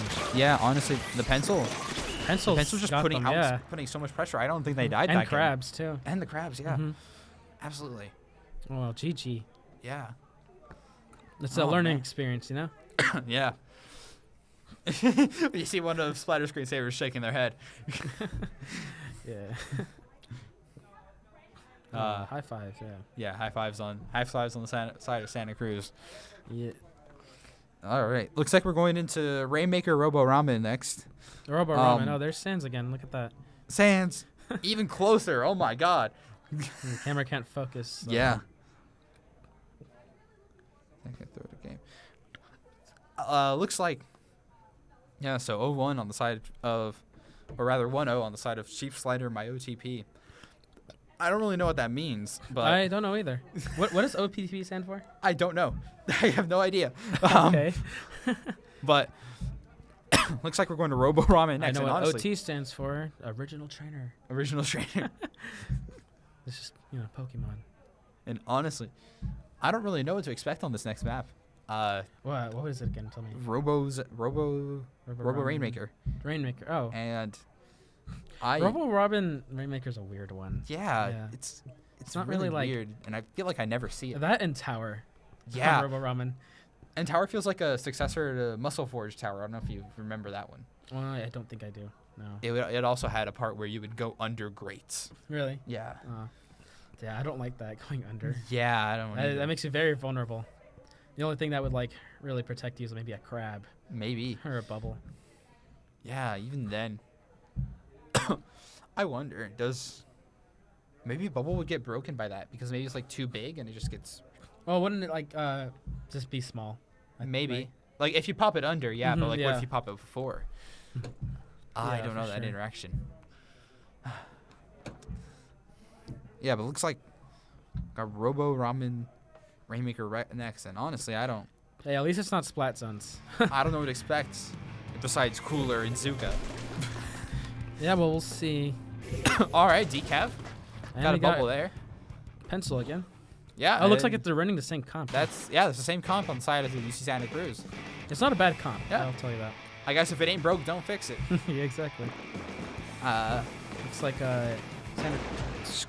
Splatter Screensavers did change up the comp. Yeah, they changed the comp a little bit. Got rid of the Dynamo for Headit. For more cooler output. Headit should I'm hoping. help them a little bit more. Yeah, should help in being aggressive. Yes.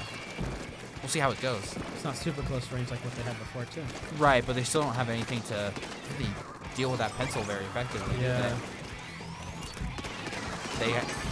They kind of have to displace the pencil with the strikes in order to push them. And I think that's exactly what's going to happen right now. And, yeah. There goes pencil. Cool. Nice.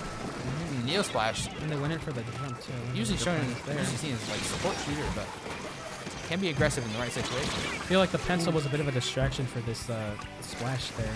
Maybe. Didn't really get the chance to defend after getting in after pencil. Yeah. Oh, and it looks like UC Santa Cruz getting popped. Already got checked. This Dreadwinger's just outputting pressure on the snipe. Yeah. I think they do. Oh, and they got their Reef Slider ready. We'll see how this plays out. Oh, there's a bomb. Wow. There's 2 down. Bomb jump scare. They do have crab up though, and that's what's gonna happen. But the crab is forced to just roll out. Autobots. Autobots. Looks like the decap's just going in. Just getting kill after kill. Okay, nice. They rise. Okay. Nice patience from the decap. I feel like patience is like a really important thing in this game for sure. Yeah. Especially in Rainmaker. You can't be incredibly greedy. You got to know when to take your fights. Yeah. And it looks like that decap's doing a great job. That's another bomb kill. Wow. It looks like we might get a push going. Okay, looks like we got and that got the pencil. A pick. Nice. Okay.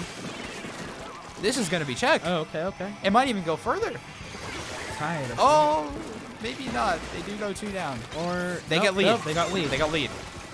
Think they can stall it for 2.5 minutes? Oh, but they go 3 down and with a lot of delay. So I feel like UC Santa Cruz is gonna get their lead back, but UC Santa Cruz does go 1 down. Crap! Ooh, they go. Okay. Just trying to pop the shield, but they don't have much ink left. The brush is just causing chaos. Ooh! Okay. Oh my God! Yeah, that was. I didn't need to see that. Ooh, there goes Crab again. Yup. Still have 2 of them. They're just gonna get a ton of them. They could just take turns taking the crabs. You know? Oh, Decav didn't really get much value there. Oh, well. A bit too greedy of a play, it seems. Yeah, for sure. Oh, UC Santa Cruz is gonna have another crab soon. And they have cooler effect currently. Oh, then there they go. Oh, with that's the lead, yeah. Not by much, but it is lead. Yep. You can always. Oh, and That's they're a getting big more. lead. Oh, That is a big lead. So close to getting a knockout. That's gonna be hard to contest on this map, honestly. Yeah. Definitely. Okay, 2 down. Maybe we can push him out. Oh, what? Bomb? Good strike on mid. Gets one with a jump. Oh. Bit of a greedy play. Yeah, rushing in too far. They're not at mid yet, quite yet. And they reset the Rainmaker. Interesting.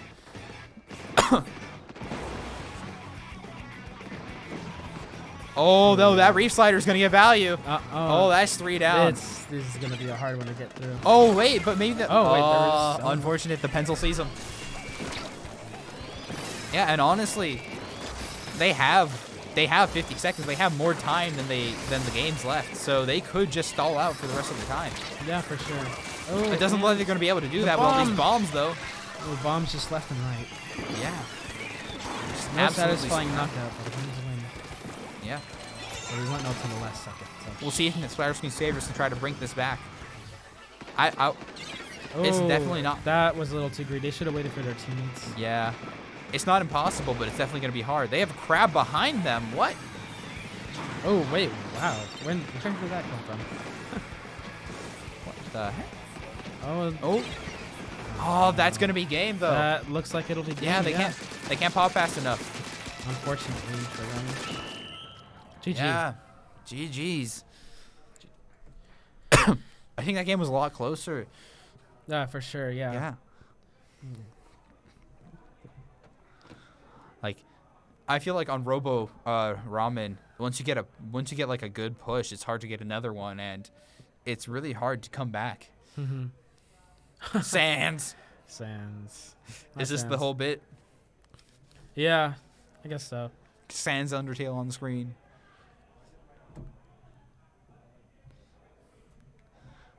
Yeah, UC Santa Cruz looking very happy after that match. I would be happy. Yeah, that secures the victory for them. For They're sure. still going to play all 3. One more game. Just for fun, right? For fun. I hope we see some silly weapons. I doubt it, which but ones? Some silly weapons. I hope we see silly weapons. Yeah, I hope. Bamboozler. I hope we see some silly weapons. I doubt it, but just maybe. Oh yeah. My favorite silly weapon is Bamboozler. Bamboozler? Yeah, because like, what can you do with Bamboozler? You should see. There's a player by the name of Red Rum here from Cal Poly. Really? He plays bamboo really well. Oh, you don't really see that very often. Yeah. Is that? Anyways. Yeah. Oh man. One more game. One more game. Which map is it? It looks like Tower Control on Mako Mart. Mako Mart. Which one is that? I'm not very good at memorizing map names. I'm gonna Google it right now. Yeah. Mako Mart. Is that the one with like the 2 platforms on the side? Yeah, like they got the 2 stacks, but that's also a lot of maps. Yeah, true. Oh my goodness. I don't know how to describe it besides it's like a supermarket. Oh, it is. Okay, it's the one I'm thinking about, yeah. Yeah, okay. Yeah. Cool. Really easy to get flanked on this map. Can we see Cloudsire's face again? So, hoping everything's accounted for. Yeah. And it was, which game was it again? Tower Control. Tower Control. So, might see a very snowball-y map. Yeah. We'll see. Oh, man, yeah. Because Tower Control, once a team goes, it's really hard to take back the tower and get them out of your base. You know, when Mako Mart is really easy, is like Clan Blitz. Clan Blitz? Because it goes like right there. Yeah, but like, it's also, it's right there. Yeah, like both teams can do the same, right? Yeah. But still. It's really back and forth games. I feel like with Tower, it like drags on much longer. Here we go. All right. Same comp. Same comp. On both Same sides. comp. On both sides. Okay. All right. Oh wait, no. Wait, is there a difference? That's an ink brush nouveau. Oh, ink mines. I see. Yeah, ink mines and hammer. Hammer will be- Maybe that was their last game and I just didn't notice, but No, no, they had what's it called, that special? whale. Yeah, they had whale. Okay, then yeah. So yeah, they changed something. Mines and hammer. Looks like SplatterScreen Saber's already being pressured far back into their base. That's okay though, because they got strikes. Oh, but we got clams. Not clams, crab. They got 2. SplatterScreen Sabers has 2 on mid. And it looks like UC Santa Cruz can't really do much here. Sheep is just saving that Oh crab. wow! Ooh, Oh wow! never mind. Nice combo. Get rid of that crab. Before they even pop it. Oh wow! One jumped out. Only 2 left alongside Santa Cruz, but looks like there's even less at mid for SplatterScreen Sabers. Not much value out of those charge strikes. Yeah. Get to mid. Oh, maybe the pencil's gonna go down. Oh. Not quite. But the decap's able to set up on their stack. Oh. That poor splash. Oh, but it looks like they cleared out.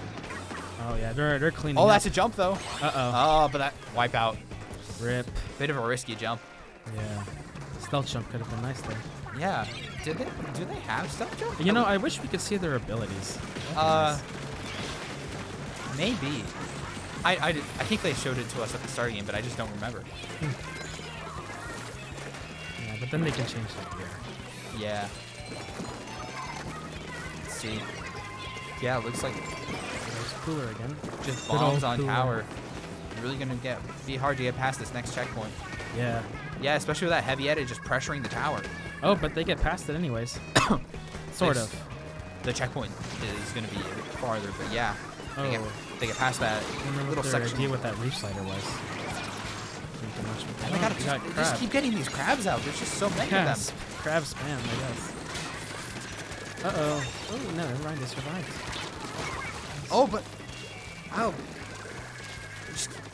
SplatterScreen Saber just goes 2 down. Seems. Oh. They're taking back mid, though. That's another crab out. And the pencil.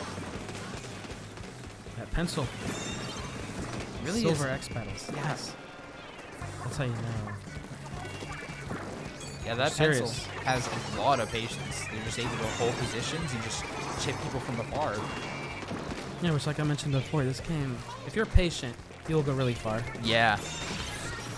You cannot have green plays. Ooh, they got a little value out of that. They got a lot of value. That's 3 down. That's everyone. I thought only one of them died from that. Well, it died to the Reef Slider, but the other 2 got chipped. Oh, I see. That's what you meant. Yeah. Yeah, their pencil is just getting a lot of value, and it's really hard. Fish. Oh, that hammer. Hammer. They tried taking out that crab. I see their vision there. Yeah. Like maybe trying to counter the crab. Maybe that's why they changed the Nouveau. If they got onto the ledge, they could have flicked it point blank, and I think that would have killed. Yeah. I'm a hammer enthusiast. Really? I play a lot of Wiper, and hammer is really fun, but it's hard to get like the value out of it. Actually, no, it's a lot easier now that you have the throw that got buffed. Really, it got buffed? Yeah. The kill hitbox on the throw is insanely large now. Wow. Yeah, the hitbox on the hammer's throw is a little bit confusing. Or at least it was at the start, for me personally. Specifically on the landing part, if it hits you directly, it could kill you or it could not. Yeah, no, now it consistently kills you. Now it consistently kills you, wow. Yeah, because it used to do like 60 damage sometimes, but the 60 damage hitbox got changed to 220 damage. Wow, okay. So, wow, that's a big change. Yeah, wow. it's huge. And there was a 30 damage hitbox, but that got changed. Ooh, oh wow! Ooh, amazing value from that Reef Slayer. Wow. I can you hear them? Can you hear that? Hear everyone out there. Really surprised by that Reef Slider. Yeah. It's 3 down. Triple kill. I think that's gonna be game unless SplatterScreen Sabers can somehow get a wipe in the next 10 seconds. We'll see what I happens. know, but it's I don't. I hear a hammer. Unfortunately, Just doesn't threw find it. anyone. Oh. Yeah, maybe? I think that's going to look like game. That's game. Yep. Yeah. GG's. GG. Yeah. All right. That was a fun 3 games. That was a fun set. I like that last one for sure. Yeah. Good job from everybody. Good job to both teams, honestly. That I like the double crab. Yeah, it really seemed to work out for them. And yeah, despite the because other they could team just trying keep to cycling it counter, and cycling it. Yeah. There's not much they could do. Mm-hmm. Not even with the hammer. Yeah. And that pencil is just outputting so much pressure. Yeah, that pencil was really doing a lot. Yeah, especially with the lack of range on the side of SplatterScreen Savers. For sure, yeah. Range is like, I feel like that would have saved them a lot. Maybe. Maybe they don't have any range players, which is fair. Maybe maybe if they had like a Zuka or something, Or the Hydra. Or a Hydra. Yeah. Maybe. I feel like Hydra's a little easier to use for anybody. Mm-hmm. Well, anyways, that was the set between UC Santa Cruz and Calply Pomona's SplatterScreen Savers. So, thank you all for watching. Thank you. We still got more games though, so yeah, hope you stay tuned.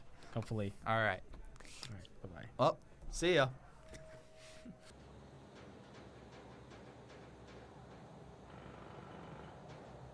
Hi, and welcome back to CCA Road Trip. Back at it again, Mia. Yep, we're back. And it looks like here we've got, coming up for you guys, we've got the Coyotes Black from CSU, just San Bernardino, and they are versus the IVC Stingrays. Yeah, I mean, we've personally seen the Stingrays in action today, but not Coyotes Black, at least us in the commentary booth necessarily. But definitely looking at their records in the past, we do see that Coyotes Black here has managed to hold their own in Division 4 with the IVC Stingrays. We've already established Division 6. We've already seen like all these teams are going blow for blow, even across divisions here.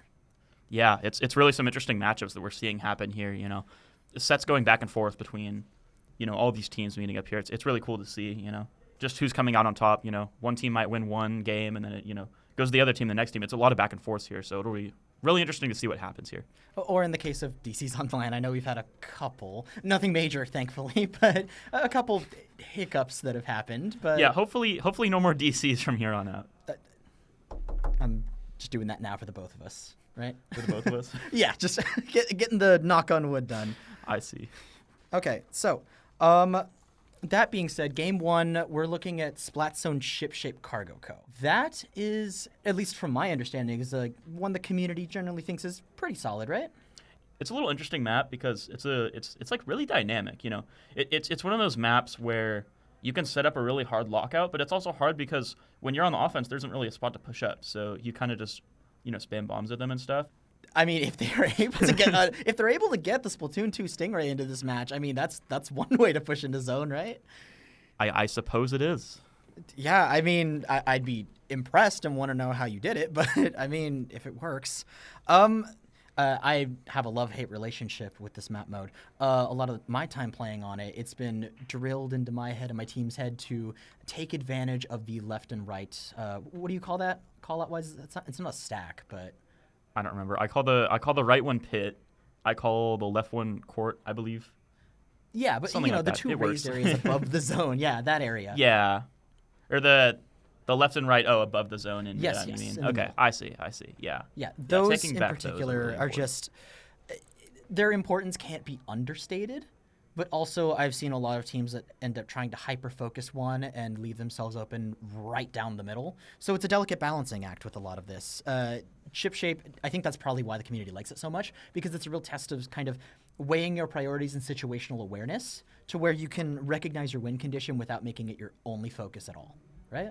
Yeah, I definitely agree with that. It's a little difficult because, from the right side, you have high ground when you're coming right out of spawn, but then you have to drop into that pit, or you have to make the, scary jump of exposing yourself and jumping from that snipe, which, is covered by grates too, so it's hard to even get onto that snipe and then jump onto the top right side and hope you'll be safe there. So it kind of comes down to, you know, whether the teams want to utilize that pit to maybe drag some attention or try to get a shark going, especially if they have a weapon like a carbon roller. Like, you know, we've seen already from IVC that they might pull out with that tri-slosher. You know, they ran Wiper for a few sets, or a few matches, but we did see them on Tri as well, and Tri's a really good weapon to get set up on that top right there. So they might go for that, or, you know, we see a lot of teams just, you know, brute force through court so they can get all their members back into court quickly, and then they try to take up that top right. So we'll see what they do here and how that works for them.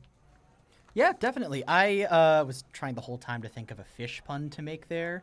I think it was like the possibilities are end fish, but I don't think that fish was said, so it doesn't really work out. Heads up from the production desk. We may see the legendary DRF in match. It is not DRF. It is DRF Switch.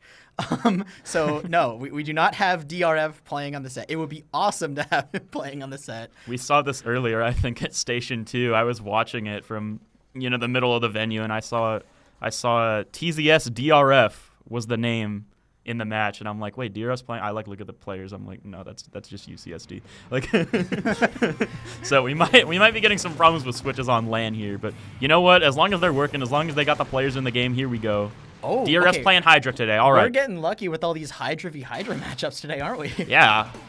Definitely exciting to see, especially on Splat Zones, as we've seen before on the Mahi match. But focusing specifically on this one, looking at the loadouts right here, we have some pretty common stuff. We have 3 LDEs on the side of Coyotes Black. Looks like they are down to play the long game and try to stall this zone out on the low counts just to get the most out of that buff. I think that's a pretty good strategy. 2 down! And they're popping the strikes just to keep him out, telling him, go straight back to that plat there. You will not be allowed into court here. And just flushing them out here.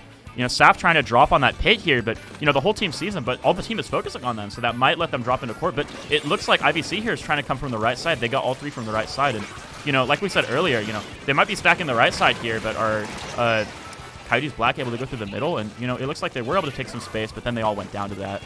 I think something's in the water here because this is just absolute raw aggression coming out from Coyotes Black, and it is overwhelmingly powerful to flush the Stingrays out. 3 specials online. 2 of them are going to get popped right now for the Stingrays. The Booyah Bomb on the zone, managing to clear 2 people. However, the Blaster is still on the zone. The zone does flip to the Stingrays. However, that Blaster is holding it up. Pokey with the direct.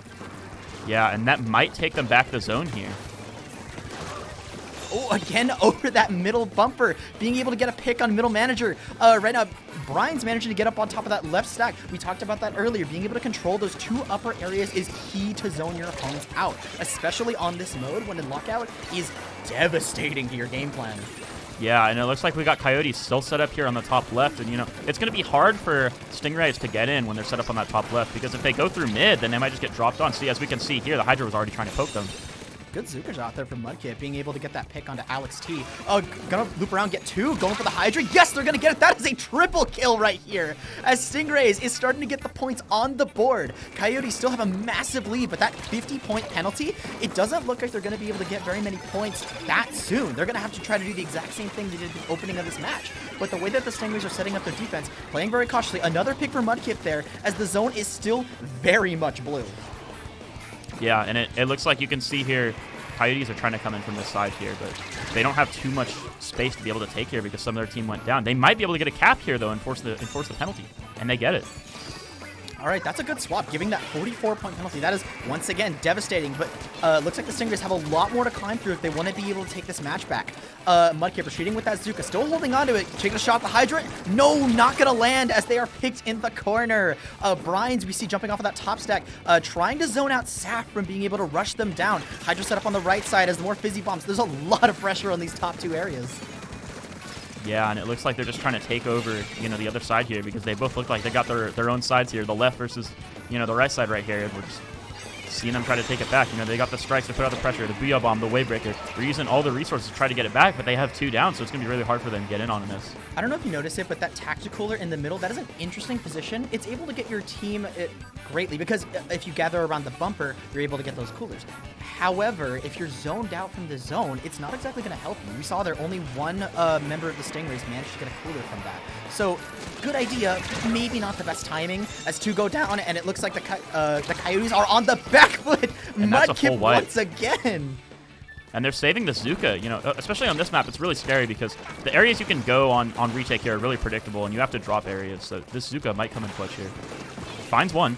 Oh, Pokey getting picked off. Alex T trying to rush down Mudkip, trying to shut them down. No, looks like they are not going to have a good foothold here as the right-hand side is just overwhelmingly flushed out by this shot. Stingrays taking game 1. Yeah, and we saw that there when they got that wipe. You know, that really staggered them and made it really hard for them to come back in because we saw they all almost had to drop one by one as they were spawning in because they didn't have much time to do anything else. They didn't have time to paint up their court or grab specials or anything. They just had to rush in and just, you know, hope you could just like 1v3 your way out of it almost. You know, it was really hard for them to get back in after that wipe once they got rushed there out of their court. Absolutely agree. Mia, level with me for a second. You are Coyotes Black right now. And that was game 1. What do you think would be your game plan, game 2, to try to take this back? I think I would be watching for trying to take positions where you can, you know, safely back up. Because I feel like there are some instances here where they're taking spots, and they're really well-held spots, but the enemy is able to get resources here. You know, the Stingrays are able to get resources here and, you know, be able to pressure them out, and it's really hard because especially on a map like that, there aren't too many places to retreat. So I think for their game plan, if they can focus on that a little bit more, if they can just stay locked in to have, you know, their backline have full communication and be able to act as, you know, this beacon for them and everything, because they do have a Hydra there, which, you know, is going to be a weapon that's going to be holding that, you know, back line the whole time. If they're able to use that, you know, really well and be able to just anchor for their whole team there, I think that could be really advantageous for them because, you know, we did see here, you know, when they got wiped, it was just really difficult for them to get back in because they lost all of their space. And even with they had about 20 counts left when all of them respawned. It just wasn't enough time to build up any resources or, you know, be able to have a safe drop anywhere. It was just like Stingrays could, you know, all sit in a different corner of the map, and that would just let them, you know, be able to see any drop that was coming in and be able to punish it accordingly because, you know, it's not like Coyotes really had another option once that happened. They didn't have another option to come back in. You bring up a good point, especially because I know in our first match we talked a lot about the Hydra v Hydra matchup, but a lot of it is also how the team's playing around that. When you both have such a powerful, like, oppressive weapon like that, you have to be able to enable it. And the point you're bringing up about being able to give yourself a safe place to back to, the name of the game here would be denying that to the other team. If you're able to, as we saw here with the Stingrays, just absolutely smothering the Coyotes back into their base, refusing to give them any ground and giving that Hydra no place to set up, there's not even a point to having an anchor at that point because the anchor is basically in your spawn where you can jump to anyways. And I think it's really interesting to see that adaptation mid-set because correct me if I'm wrong, but it was the Coyotes that were pressuring the Stingrays back massively in the opening of the match. Yeah, and I think that's what happens just when you have these Hydra comps here. You know, Hydra's a very dynamic weapon, so if you can set up the Hydra, if you can make sure that it gets off a full charge while it's, you know, in a position to really deal out some damage or deal out some pressure to, you know, prevent people from going to areas, or if they're already in those areas, you know, either force them out or, you know, maybe just get the picks if your teammates are able to, you know, keep them trapped. But when you aren't able to get that Hydra set up, it's just really difficult because, you know, the Hydra's movement speed when it's charging up is really slow. So if they can't be set up in a position for a really long time, they can't build a full charge and get that, you know, extra damage coming out, that extra range, that extra firing duration. But it looks like we're not going to see that same strategy be employed here, especially in Rainmaker Robo Ramen, a much faster paced map where honestly knockouts could happen in 45 seconds flat. If you are not prepared for a massive amount of offense, you could just get run down. If the comp changes out, we're seeing Sap pulling out those Dapple Nouveaux with a lot of Sub-Saver. Wow. Yeah, we might see a lot of torpedoes come out this game, especially when they got middle manager on Wiper too. Double torp strategy right here. Oh, but it looks like the torpedoes are not going to take center stage as Pokey comes in with the suction bomb pick to start this match off. Managing to go forward, using the Stingrays' cooler as cover. That is smart. Yeah, and it looks like they striked, you know, pretty close to the checkpoint. Not too far ahead just to get them away from checkpoint, but, you know, Stingrays are able to come back in here. Now they're hammering the shield, which just gets it popped instantly to get those picks. And now the hammer's going forward. Might try to... I was going to say, it might try to throw it into the enemy base, but unfortunately we did nerf the special's duration by 1.5 seconds a few years ago at this point. Right, Mia, and this is where I like to say that Rainmaker gets real on Robo Ramen. Once those first two checkpoints are broken, sorry, the first checkpoint for each team is broken, then, oh, it's absolute chaos. Mudkip making a run for it. No, Pokey gonna intercept with that Zipcaster as the members of Coyotes Black are just trying to flush the Stingrays right out of that plat area, pushing them back into mid. However, with a member down, it looks like the the Stingrays are going to hold that offensive presence. The Wavebreaker coming out, tracking middle manager. Brines is going to flush them right back out and force them back into mid as the Rainmaker looks like it is going to reset. Yeah, and Coyotes have some specials here. They've had specials for a little bit now. They're just waiting on a point to use them. They might try to use those strikes to get in and then splash down once the knock can get close to someone. You might be seeing that happen. But it looks like they don't even need that to get some of these picks here. They might save the specials for even later. All right, now they're using the strikes to force them out. Getting another good pick. Mudkip's sitting in the back here. Might try to hold some ground here, but, you know, Mudkip's on their own versus, you know, everyone else rushing at them. I mean, we did see in Game 1, Mudkip kind of went 3v1 at the end of that, but, you know, maybe different map, different circumstances. I get it. The Roller's pushed out of position here. Roller was trying to go for a flank, but their team just couldn't hold the space. They're getting lead here. Oh, nice flip. Using that squid roll just to parry that blow, get just enough points to get through. Mudkip dropping the cooler. Stingrays is coolered up. That Rainmaker is coming in hot. Here comes Alex T with the defense, trying to fend off 3 members, but no, it looks like they're going to have to retreat towards that podium area as the Stingrays are slowly advancing. This is tense. Yeah, and, you know, we saw really good pushes from both teams here, but I think we might go back to the Stingrays trying to get a really good push here. You know, getting locked into that choke is really hard on this map when you're the defending team here on the side of Coyotes Black. But, you know, it looks like they're able to come through. This Octobrush came through. I think they got a trade right there. And you know what? These are some decent picks, at least able to force them out of the zone. And look, now it's all orange and mid, so they got all this space back and might be able to exert the same opposite pressure onto Stingrays now. Stingrays might be forced into that choke. And when you have a knot with the splashdown, that's a little difficult. Normally, when the Rainmaker pops right there, this is the part I hate about this map. When the Rainmaker is stuck there, neither team really wants it to be there, and whoever picks it up first is usually either massively ahead, or they just don't even want to touch that thing. Because that's up against a wall. You either climb the wall and make yourself super vulnerable, or duck all the way around on the ramp. That's a tough spot. I see the reset here as a win for both teams. Mudkip trying to find a pick on Pokey over here. Not going to quite find it yet, however, the Reef Slider coming out, cleaning up the members on the plat! Yeah, and oh, look at this flank here. All right, not able to get a pick here. The Rain is still alive and kicking. As I say that, the Rain is no longer alive and kicking. 1 minute it's kicking, and the next it is not. We see DRF, or which I'm being told is Percy Lloyd, not DRF. But Percy Lloyd over here with the roller. Sharking, trying to maybe get a pick on whoever picks up the Rainmaker, or maybe they're just going to pick it up themselves. No! Oh, Deed is going to shut them down with that Nautilus as Brian's picking up once again. And we're seeing these almost full wipes back to back. You know, I'm looking at the screen and it's a pretty neutral fight, and then we just got 3 down right away. With only a minute left to play, and with that little point difference, it looks like a close game. However, being able to push through that middle, it is very difficult to get through. However, with 3 members down on Coyotes, it looks like this could be Stingray's chance to set up and shine. The Reef Slider is online. Saf's looking forward, trying to look for that pick. No, it's going to be Pokey to shut them down.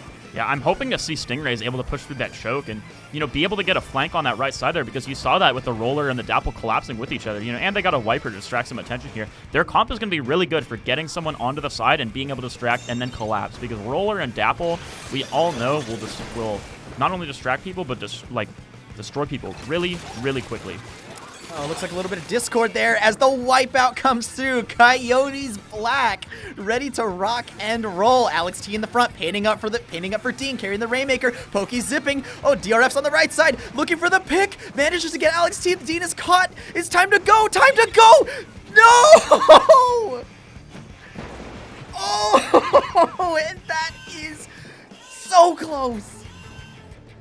Mudkip coming through. There is overtime for the IVC Stingrays, but they can't seem to find a way. Those suction bombs are zoning them out. Here come the strikes. Mudkip forced to back up, trying to find a wear on the left side potentially. No, Pokey is standing there. Mudkip has to go right. Here comes middle manager and Saf guarding that Octobrush. They do not want a shark right now, Mia. Yeah, and it looks like this Octobrush is going, and he might be able to find it. Zipping just to get a little bit closer, but not able to get it. Brian's still on this grate here, just watching. I don't think they know that Brian's is there. I don't think they do. Wait. Now Brian's is down. Brian's is down. Okay. But they got another flank from the left here. Uh-oh. Oh, that Rainmaker timer is looking pretty juicy right now. It's ready to pop, and there it goes. Whew. Wow, we saw a lot of really strong pushes at the start of the game there, and, you know, after that, it looked like both teams were really struggling to get, you know, too much going after that. They were able to push a little bit into the choke, but not too much further, you know. It's really difficult on that map when you don't have an instant wipeout or, you know, something similar to that happening when you push through that choke, because, you know, there's a lot of high ground. There's a lot of high ground, you know, when the enemies come back out of spawn as the defending team trying to defend their lead there. And, you know, that was what really mattered there, is that you know, the actual timing that you get the picks is really important on a map like this, on a mode like Rainmaker, because Rainmaker, you can just, you know, gun it down the lane and just, you know, start swimming, and you can see just how quickly the points rack up. But, you know, if you're not able to do that, it's really difficult, even if, you know, there's 2 people down on the other side. So not being able to find those picks, you know, at the right timing was, you know, making it so that, you know, they were really able to, you know, hold on that lead just for the rest of the game, you know, even though, you know, both of those teams were trying to advance their points. You know, they both showed that they got pretty far early on, but, you know, just able to hold off the rest of the game until the end. That was like night and day. We saw absolutely oppressive offense from both teams on splat zones and absolutely oppressive defense from Rainmaker, which to me sounds backwards, but hey, it works, and they have made a game for us. Yeah. Whew, I am out of breath from that. But, and that is maybe our second Fry plushie cameo of this current iteration of the stream, I guess we could say, this round. You know what? She deserves better Splatfest themes, but definitely I think the fan base, she's definitely grown on the fan base a lot. 100%. Definitely agree with that one. We love you, Fry. We love you. We gotta give her another Splatfest win, though. I feel bad. We really do. We really do. Looking into game number 3 here, we've got Tower Control on Mako Mart. This is one of the more standard competitive map modes. It's been analyzed to the moon and back, but specifically with these two teams, what are you thinking is going to be the kind of the X factor in this game, Mia? Yeah, I think, you know, going back to, you know, what happened on Shipshape here, you know, it's really going to be about, you know, getting those, you know, drops in and being able to, you know, get yourselves in, get your team in a way that allows you to take space back, and in a way that, you know, is allowing you to get some value while you drop in, being able to force these drops in here. And, you know, we'll see what happens with this. We'll see what they can do with their special usage, their positioning. As we see, you know, they're going back to the Hydra here on the side of the Stingrays, so we'll see how they're able to work around that on this map mode now. Interesting comp choices. Okay, I do like the headed choice here from Dean, being able to have something a bit more mobile and able to, I guess, have that very high DPS weapon. However, on the flip side, I think that it's smart from the Stingrays to bring back that Hydra and introduce the Junior, because having that bubble on one of the stacks or even in front of the tower guarding some sort of like crux point is critical to be able to make a good push. Mudkip with the Zuka. Are they going to find a pick? No, not quite.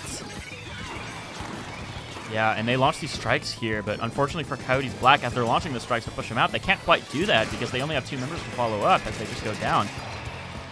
Just seeing that right here, that DPS being put in, shrinking that bubble down.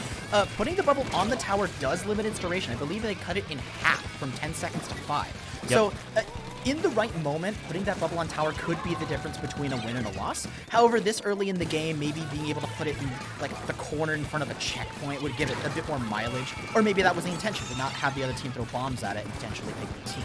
There's a lot of counterplay and intricate checks and balances to that special, and seeing it utilized here is definitely going to make an interesting outcome, let's say. Yeah, I agree. Seeing these picks on the stack here, you know, their middle manager's able to take the stack here, but forced off. And it looks like the strikes come out once again, able to force them out. And this time they're able to use them in a way where all their teammates are up. So that's great for them, you know, being able to get that pick on middle manager because of it. And look, now, you know, Stingrays are kind of forced out a little bit more here, using the BR to come back in. Oh, Mudkip in a tough spot here. She's now Alex T. No, gonna go ahead and get picked down by Dean on the stack. Getting Alex T that get out of jail free card they have been oh so desperately wanting. Being able to skirmish here. 3 members alive on the Coyotes here, but it looks like they are gonna be able to take this first checkpoint. Suction bomb pressure coming out, not gonna pick that dually squelchers as the Wavebreaker is online and ready to cause some havoc. Yeah, and with their blaster not pushed up right now, it's a little bit difficult to be able to take onto that plat there. You know, we could see the Stingers were able to come back in, you know, relatively easily there because they just didn't have any AoE to poke it. So. Right here we see that Zuka coming out, trying to get a pick on that headed again. Not quite close enough yet. Just a hair too short. Sav over here pushing the tower solo, maybe trying to get some extra points, put some pressure off the team, get them to reorganize themselves. Having that Hydra back up for defense is critical. So being able to kind of distract and get people looking at you is the best way to do so. Brian's going to go down 2 down for the Coyotes as the Stingrays are going to take this opportunity and push up again. Yeah, but it looks like they're back into a 2v2 situation. Really, the main thing they need here is for the Hydra to get set up on tower. If that can happen, that allows the rest of their team to push forward, which are all short-range weapons. So they really need the Hydra to stay on tower here. And, be able to open that up. It's really hard for them to push them past mid. We see Coyotes still owning their own stack. They're owning the other team's stack now, and able to force them back in the pot, getting a pick with the strikes because of all that pressure forcing them out. Not letting this Hydra really do anything, pre-firing them with the crab, but Hydra might strike once that crab's over. Hey, but the crab did its job. That's a solid lead there.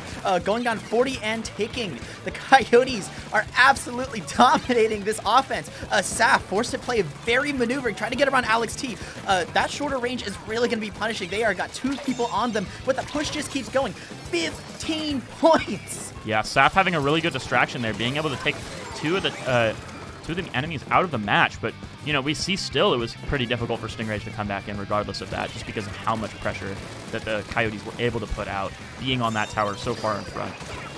I'm not going to say anything yet. We've seen these leads flip really fast before, especially with the volatile relationship between pushing and defense that these teams have. Mudkip trying to play some footsies with Alex T on that stack. Not going to quite get anything. Pokey going for a far left flank. They seem to be jumping out somewhere as the crab comes out from Dean. The Zuka to try and counter it. That's a stalemate right there. Both got to back off. Yeah, and it looks like everyone somehow makes it alive out of that engagement. Well, spoke too soon, but there goes Sap trying to push the tower a little more. Farming up for that Kool-Aid is online, but do they have the ability to make a play off of it? We've got, sorry, I keep forgetting the name, Percy Lloyd going down to the tower.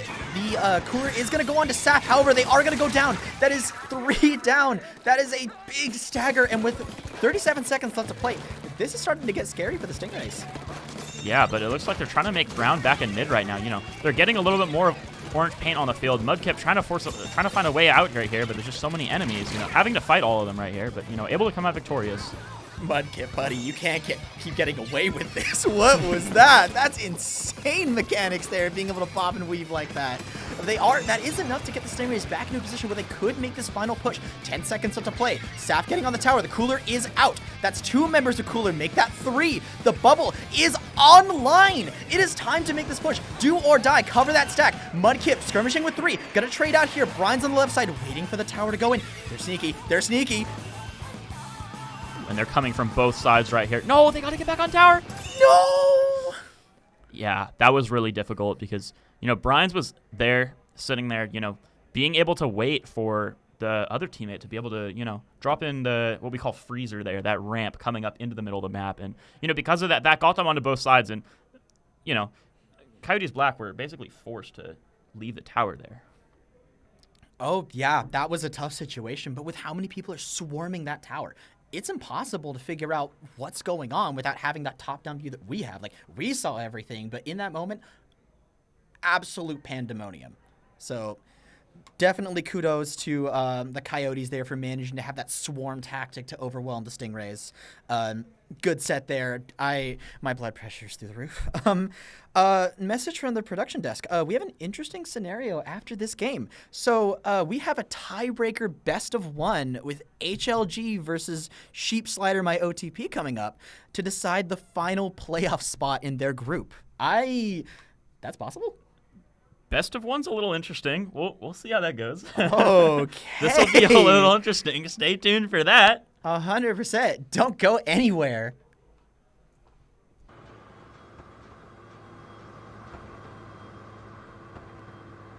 Perfect. Hi, welcome back. So, we just had a talk with the TOs, and here's the deal. This is gonna get good. 2 teams enter, 1 team leaves. HLG Blue and Sheep Slider My OTP. That's a tiebreaker right there. And through morally ambiguous rules, not morally ambiguous, but ambiguous rules, we have a solution. A tiebreaker best of 1. Yeah.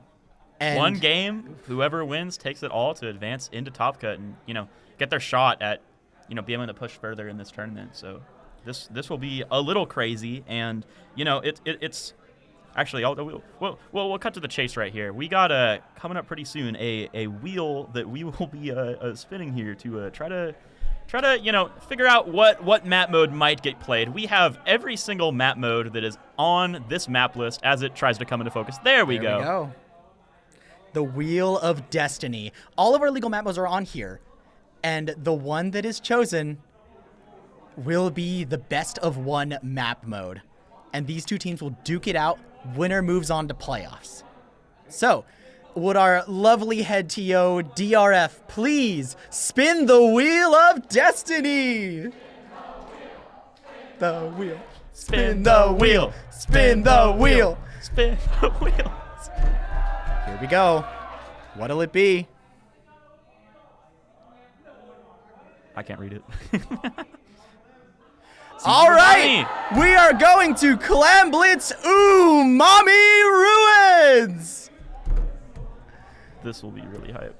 So the really interesting thing we got here is, we probably didn't talk about this too much, but here at the CCA road trip right now, we're over located in SoCal right now, and all these groups here that are here, all these colleges, most of them are from 2 hours or less away, but we have UC Santa Cruz here. That is Sheep Slider, my OTP, coming all the way down from Santa Cruz, up in NorCal, 6-hour drive, and we heard that they did that drive starting at like 3 a.m. So this is their chance to prove themselves and get into Cop Gut and, make it into the rest of this tournament here after coming from so far away. So we'll see how that goes and how each of these teams are able to stack up.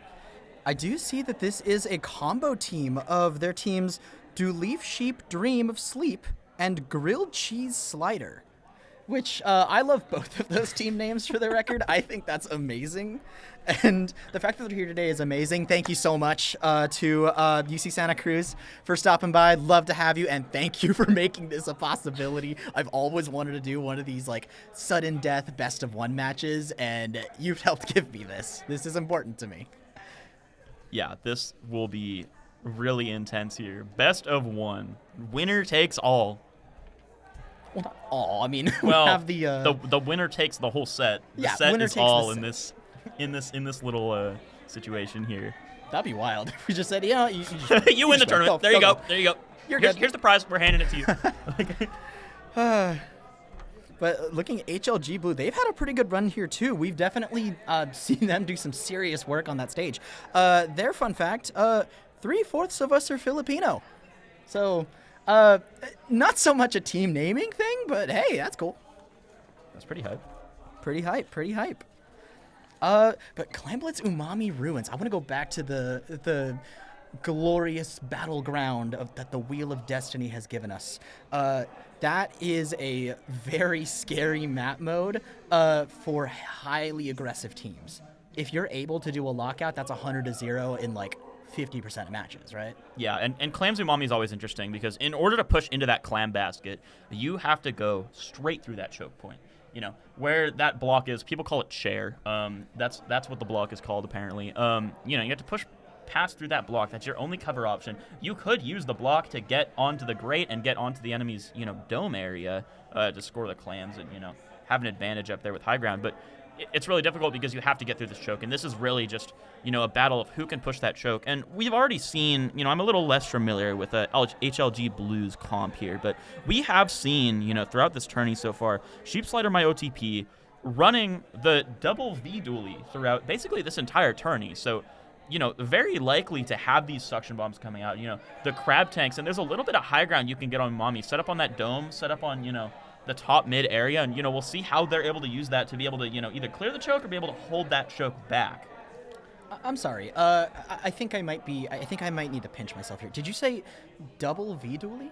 Yes, I did say double V dually. All right, somebody check the date for me, because is this patch 1? Like, I don't think I've ever heard a double crab comp being employed, not necessarily seriously, but, it was a lot more prevalent back then. But I would love to see it right here as we're seeing the loadout in the best of one. Here we go. Tent and carbon roller combo. That's interesting with the pencil, and there's the double dually, just like you said, Mia. Yep, and it looks like they've even got that Dread Ringer to maybe help them get through that choke as well. But, we've got this tent plus carbon. This is going to be really interesting here to see, them be able to get through that, because tent plus carbon is just a really crazy matchup to play into because, this tent's going to be setting up shield, and the carbon's just going to try to run through it, and that's going to be really difficult for You see it right here. They are inseparable, attached at the hip right here, looking to fight together, gathering these clams. Looks like neither team really has the major clam advantage right now. It's one of the crabs is going to get popped early, managing to flush out Typo. However, the Reef Slider from Turf War comes out. They are also going to get picked right here. It is absolute chaos, and yet right now it looks like HLG Blue is starting to make their way towards the basket. Yeah, and Typo's forced out here in the corner here. They're spending a bit of resources to deal with him, but meanwhile the rest of the team is able to just rush through here and score in some clams, picking up the ball, able to score it. That pushes them already down to 57. That double power clam push is a powerful statement saying, okay, push doesn't have to be stretched out that long. We're just going to dunk these two massive point bringers in, bring it down to 57. You've got a lot of work to do. Keep up. And right now with Turfo with the Reef Slider right here, trying to make a big play here, but the moment needs to be perfect. Your team has to have clams to capitalize, follow in, and flush HLG Blue out before you can start making the push that rivals that. Yeah, and as we saw from HLG Blue, being able to force out Santa Cruz, you really need a lot of picks to get that going, or you need a way to just force yourself through even without the picks. So they need to find that right now. Santa Cruz really needs to find that opportunity.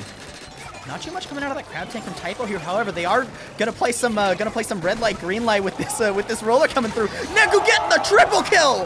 Whoa! That is taking them back a lot of space here, as we see Charlotte a little bit having to get forced out here, not able to see that carbon. So once again, getting another pick. Oh, that tent shield was shredded, but the damage has been done. Neku going for the basket. Yes, it does land. Not going to quite score more points. However, bringing down that penalty even more. HLG Blue has shown they can get in, score, and get out. And right now, it is working wonders for them. Yeah, and breaking that penalty, they're really hungry to score more points on that board. 57 is a decently safe lead if, the enemy isn't going to be bringing in too much clams, but, 57 is not going to be enough to defend off a really strong push if Santa Cruz is able to get that push going. Right now, Saturday trying to set up another play with that tent shield. It looks like it's getting shredded a lot faster than HLG Blue would like. It's a little hard to get in, but Neku says, I don't care. I got enough paint to work with.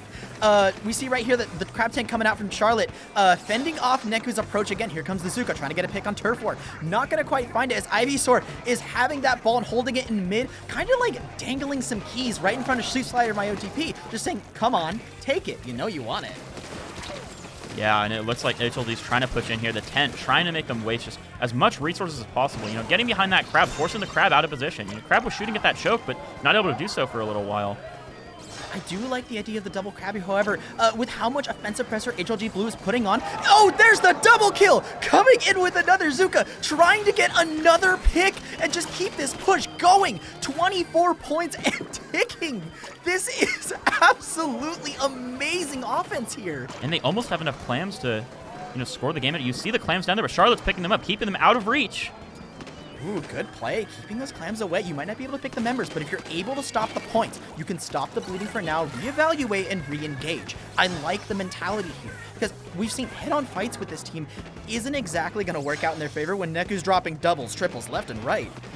Yeah, and I think the thing that Santa Cruz really needs here is to be able to flush, and they're doing it right now, flush out that tent and that carbon just enough to get set up in mid, because they have two crabs, and using a crab on top mid is really effective. But when you have to worry about that carbon and that tent, with a carbon on the sides, not allowing you to get back into mid, that is a really big deal. And you see here, they lost some space, and they kind of got to be able to do it again. The double Zuka is showing to be very effective at flushing out these members of Sheep Slider my OTP. They have the places where they want to set up, especially with those crabs, but nowhere is safe as Typo goes down. And right now, they are on the warpath, trying to get this ball in, just trying to finish this match right here and now. 38 seconds left to play. Sheep Slider my OTP is in a rough spot. Yeah, and it looks like they're just trying to come back in, able to force out that tent. And, it looks like all the members of HLG are on top mid right now. And, they're in a position where Santa Cruz could be able to get them on from the side, but they're just holding a lot of ground there. Yeah, but however, the pressure with those suction bombs is starting to wear down on HLG. Looks like they got it in. Turf War managed to get a pick on the tent. No more big shields to block the tiny members right behind it. Here goes Typo trying to get a pick, trying to flush Nico No out. Charlotte popping the crab tank. Will they be able to capitalize on this, Mia? And we see the crab battle come up, but getting stopped by Neku Zuka here. Expertly placed, threading the needle. It's like watching a symphony right in front of you. The tent trying to block again. Here goes Typo, gonna go down. There is a power clam coming in. However, they aren't. No, never mind. Charlotte's on the back foot. It looks like they're not gonna be able to score this. And this not best enough of time. one is over. Wow. What an insane match right there. I am speechless. That was absolutely awesome to watch.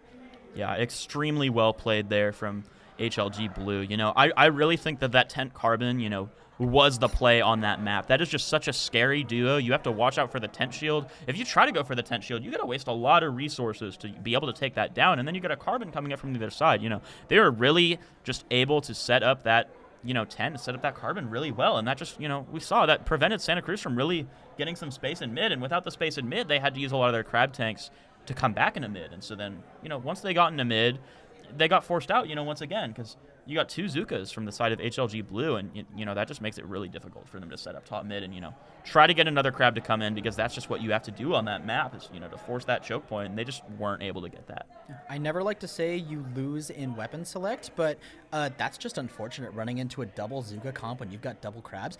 I think that's actually the reason why a double crab fell out of the meta initially. Right? It's like we're getting kind of a throwback to, there's a lot of strengths with that comp, like you said, being able to be flexible, covering multiple angles. But when you have something that can just punch holes in it and letting one thing slip by is what kind of causes the tower to fall, that's rough. And it shows that HLG Blue, recognizing that advantage, were able to capitalize and earn their spot into the playoffs here. Yeah, for sure. Totally agree on that. Right. Yeah, and I do got to say that Clan Blitz Umami is probably the best map mode, in my opinion, to have that on, because we need that kind of, like, very intense action. But, I mean, it's not over yet, because coming up, we are going to be rejoining CCA Road Trip with the start of the playoff bracket. I'm Frosty. I am Mia. And we will see you in a little bit.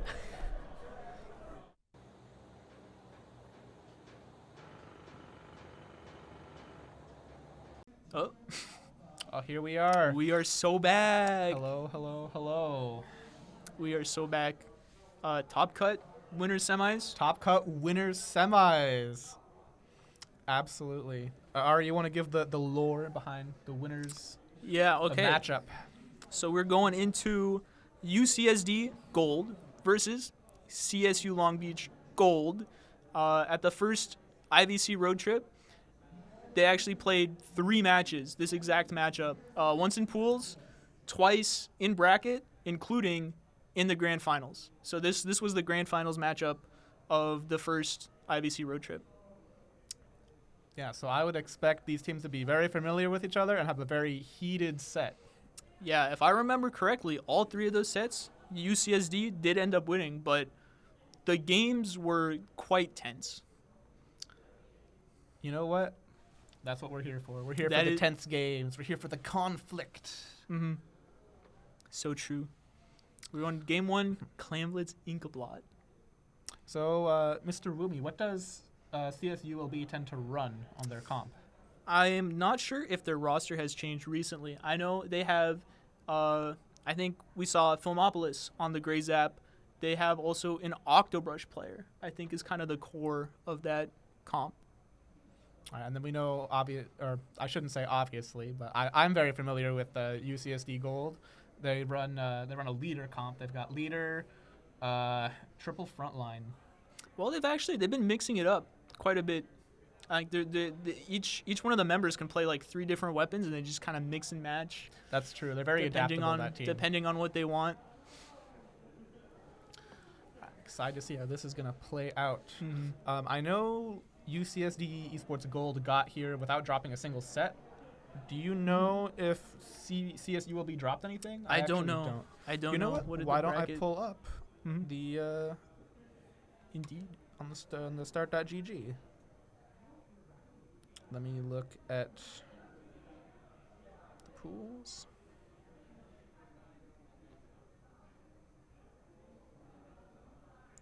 So CSULB was not in the same pool with UCSD Esports Gold, so they have not faced each other yet today. Oh. Yeah? CSU Gold actually dropped a couple of sets to Reef Runners and to HLG Blue.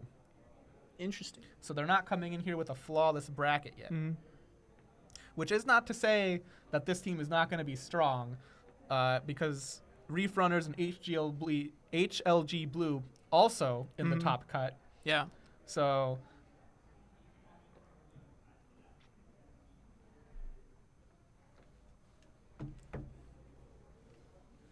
I think we're gonna have a good match.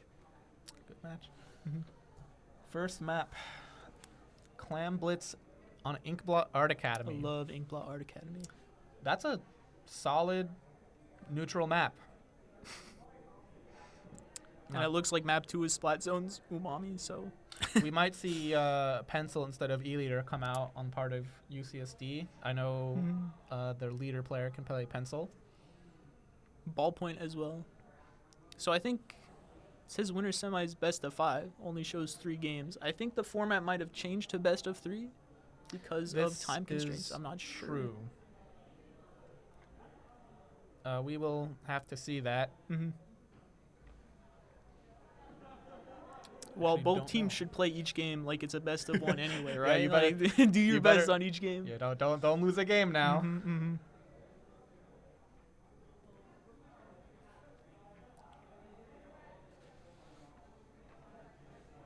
Should we go over the the team fun facts for both the All right, teams? let's hear the fun fact, but only the funnest one for each one.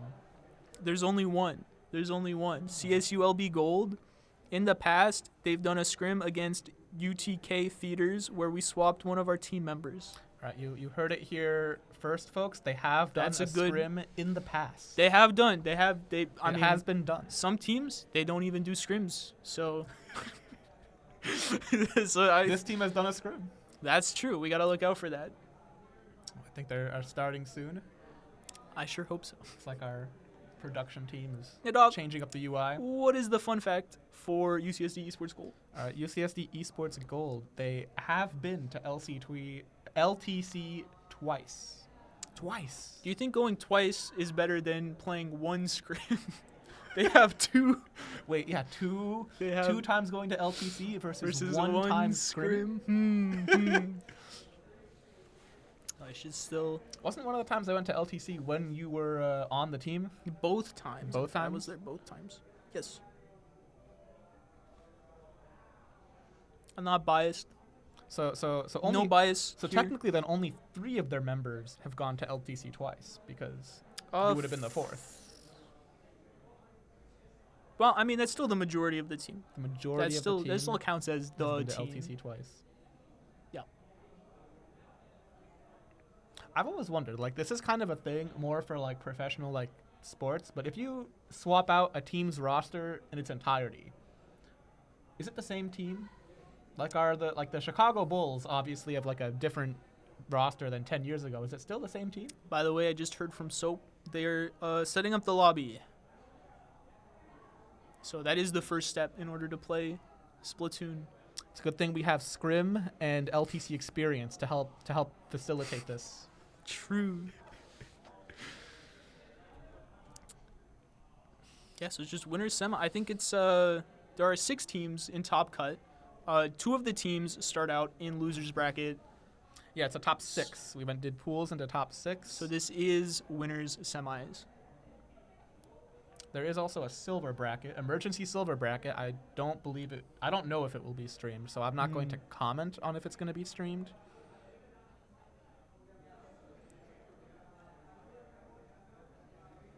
But yeah, these are the top 6 teams so far, and to be honest, it looks like all of them are capable of taking a game from each other. We've had some very close games in pools. I'm surprised. I think this is one of the closest tournaments I've ever seen. I watched every streamed groups set today, and every single match was incredibly close. You love to see it. You People do are love to see it. People are out here competing. It's All right, and here are the teams. Maybe they will show us something fun on the camera. Is that an Arizona iced tea by Goat Child? Oh, it's the yerb. It's the yerb. Wait, what's the yerb? It's the yerb. What's a yerb? It's an energy drink. Oh, energy It's a drink. yerba. It's the yerb. This is the classic. This is the Goat Child classic. Okay. She always drinks a yerb before each set. Always, in fact, that the custom weapon badge. her custom weapon badge is the yerba leader. That's a fun fact. So she's locked in. She's ready to play. She's busting out the yerb for this set, ladies. What and is that? I gentlemen. can't read that. The text is not displaying. It says something though. No, I can't see it.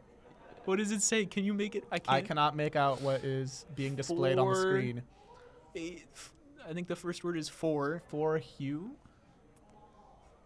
4H something. Oh, we're getting. Oh. For Hydro. Hydro. For Hydro. Hydro. For Hydra. Hydra. For Hydra. For Hydra, ladies and gentlemen. As in Hydra Splatling, or is that a player? We're doing this for Hydra now. It's for Hydra.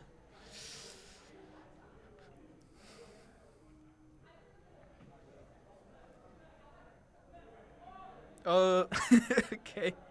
UCSD joined the wrong room. So Oh that is my why goodness. I think, okay, they're in the There right we room. go. They made it to the right room. All right, can we get a ready go for Winter Summers? Luna Blaster.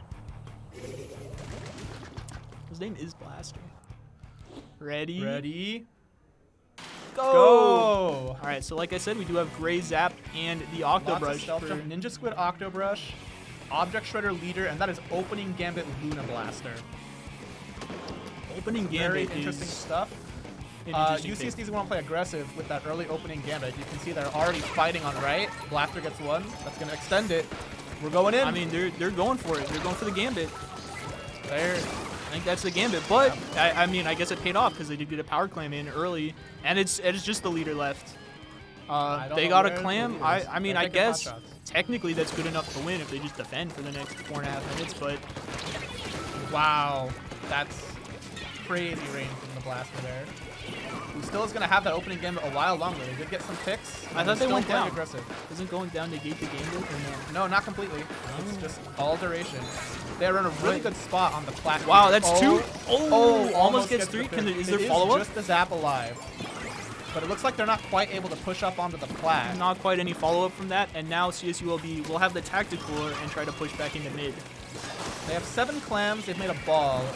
They got to push up onto the plat one more time.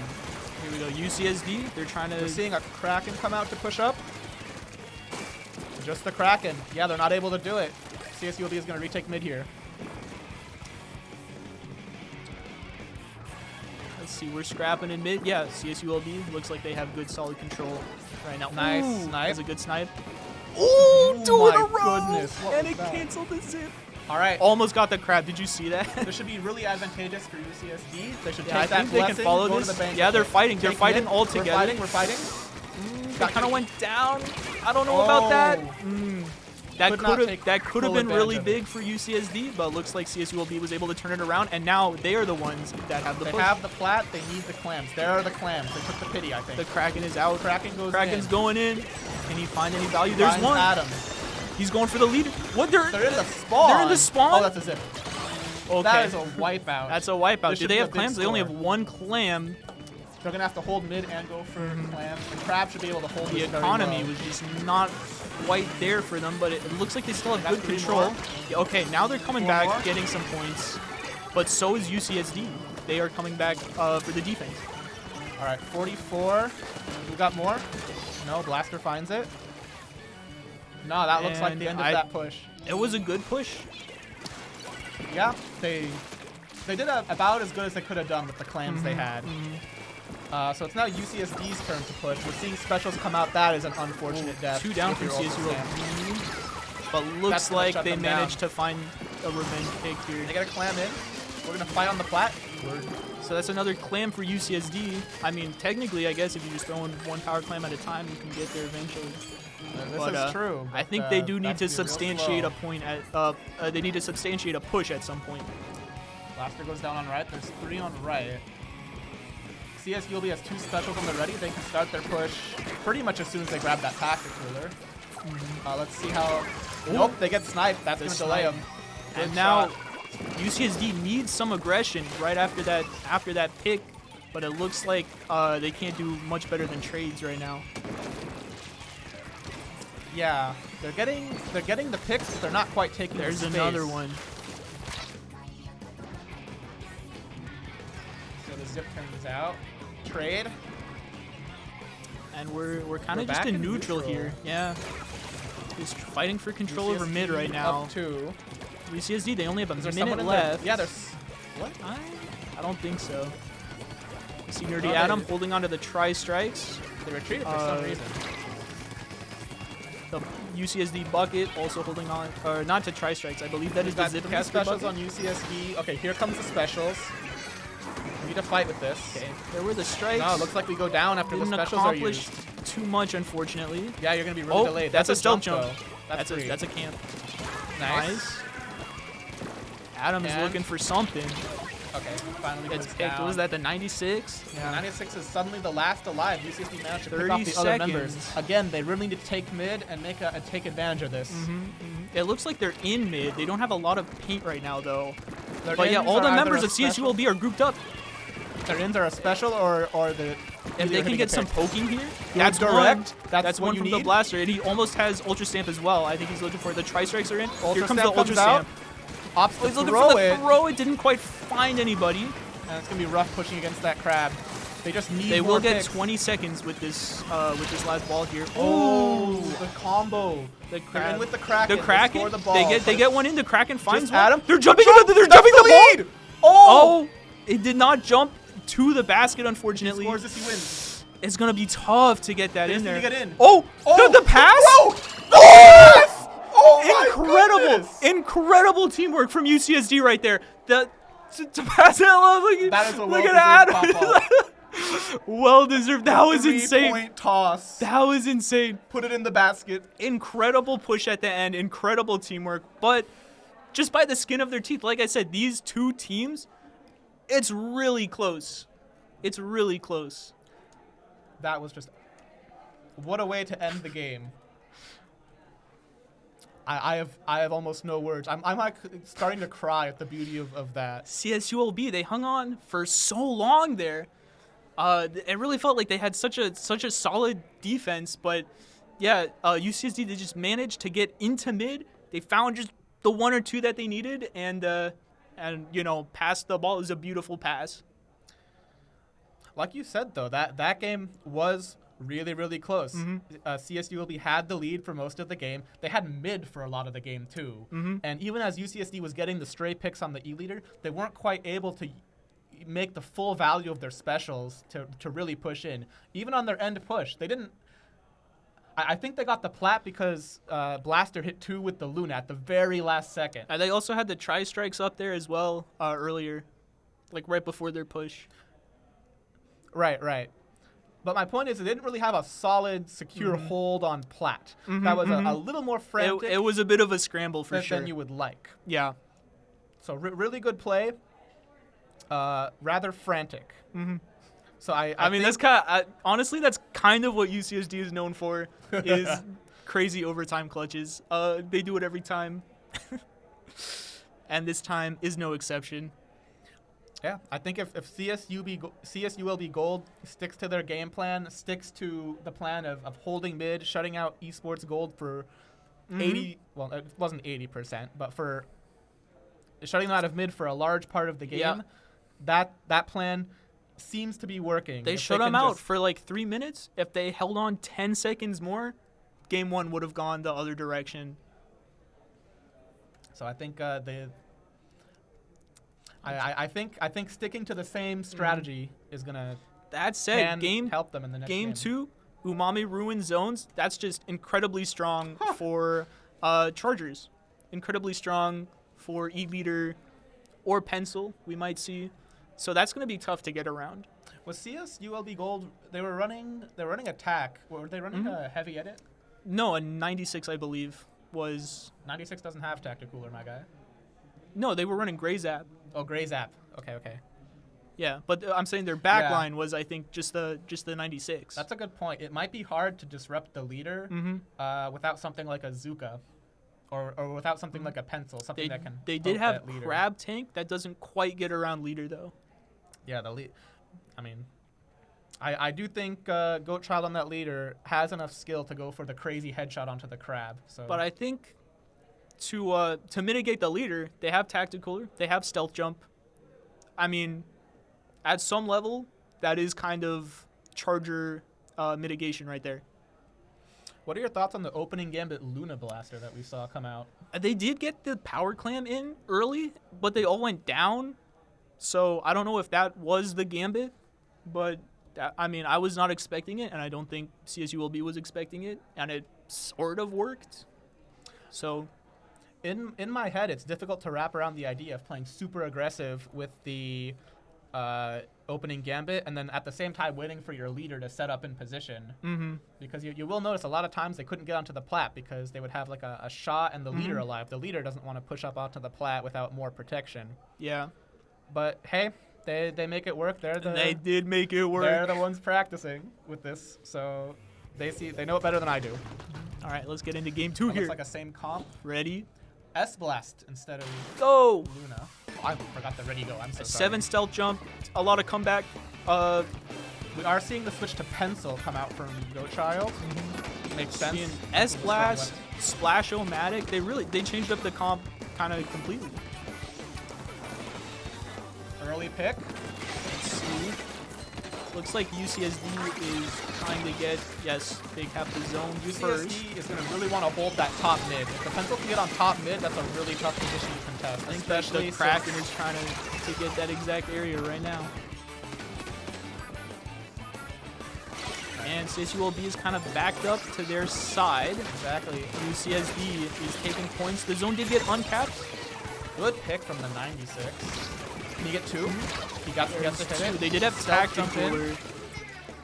And it's just the brush for CSULB. Yeah, it looked like Forced to back up the here. attack enabled them to super jump in and maintain control for that fight. All right, Now, they're on now defense. UCSD is looking for the lockout at this point. 50 ticks, and it is Umami Zone's very lockout-heavy game. This is where you can start talking about lockout. The pen is on that top mid. That's going to be rough to contest. The 96 they does can't- have Kraken. That's kind of their last hope. Ooh, That he crab does not is in have such a rough Kraken spot. anymore because of that snipe. And the crab Oh comes my out, goodness. locking it down. I don't think they can get to the zone. The Kraken comes He's out. trying to cap it painting with it with the the zip zip, pass but for only some more one time. side. But the other side, the Kraken. The is Kraken's in though. He needs picks.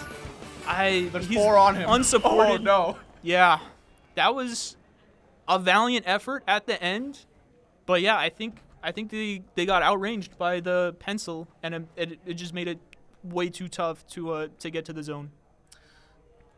That map, like Wumi said, very lockout heavy. Once the pen gets on that top mid, it can be very difficult to contest. You'll notice that UCSD Gold went straight for top mid at the start of the Yeah. game. Like they got the blaster up there, they got the splash throwing burst bombs up there. So was that best of 3? Or is it best of 5? I'm still unclear. It doesn't look like they're getting up. It is best of 3. I is just best got of 3? confirmation. GG's then. Okay. UCSD Gold advances to winners finals. But it's not over for CSULB Gold. They are dropping into losers to face Wave Riders coming up next. I believe Wumi, are you and I commentating this next set also? I mean, we will find out. All right, we'll find out shortly.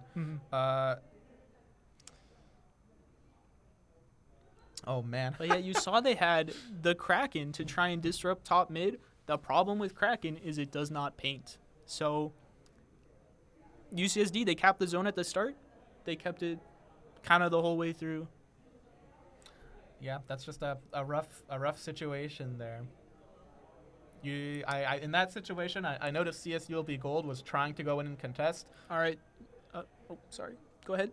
I was gonna say you really gotta in that kind of situation, you really gotta hunker down, bleed some points, and get like all 4 specials online. All right. Looks like there's going to be a break before the next match. Okay. So, all right. CCA road trip will be back in a bit. All right. That's Wumi and I signing off for now.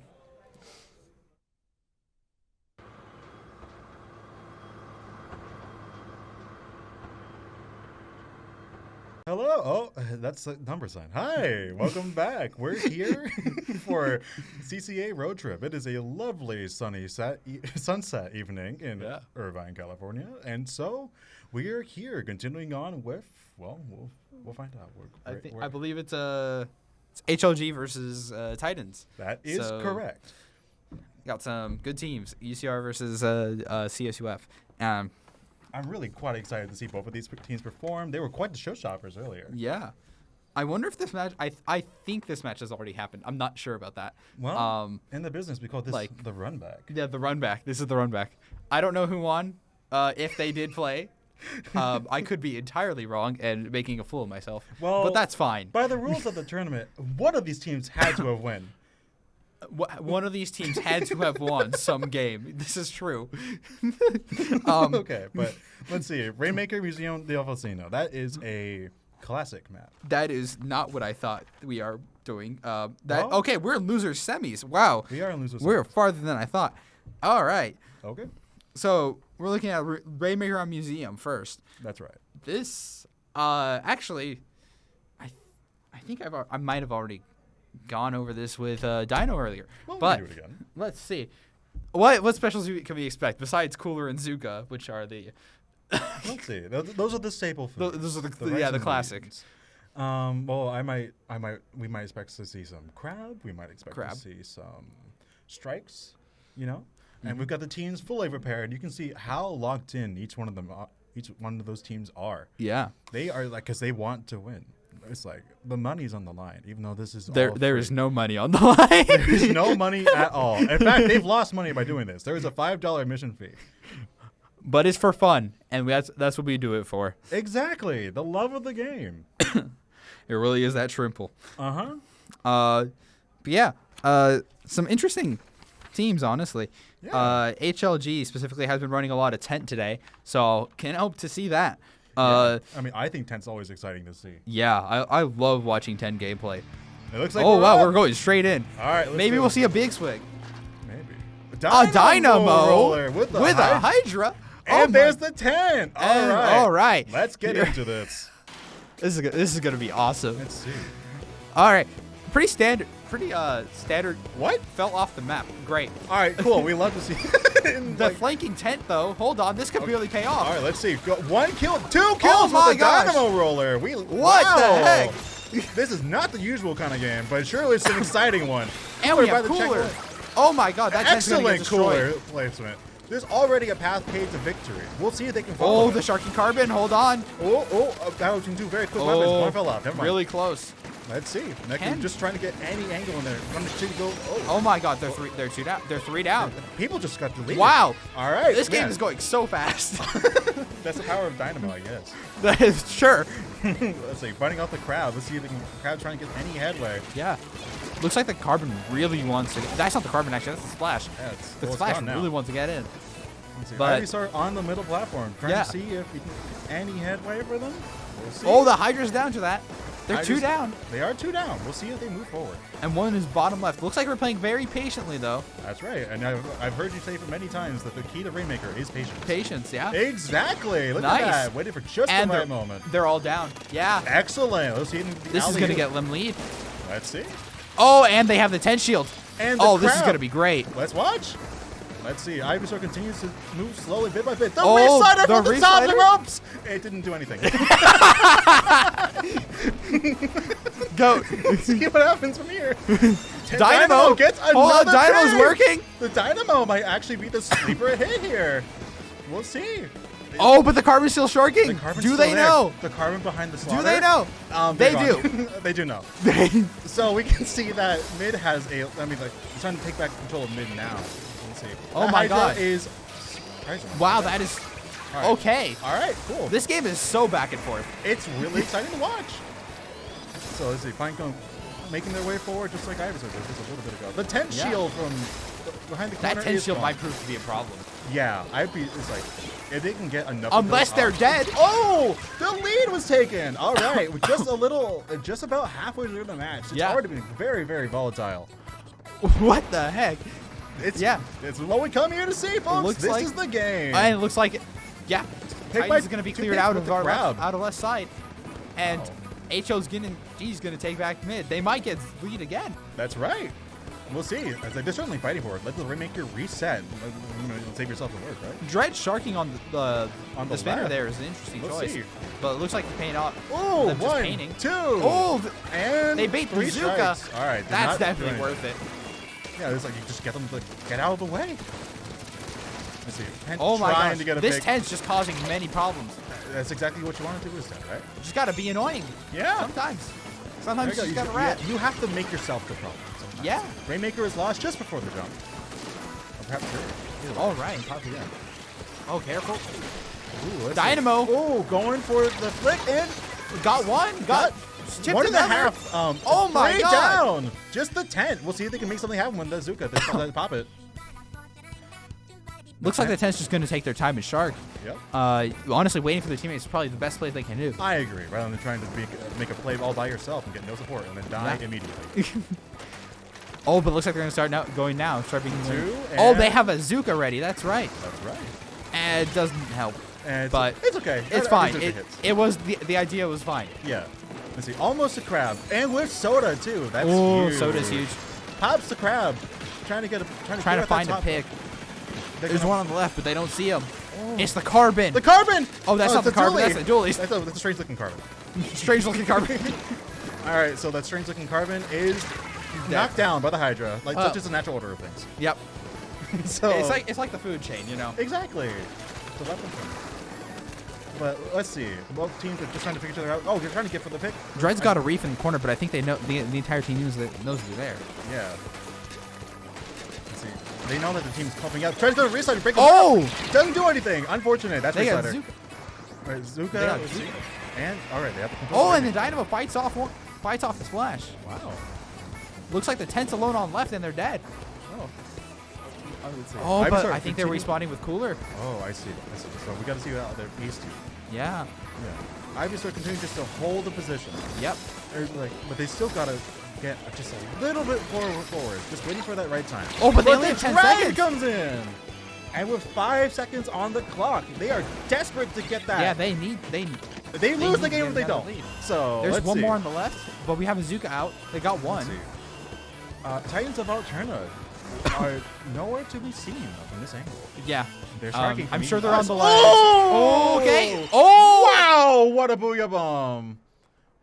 Wow! Right at the moment that They the needed it. Rainmaker wanted to shoot out a shot, Just completely shot it down. Yeah. Wow, that was a great delayed play. their movement entirely. Wow! Can we get some hype in the chat for that? That was really exciting to watch. That was really fast paced, especially in that first 40 seconds. Yeah, both teams just fighting back and forth for dominance. I think they're pretty evenly matched there. That was really fun. 38-40. Yeah, I think this is going to play out to be a very even match. Yeah, I mean, like, and one might say that makes the most entertaining games, but we'll see. All right, looks like next we got tower control on Manta Maria. Oh, okay. The boat. This is a Everyone loves really the interesting boat. map because of how much like cramped space there is, especially with like the tower path going through street. You got both sides you got to watch. You got to worry about. Generally, you don't have to worry about bunker, but what if someone flanks you? Yeah, it's like it's got to be in the back of your mind. There's Yeah. many places for people to hide and force interaction with you. Yeah. So we'll see how this goes. There's so many positions to take advantage of, and I'm hoping to see a big swig from Amber. Me too. I mean, honestly, that Dynamo really did a ton of work last game. Like I was surprised by it. I need to put more respect on Dynamo. I may be a Dynamo doubter, but that did work very well for them, especially in the start. They got 2 right off the bat from it. Yeah, and now like just come out swinging. If you're not expecting it, Dynamo can do work. That is true. Both in terms of the soda department and also the killing you dead department. Yes. But let's see. Game 2. The overlay it's a mystery to us all. Yeah. And so hoping you guys are all doing wonderful today. This is exactly and Ivy's showing off their broken headphones. That's right. That they were showing me earlier. I feel so bad. I from what Big man! Big fan. I'm a big fan of Big fan of Big Man. Let's go. Thank Yes. you. Yes. The assault by Big Man will be appreciated. Yes. You can see Very much so. all of these team members are excited and ready to go. Yeah, look at them. So ready. So ready. Yeah, but at the very least, it's like I know we're all happy to be here. Yeah, definitely. It's for the love of the game. Yeah, it really is. It's like we're both spectators, but we Mhm. came here to support our friends, support the community, support the game. Yes, 100%. Yeah, and so it's absolutely worth showing up and continuing to support your local scenes. Go exploring, make some friends. You might have to touch grass Come to SoCal. That's happening, what? soon, right? May 31st, I believe? I'm not sure. You should go give the traffic and look it up to Someone find out. correct me if I'm wrong. Correct us in the chat below. Or I guess this way or this? No, this way. All right. Twitch. That way. Yeah, to the right. This way. There we go. And You're we're right, my on. Let's see. Is there the paintbrush, dynamo, and hydra? This is gonna be The ball yes, point. That's a lot of fall off damage. That's like really Wow. consistent. Yeah. Ooh, let's see. Both Especially- teams are on their way. Yeah. Especially when taking their bunker, I think Dynamo and Paintbrush are gonna work really well. Trying to be really conscientious. You just gotta make sure you're watching left on opening because you don't want to get flanked. Yeah. Like, let's see. It is so easy to forget about left side when you play on Yeah. opening and you just get flanked. Ooh, And like there's I one. said, that Dynamo is just gonna And- do work Yep. with fall off kills. Yeah. I think it's a soda from both sides now. Yeah, looks like it. But that's 3 down. That is 3 down. Let's see if they move forward. They might have forgot something. Yeah, they might. Don't die and miss. Maybe or not. forget It was objective. like, I'm not the one playing the game, so we'll Yeah. see. Like they may have a mastermind plan. We might be forgetting objective. Maybe. It's okay. Just don't do it again. I think they're doing it. Uh-oh. But we'll see. How will HOG Blue continue to capitalize on this? But the Dynamo. The Dynamo once again is Oh gone. my God! If that got out, I think that might have been both Wow. of them dead. And it didn't happen, but I can picture it in my mind's eye, Yes. and it'd be sick. So now HOG Blue trying to move Oh, forward a paintbrush little from bit. Wonder Ledge. That's the strike sound. Oh my gosh. Both teams actually playing pretty defensively, I'd say. Like It neither just- one seems reluctant to It feel to me at least it feels like that the Dynamo and the paintbrush are just kind of being like goblins, just sitting where you least expect it and then getting you from below. That's right. They're trying. They want to take advantage of you not being there. Is the Dynamo gonna flank right now? Unfortunate death. You hate to see it happen. The Dynamo gets The the Dynamo pick! gets the kill. And so Titans of Alterna moving forward. Oh, but there's a carbon here. They have a Zuka. The carbon behind the slaughter. We'll see what they can do with it. This could be a huge play. Waiting could for be. exactly the right time. You want them to take their bats. Let Like this. Yes, that's one it. down. Two down. Can they make it 3? They're looking. Do for they those even team need members. to make it 3? They want to. Yeah, their And- teammates will do it for them. Nice. Now that's the game of patience. Nicely Yeah. done. Oh, but Carmen got missiled, so now they know exactly where they are. Oh, see. Wow. Good counterplay. That's an inkjet. Can the paintbrush take down the inkjet? They can't reach it. They can't reach it. Their little arms It's are too the short. spot. It's the inkjet spot on Manta Maria. I always forget about that spot. It'll get you. Ooh, Oh my God, ball nice point. pick. Oh, man, but cannot yeah. handle the 2v1. It's hard, especially when aiming down under Oh grades. yeah, definitely. But Titans of Alterna continues to march forward. Oh my God. And Nikono. Nice shots from Nikono. Yeah. Ooh, barely avoids taking fire there. Let's see. Their Dynamo's above them. Does They Dynamo want the know Dynamo though? dead. They want the Dynamo dead, and they can't pull it Oh. off. Unfortunate. Unfortunate whiff. But it happens. Yeah, it does. And now that Dynamo has even more momentum with the soda there on Yeah, bunker. the Dynamo and the paintbrush are just going to control this bunker, and there's not really much they can do about it. That's right. I mean, what tools do they have? They do they have Inkjet? strikes? They do have strikes with the bucket. Yeah, they do. Maybe strikes. We haven't seen that many of those recently. Or just shoot them. You Yeah, know, that you know, works just too. kill them. Let's see. Ivy starts going for the jet. Let's see. Oh, Pine comes in the corner, but they don't see it. Can't find the. Yeah, can't seem to find a consistent target. Yeah, that's it happened. But let's see. The Dynamo gets killed flanking. They're not gonna let it happen twice. There's nothing. Let's see what they can do. Trying to go up for bunker, looking for somebody. sees the Hydra on the left. Like Oh, and they're marked. Carbon can't. and Carbon needs to get a Zuko. Can't do much. Oh, And Hydra reaches that. I'm Dang. shocked. Yeah, that's Hydra. Let's see. I just look at the map. There's so much orange. They're having a hard time making like any headway. Just overwhelming presence with that area of effect. It's really hard for it's really hard for HLG to get in here. Kudos to the but we'll see what happens. Especially with the Carbon and the Dynamo. Oh, okay. I mean the Dynamo and the paintbrush just being under ledges. Carbon jumping out. Very Ooh, smart. okay. We've got about 30 seconds on the clock. We'll see what happens. Yeah. But honestly, if they can get a wipe going, I think that might be game. Well, we'll see. We'll see what's both teams are still like fighting their One down hardest. on Titan's side. 2 down on Titan's side. All right, okay. Hold on. Hold on. We might have something here. Oh, an Inkjet comes out. Hold up. Okay. Let's see. It's like aiming. We'll see if they can hit anything. And Pinecone gets a pick. Wait, but yeah, Pinecone with the paintbrush just That's causing right. havoc. And so Yeah, 3, Pinecone. 2, 1. Unstop- Oh, all right. A unstoppable. last minute thing. And that's That's game. Wow. Wow, man. They really were able to just hold them at mid Yeah. with the paintbrush and the Dynamo. Overwhelming premise. I guess, well, if you're in a hallway, you just block the doors, right? Just don't let them in. Don't let them in. Wow. Now, we'll see it. We can take it forward. And the fist Really bump great of matches. respect. I love to see the sportsmanship. Yeah, there you go. Because we're all a community. We're all playing like for the love of the game. We're all having fun. It's for the love of the game. Yeah. And it's like it's still my experience with this game has been characterized by just the community. Like, hi, Big man. Big man. What's poppin'? All right. Well, Big thank fan. Thank you once again for having us. Yep. Yeah, I'm Majum. This is Galanka. And so we will continue. It's been a great day. Agreed. Continue moving forward, and we'll see you in the next match. All right. Take care. Oh, yeah. It would continue to be a great day. Yeah.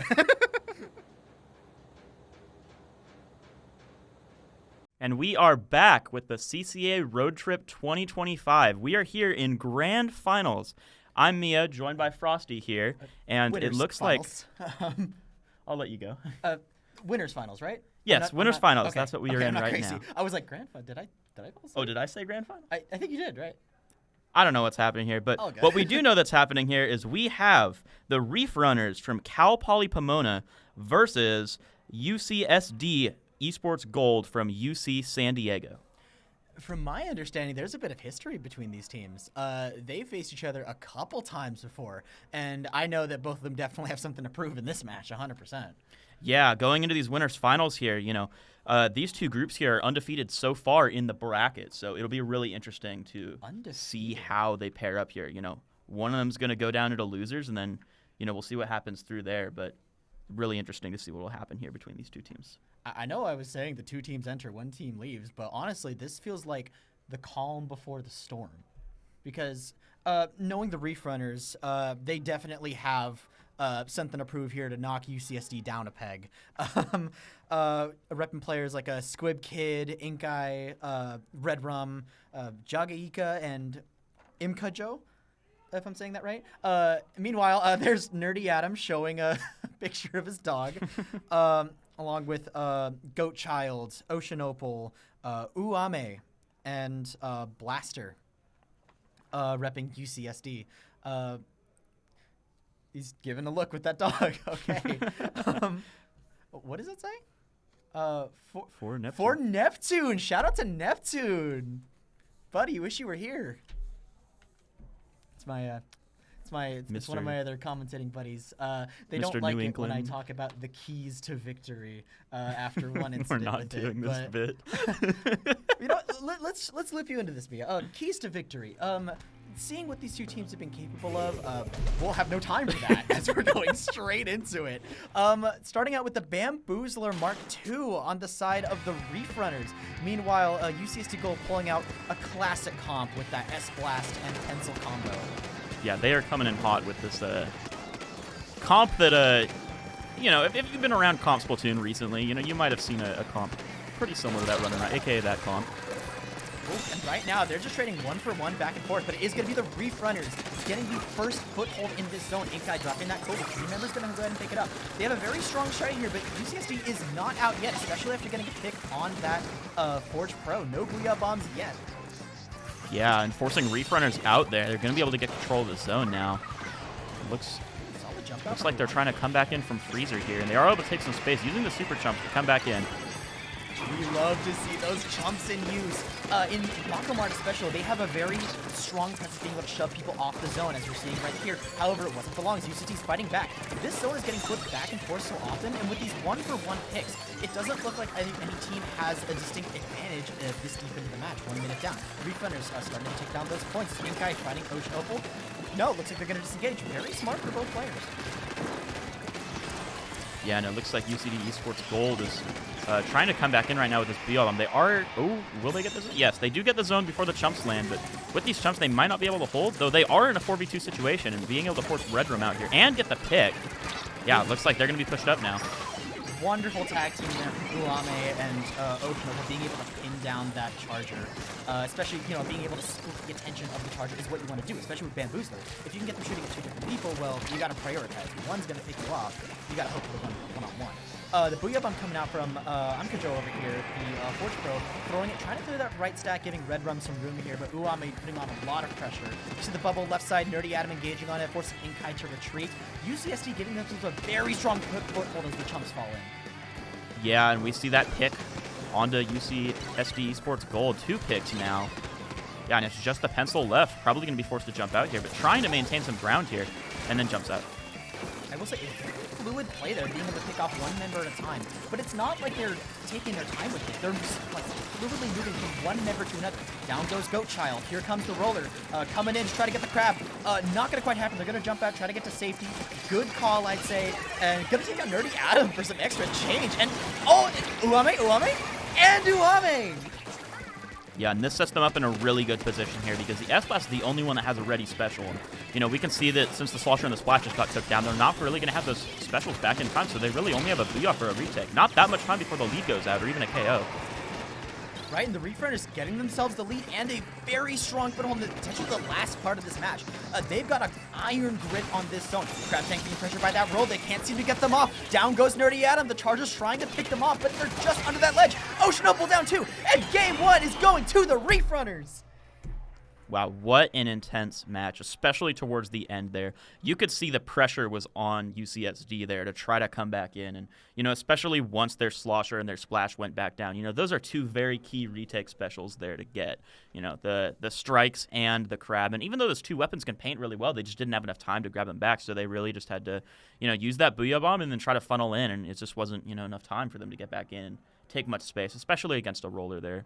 Definitely. The Reef Runners are running like a well-oiled machine there. They recognized the picks they need to take. They knew exactly what positions they needed to get there. Played safe, didn't overextend. And with that, if they had one opportunity against Gold, they just capitalized on it, pinched in, and locked them fully out. I especially have to give some props to Jagaika with the roller there.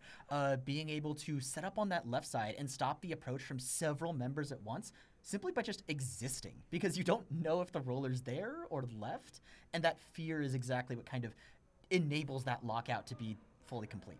Yeah, and if you know Makomart, you know that roller is very strong on those ledges. You can set up along, the left side and pressure, the enemy spawn coming into that platform, or you could go down into freezer and pressure, where the clam basket kind of is, or you could go all the way to the right side. You could go like anywhere you want, and you get a lot of value on those ledges. And, we see from Gold here not having too many options to be able to flush out those areas. They don't just have a point sensor that they can throw or anything. They got to throw some burst bombs. They got to get the S-Blast up close with that big AoE. And, those are really risky when you're against something like a roller. You got to waste a lot of resources trying to force that roller out. So it'll be interesting to see if they change their comp up to, kind of cover that little, weakness they might have in, their toolkit to be able to come back in here, because that comp, especially on, Zone's Mako, made it really difficult to deal with that roller. And I think that was one of the main things they struggled with. It was just really hard to force that roller out with the limited resources that they had.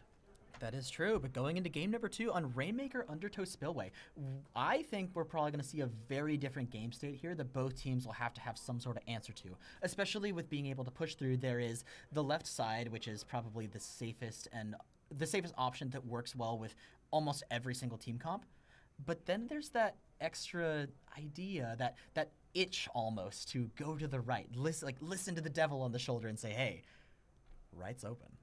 Right? Yeah, that I definitely agree with that. This map is super interesting because the left side is a really, really long path, but it is a really safe path. Once you get up to that left side, you have some high ground. You have the great path that you can go onto. You can access more high ground if you go forward, more into the enemy spawn. But if you go right side, you're going straight into the enemy spawn. Then you got to go up that unequal ramp right after the checkpoint. So it's really easy to get the checkpoint there if most of the members of the other team are down or, they're on the opposite side, on the left side. But it's hard to make a strong push that's going to last a long time there. So we'll see how that works and how they're able to get in there. But I do think one of the more interesting things we'll see here is if you know Undertow, you know that the middle of the map is very, very small. It's very thin, and these teams are really good at holding their own ground. So we'll see who is able to break through and be able to really get a push going.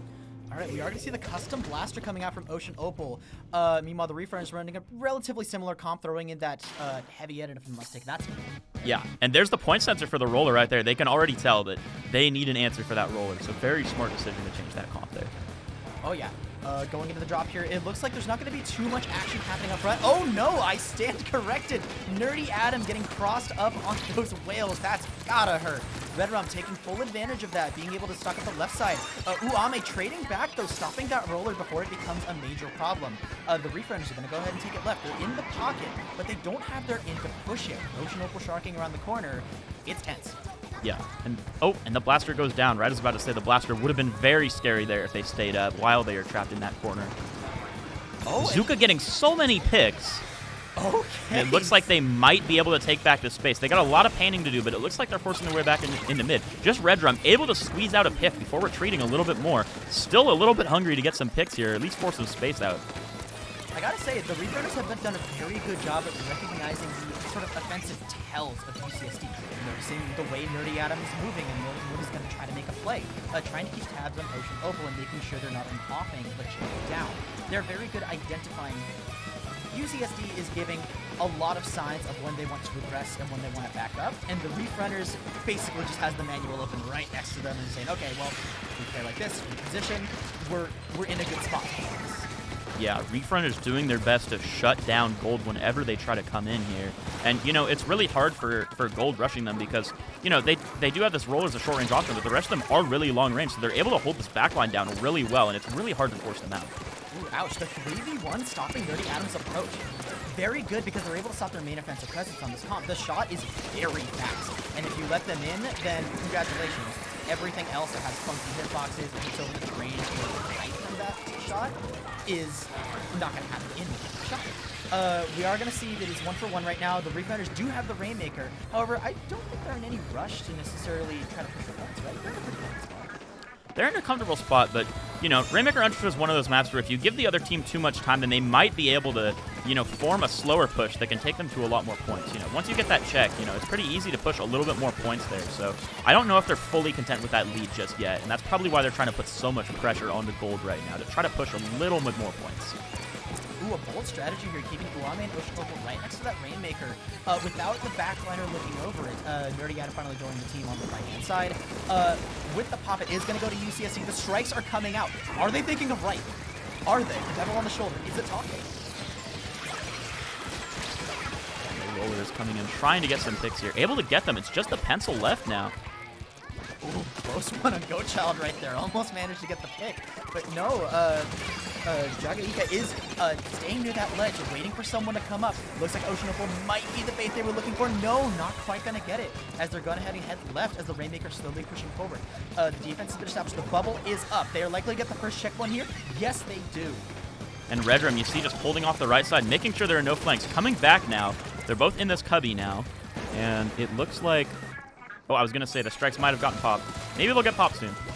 Maybe, but then again, you're not in any rush to use them just yet. The Rainmaker is in your control. If you get a reset and are able to take the ground up to it, you're fine. You can keep those strikes, try to get them out of position, try to set up a triple kill right here.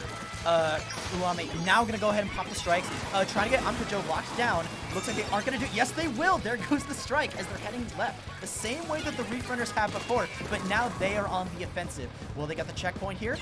No, Goatchild gonna go down right next to the Coyotes. Yeah, and we can see this roller already trying to make a very large flank, as it looks like Gold might be not focusing their attention on it right away. Yeah, the roller's able to get a pick in there, but not much other than that. Staying nearby. Now they're going for the shield. I wouldn't fight the Bamboozle. Yeah, wise move. Backing off, trying to keep himself some space. Using the point sensor, especially for the long-range team with that pencil, if they're able to fight with that bamboo, you've got a really good shot at being able to continue this push. All 4 members on the left-hand side. The Rainmaker's going to reset. Are they going to go for it? No. Reef Runners is going to reset it. It's back in mid. However, they did lose control of it. And that left side is still kind of open, though. Yeah, Gold has a lot of teammates. Oh, well, 2 less teammates now. But, well, they did have some space on the left there. But now they're going to have to try to regroup a little bit more as Reef Runners able to get some really good picks there, even just from far away. They didn't even push too much into mid, and they were able to get those picks. Yeah, them's the breaks in Rainmaker. You let it go for like 5 seconds, and congratulations, opportunity stop. However, setting up another one here. Uame still looking left. However, they need points. Is the right push going to happen? No, it's still heading left. Ocean Opal going down to the front line. Jagaika coming in with the roller. Will they get the pick right here? They're chasing Uame down. It is cat and mouse over here. Here comes They're Uame trying to going take it the left. Side. No one's left right now. No! Oh, and they just can't make it. Oh, shutting them down. There goes the Forge Pro. And UCSD now back into a corner, 0-2. Yeah, Reef Runners is doing a very good job right now of just taking all the angles and being able to force them out, no matter which way you go. I mean, we saw there the Rainmaker carrier on the side of UCSD there was just, having to run around the whole time because just not enough pressure back onto Reef Runners there. Reef Runners just put up so much pressure and just so many opportunities, so many prevented opportunities from Gold being able to push in, and that really was what was able to completely deny their push there. I would say that they're doing a good job at staying grouped, but against a team like Reef Runners that has a very aggressive roller that they can get in and get out very easily, I'm thinking it's probably the uniformity of their pushes that is causing a bit of a limit, so to speak. I know it's easy to kind of analyze the gameplay out of the moment, but like taking that lens, I didn't see a lot of play using that, not even the right area, but the middle. A lot of it was putting 3 members right, focusing that ramp and trying to stop that frontal assault. Meanwhile, the roller was just able to go from the middle, clean off 2, and then flip the push right on them. At least from my standpoint, maybe taking a bit more risks and spreading your team out a little further, because they've shown that they can take 1-for-1 fights. Yeah, I think one of the big things is that Reef Runners are just able to set up that roller, and the roller denies so much space because you really have to be cautious of it. You really just have to watch, like, where's this roller at any given point? And I think one of the main weaknesses that could be shown from Reef Runners comp is they have 3 long-range weapons alongside this roller, which, in one case is a very good thing because it does allow their roller to jump back very easily. It allows them to keep paint from far away. It makes it so that when you are flushing out this roller, you can't really flush out the long-range weapons with them because they are just so far away. Like, you can't rush down this roller and then immediately the backlines will also back up because they just have enough range to gun you down. But I think one of the more important things is that the roller doesn't really have a pair here. The roller doesn't have a, pair-up teammate that they can just go in with. There's no splatter shot. There's no, 52 gal or S-blast. These closer range weapons that, the roller can use to enable them to get in, they really just have to work with these long-range weapons to be able to set them up. And I think that's one thing that Gold might keep in mind here going into this next game, and they might be able to make a comeback from this if they're able to adapt well enough. Maybe. Only time will tell. And time says it's time for Tower Control. Welcome back, Tower Control Inkblot Art Academy. a classic, a tried and true staple of competitive play, and at least in my opinion, a true test of how a team is able to bounce off of each other, coordinate specials, and be able to make these critical pushes. Following the tower path, you have to go along that very highly contested first checkpoint area. Your skill and knowledge of how the counterplay works on that box and fending off from snipe, following up that ramp into the second, where you're pretty much a sitting duck from all angles. And the third one, if you're able to get to the third one, well, it's kind of GG, but at that point you had your chance, right? Yeah, I think UCSD here on offense might be really strong because it is pretty hard for a roller to get back in on TC Inkblot because there aren't a lot of angles they can take that aren't super exposed, where Gold can just see that the roller is dropping in. You know, not only are there pretty easy sightlines when you are on the offense here, at least once you've taken bats, not only that, but also, you know, not only are they just very exposed visually, but also there aren't too many routes in general. There's no huge flank route you can take that isn't super visible. You know, you pretty much looking forward from the side of UCSD Gold. If they are on offense here, they will be able to scout out that roller. But, you know, on the flip side, I think on defense, it'll be really difficult to deal with this roller here because once the roller sets up in bats, if the roller's sharking on plat, if they're trying to go up the steps, you know, there are a lot of different angles they can take here that aren't quite as visible and make it really easy to camp these ledges.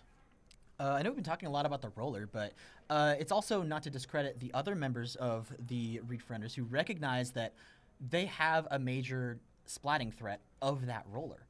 Of but course. They're recognizing that, okay, well, if our roller is causing enough chaos, we can do what we need to get that objective moving. We can take better positions so that even if that roller goes down, we are in really good spots and they can't engage on us. They're essentially using the battering ram in front of them to just bash whatever they can out of their way, and then moving their own wall right in front to saying, okay, well, you got through the siege weapon, now good luck taking down the castle wall because we've probably taken down yours at that point. Yeah, and you make a really good point there. You know, I have been mentioning the roller quite a lot, but you know, when it comes to roller comps, a lot of it is centralized on how you do play around this roller, but it also comes back to how the roller plays around everything else and how you can play around the fact that, yes, you do have a roller in the comp, but you have all the other things that need to build this strong backbone to support that other weapon, that very dynamic vanilla roller weapon that is going in far.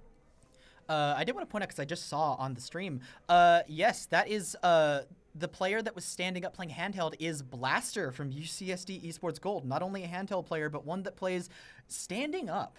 And, match aside, I am impressed how he maintains his balance, to be honest. I've tried to play standing up, struggle when, you're out and about and you're like, oh, I'm going to play a little bit of Splatoon, maybe some Turf War. And you're like, well, I can't really sit down on the floor, so I'm just going to play handheld standing up. It's pretty dizzying, honestly. I have no idea how he does it.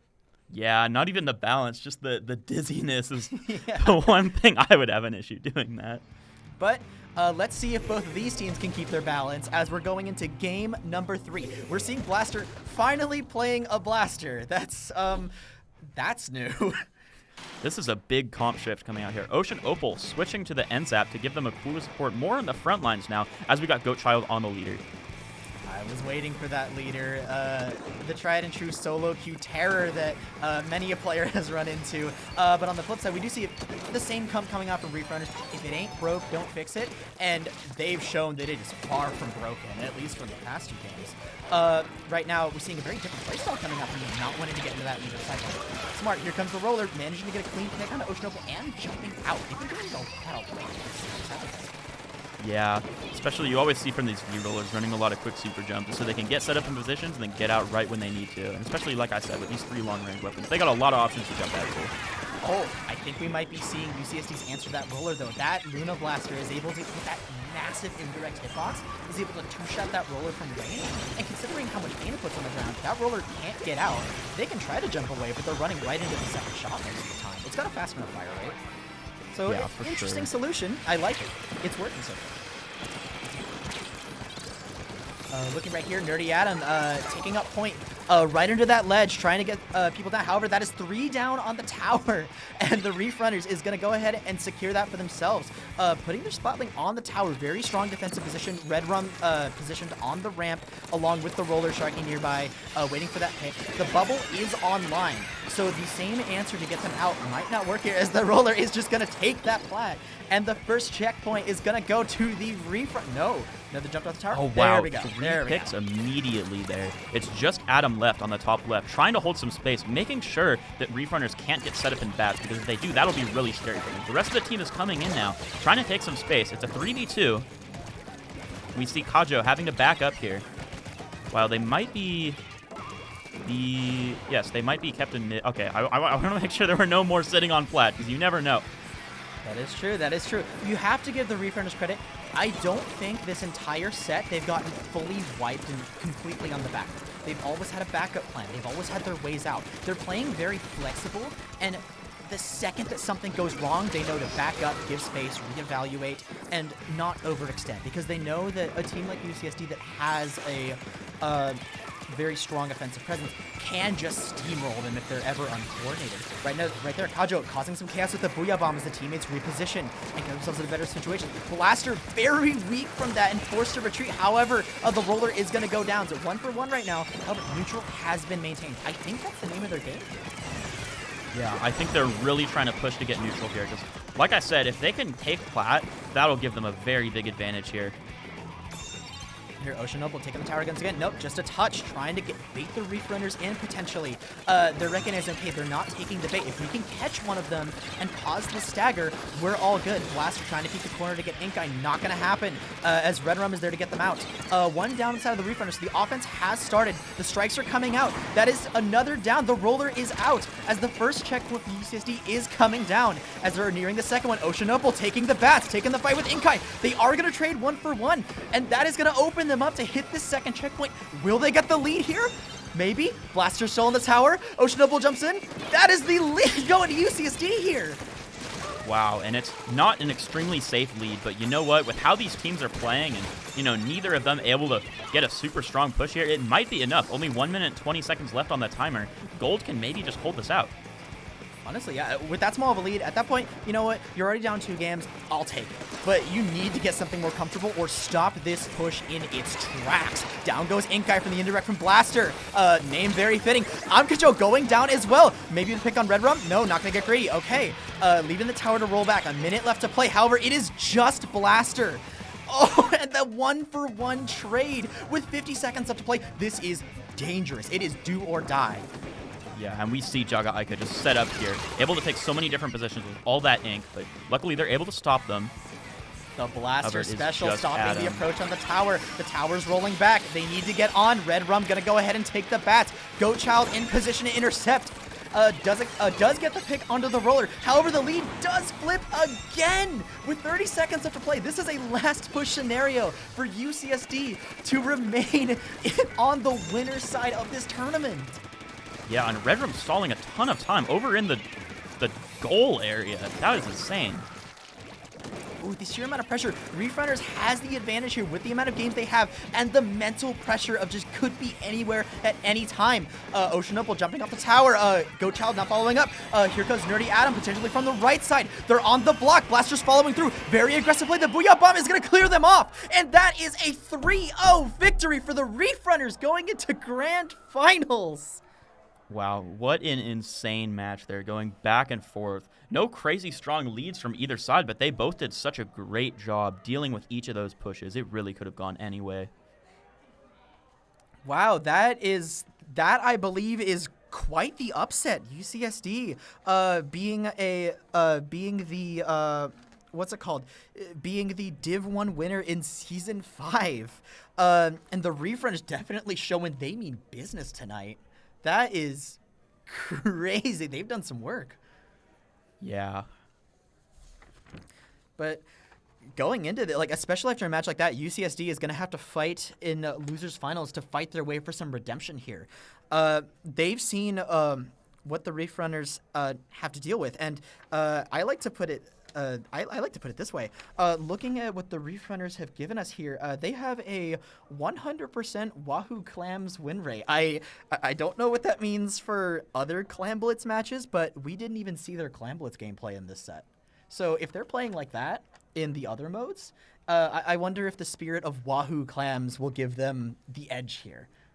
Yeah, and, considering that they've taken that victory, that does mean they will be headed to grand finals once we get through the losers finals. And so that will open up the opportunity for counterpicks. So even if they go a game down, maybe they counterpick Clams and we see their Clams gameplay come out. Let me confirm. Clams Wahoo's not even on here, so okay. Well, there is Clams. There is Clams. We get half of the puzzle, okay? We get half of it. But the other half will have yet to be seen, as next up, we'll be going into losers finals. Stay tuned.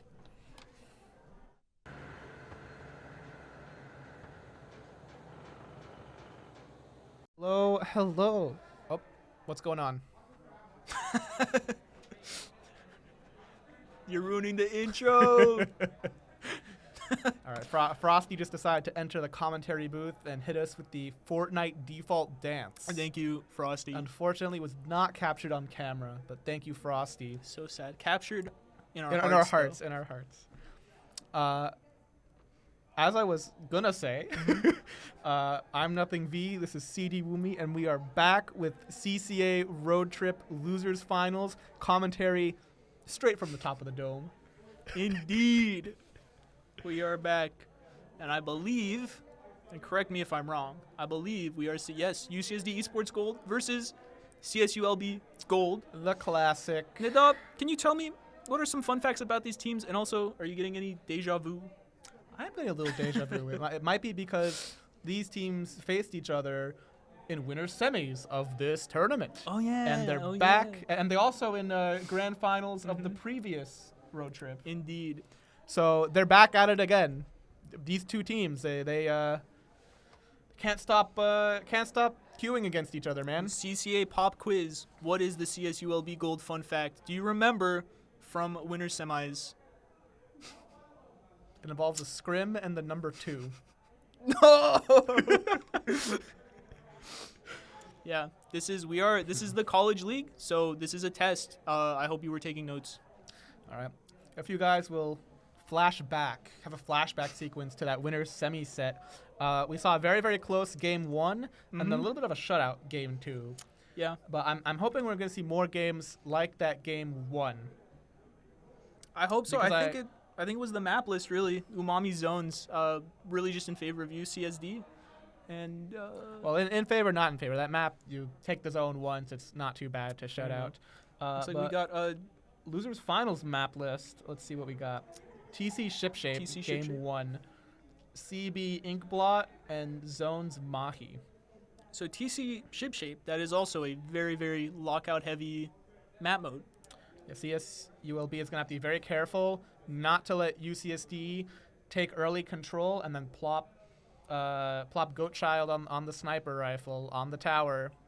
I think the key here is just to be okay with giving up a lot of points if you're getting pushed against, because you know that if you just don't get KO'd, you can come back with a push of your own and score very deep on this map. And I think CSULB, even though they did lose the winners semi set, they have the potential. They have the skill. They have the willpower. Mm-hmm. But, man, UCSD Esports Gold is not an easy team to willpower your way through. Yeah, we just saw that winners final set against Reef Runners. That was insane. Yeah, this is losers finals, so the winner of this faces the Reef Runners in grands, and the loser is eliminated from the tournament at 3rd place. Ooh, that's pretty good. We're playing for podium right now. We are playing for podium. These are the top 3 teams at the road trip today.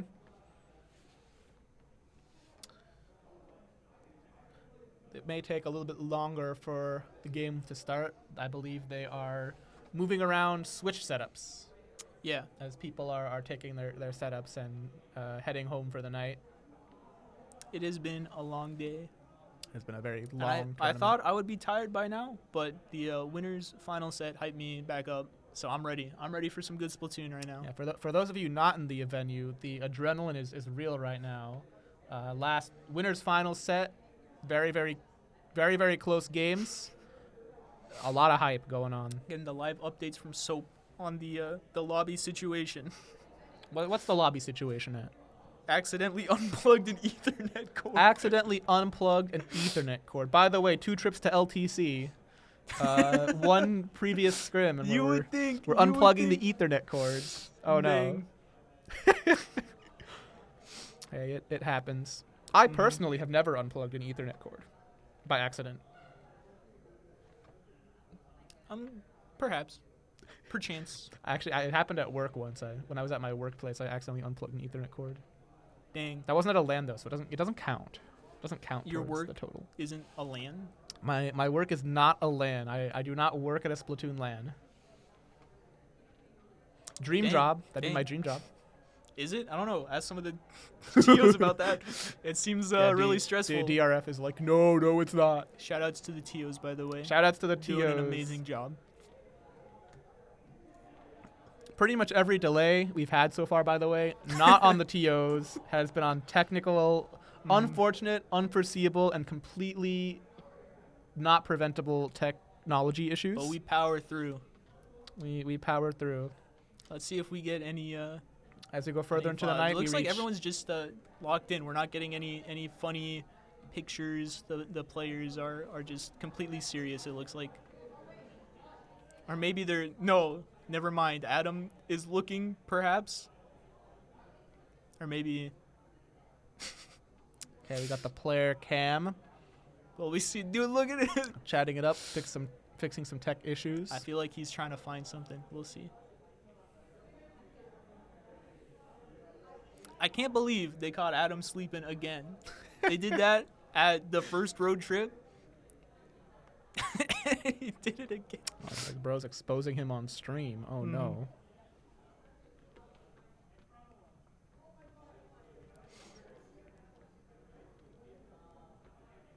The action will come soon, folks. I promise. Go rewatch the winner's semi set if you want to see some UCSD Esports Gold versus CSULB action like right now. Just go back and watch their winner's semi set. Yeah. Okay, well, we already touched on ship-shaped cargo. Maybe we could talk about Game 2. Game 2, what is Is it? that Clamblitz CB Inkblot? Inkblot. Did they not play that? Hold on. That was Game 1 of winner semis. Yeah, that And if that we remember, it was... That game was close. That one That game was is mad a nail close. biter. So I wonder if any of the strategies change on Game 2 for Inkblot. If they still go for opening Gambit, Luna Blaster, and get in the one clam early. You never know. Oh, there we go. Is that Nogi? Is that Nogi? If no ear, how can she hear?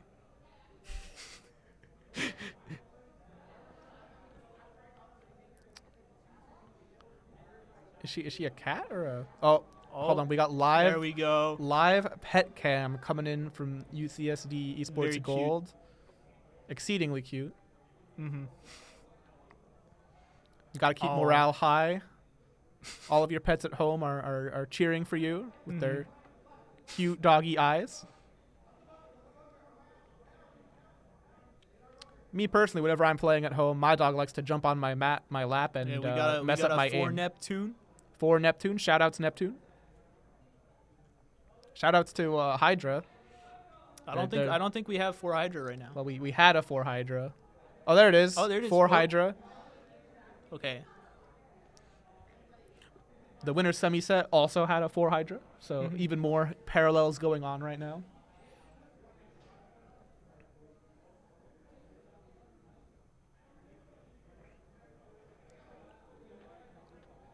All right, we're back on the pet cam. Oh, they're so cute.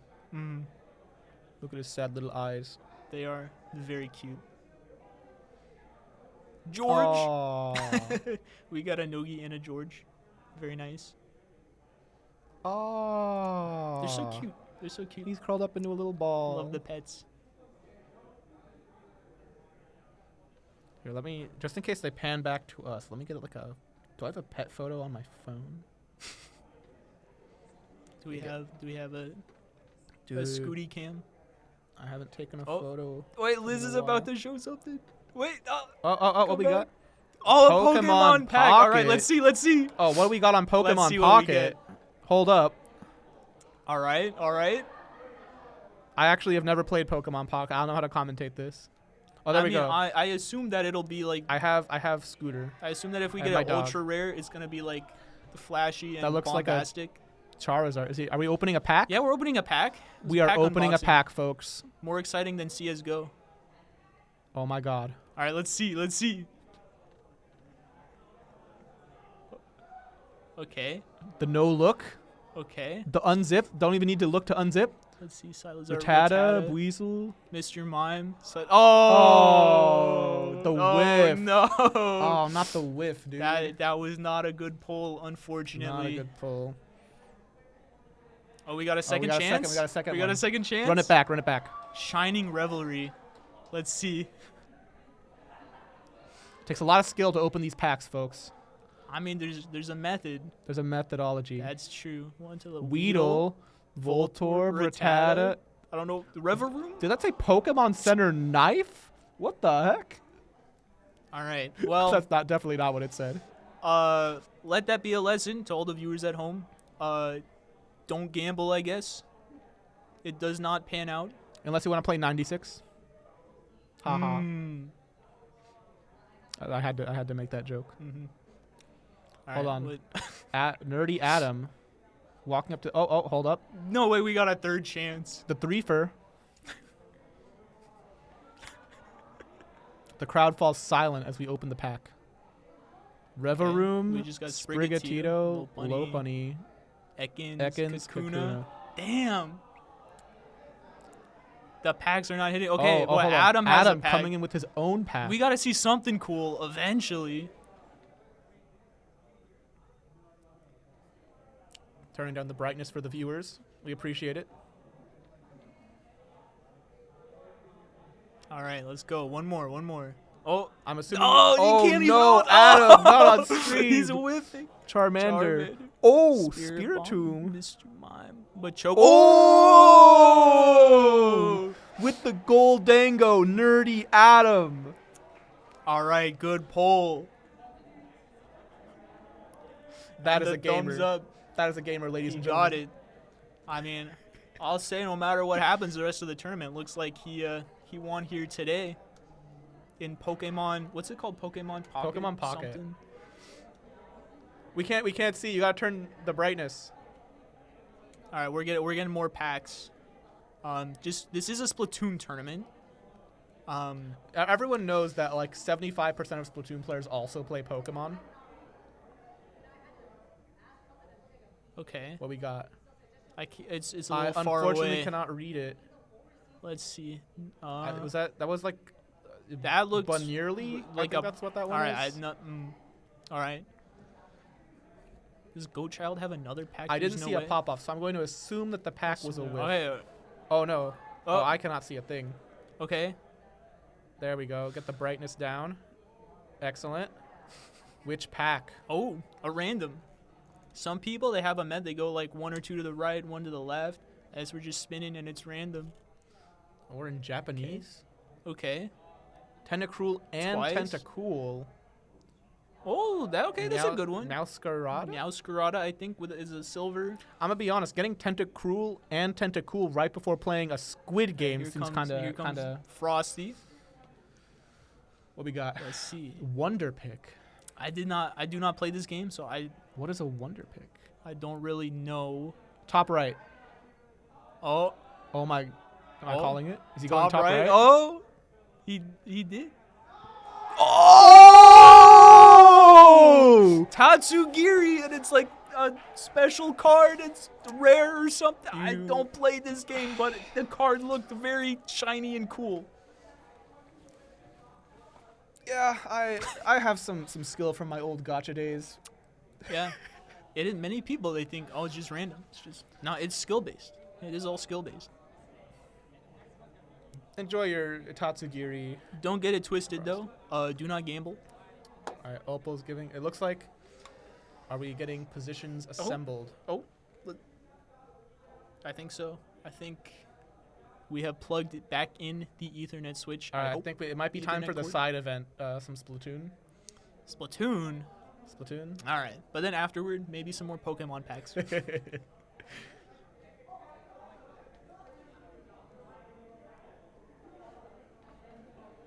we're getting. I wonder if they heard me call top right before he opened the thing. I have no idea. I don't know. That'd be kind of funny. That was a good call.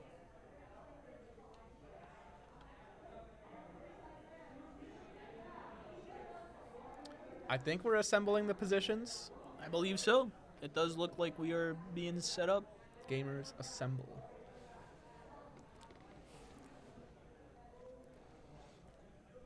Man, we should have had 2 fun facts for each team. Yeah, we're unfortunately out of fun facts. We're out of fun facts for these teams. They gave us a list. We used up the whole list. Do you think every other previous commentator went over the fun facts? Possible. Yeah, we're getting one more One more Pokemon pack. Oh no, we need to focus. The camera is out of focus, unfortunately. It's hard to see. We're trying to focus it. I don't think it's on autofocus. We're doing the microscope technique. I think it was set up purposefully to be focused on the players and not on a phone screen a few millimeters in front. With Adam is the mysterious entity pulling a pack.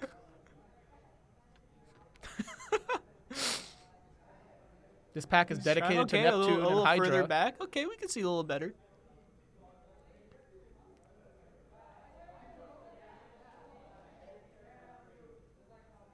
Oh, he's doing it. Oh, he's opening it. Let's see. The no flub. Okay. All right, I'm just gonna go based off their reaction. What? There's a purple one. Oh! Whoa! That's my goodness. That's what is that? It's red. Is it Charizard? It's fire type. It's probably was that Charizard. a Magikarp? I don't know. It's a red. Was that a Magikarp? It was red. Magikarp is red. I don't know. It was a red Pokemon. This is true. Of some variety, with a gold border. Very cool. Thank you, Nerdy Adam.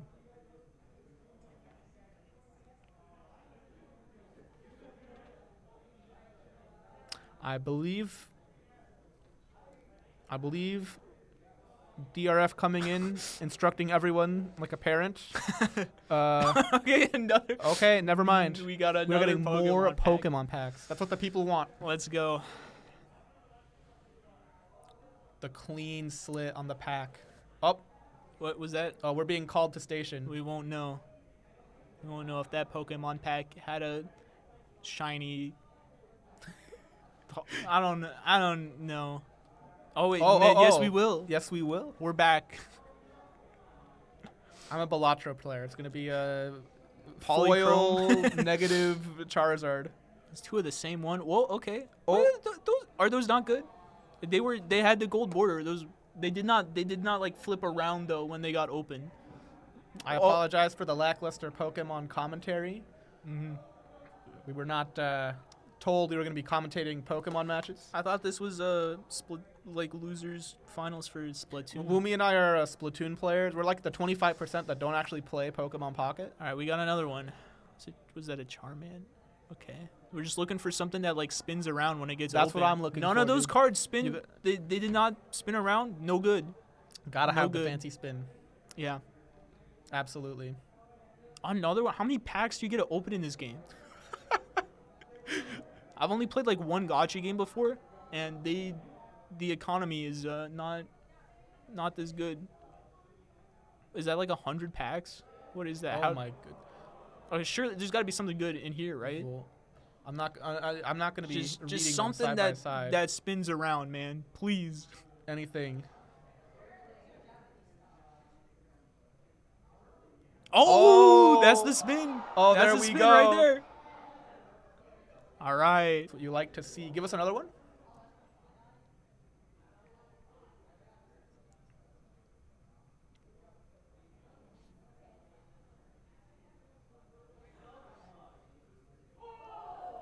What was that? Was there a good one? Did we miss it? Oh, okay. The 3D model on That's the like Wigglytuff? that's like a diamond border on that. I think that's pretty good. Oh, the Pikachu. Wow. Yeah, Game Freak loves Pikachu, so they make all the Pikachu cards busted.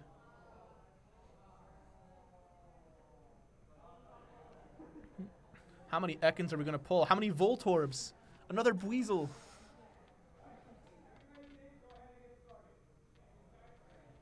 Okay. I think I heard the call to get started. All right. Good Pokemon. Good What were Pokemon. the ship-shape cargo something? Shipshape what? There's no- Tower there's no- control? There's no Pokemon on ship-shape. What? Is that the bridge that trainer? I didn't. Which Pokemon game? You go on a bridge like on a bicycle. It's ship-shaped car. No, that's Hammerhead. I think that... That would be Hammerhead. I think if I think Pokemon Trainer Red would cruise down Hammerhead Bridge on a bicycle. Yeah, no, That they seems did. like It's one something. of the games. It's like you do that. You know, he gets back to mid, and then there's like the exclamation like point, and it's the enemy carbon roller like. Yeah, but we're not on Hammerhead. We're on ship-shape. Hopefully. Thank goodness. Hopefully, soon. Big man. Big man makes an appearance. Big man for here some big games. to bless this tournament. Thank you, big man.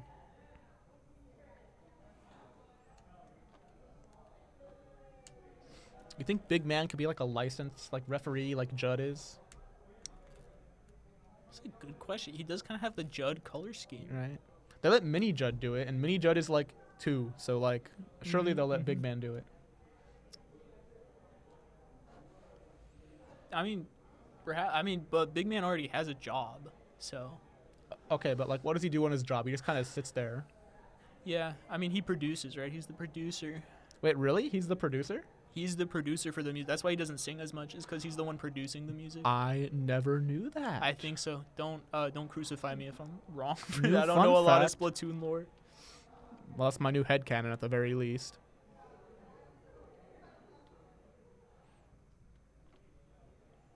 I actually don't know what the producer does on the when it comes to releasing audio tracks.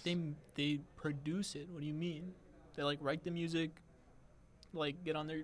Well, the producer music and the software. songwriter are 2 different occupations. Okay, well they're on the the music software and they put together. Here's the drums. Here's the synth. They put it together. Do they when you're in the audio studio, do you record each track separately? Like the person who does the vocals sings their vocals by themselves, and the drums you would do have by themselves? you would obviously have the like you would come up with the rest of the track first and then sing the vocals over the track. I didn't know that. I don't know. I'm not a producer. I don't really know. Shout outs to our production staff. By the way. Yeah. Maybe we go over those fun facts one more time.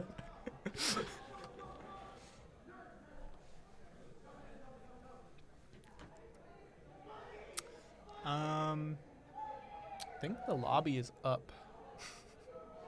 I think so. 3rd time's the charm for getting started here.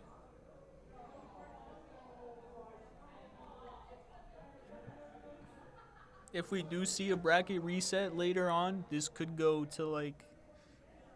We could have a pretty late tournament. Yeah, yes, we could. But that's okay. That's what we're here for. Peak gamer hours Mhm. as we head into the 9 p.m. hour. Oh, I got it They're right. gonna play map 1 off stream, because they are having technical difficulties. Oh no. So they will be playing ahead in the set, game 1, and then hopefully we will be back for game 2. But for right now, Are we taking a break? we are gonna have a bit of a break while they fix the technical difficulties. All right. All right, we'll be back soon with the results of game 1.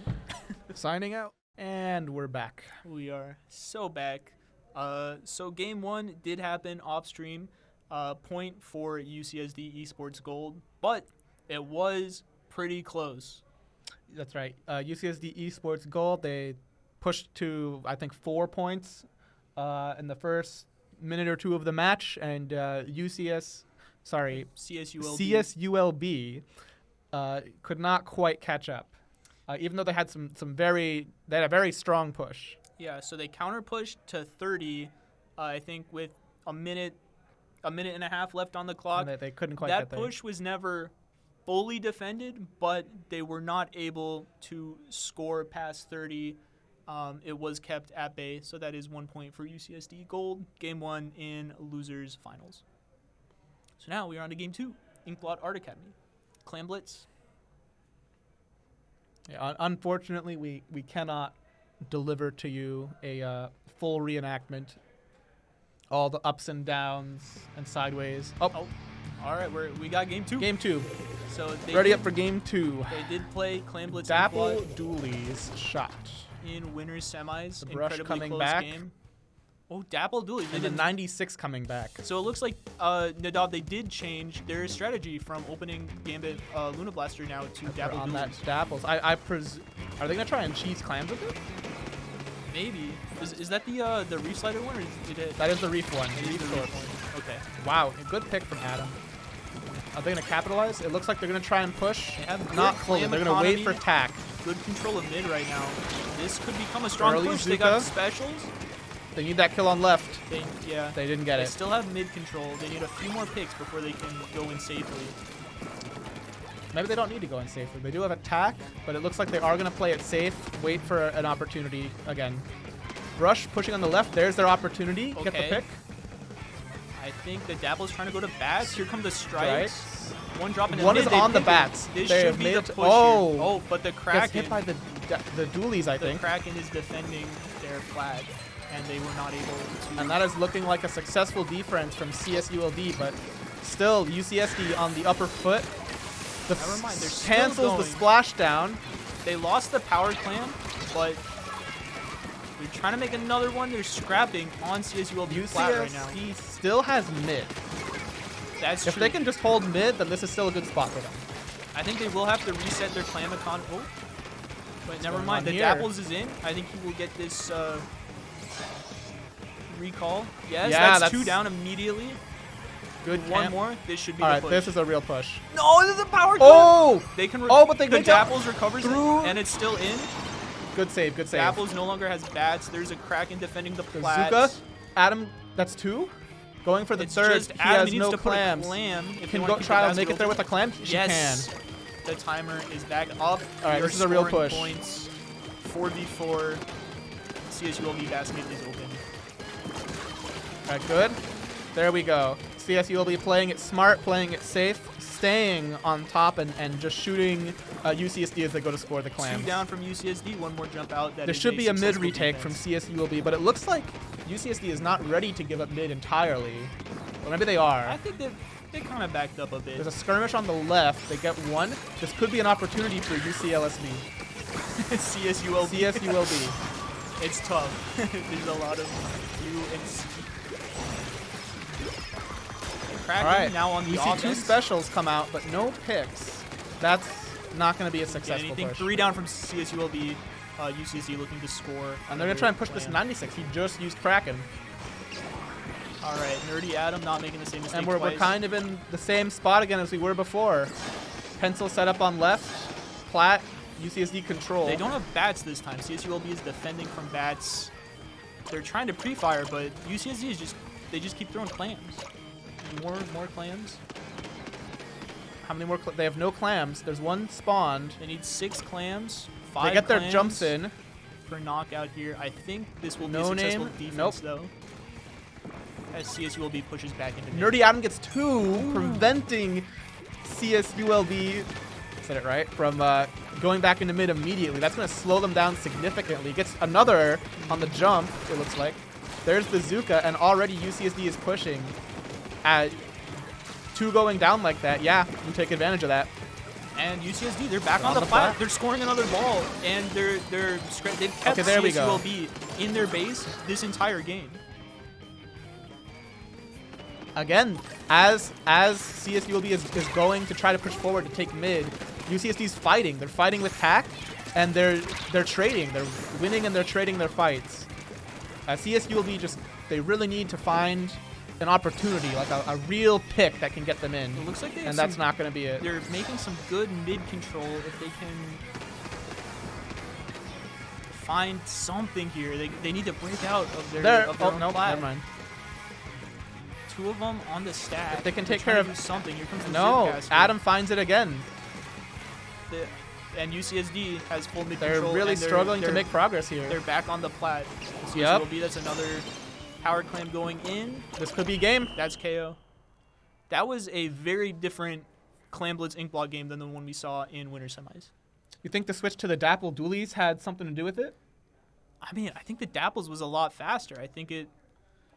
Oh, Yeah. that was this is best of 3. Oh, it was so best of 3. That's 2-0. That's game. GG's. Wow. Looks like UCSD is moving on to Grand finals. They will be from the loser side, so they will need a bracket reset if they want to. Yeah, they'll be facing Reef Runners Take of Cal Poly Pomona in grand finals. Exciting. Honestly, even though the maps were different, it was kind of shades of their first set. Very contentious first game, and then the second game, something clicked with UCSD, and they had control for the entire match. We did see the Dapples put in a lot of work. I think that was the difference. I noticed Dapples every between time the Luna. CSULB went to go try and push the Dapples out of mid, he would get a trade or he would get a pick. It was very problematic for them trying to push back in. Yeah, they played really well with the tacticooler too from the pencil. Every time they trade, they made sure they had tack. They're coming back immediately, and really just fighting on CSULB's plat for 5 minutes straight. Well played, both teams. All right, so we will take a small break here, and when CCA road trip returns, it will be grand finals. And there'll be no more technical difficulties. So true. All right, signing off. All right.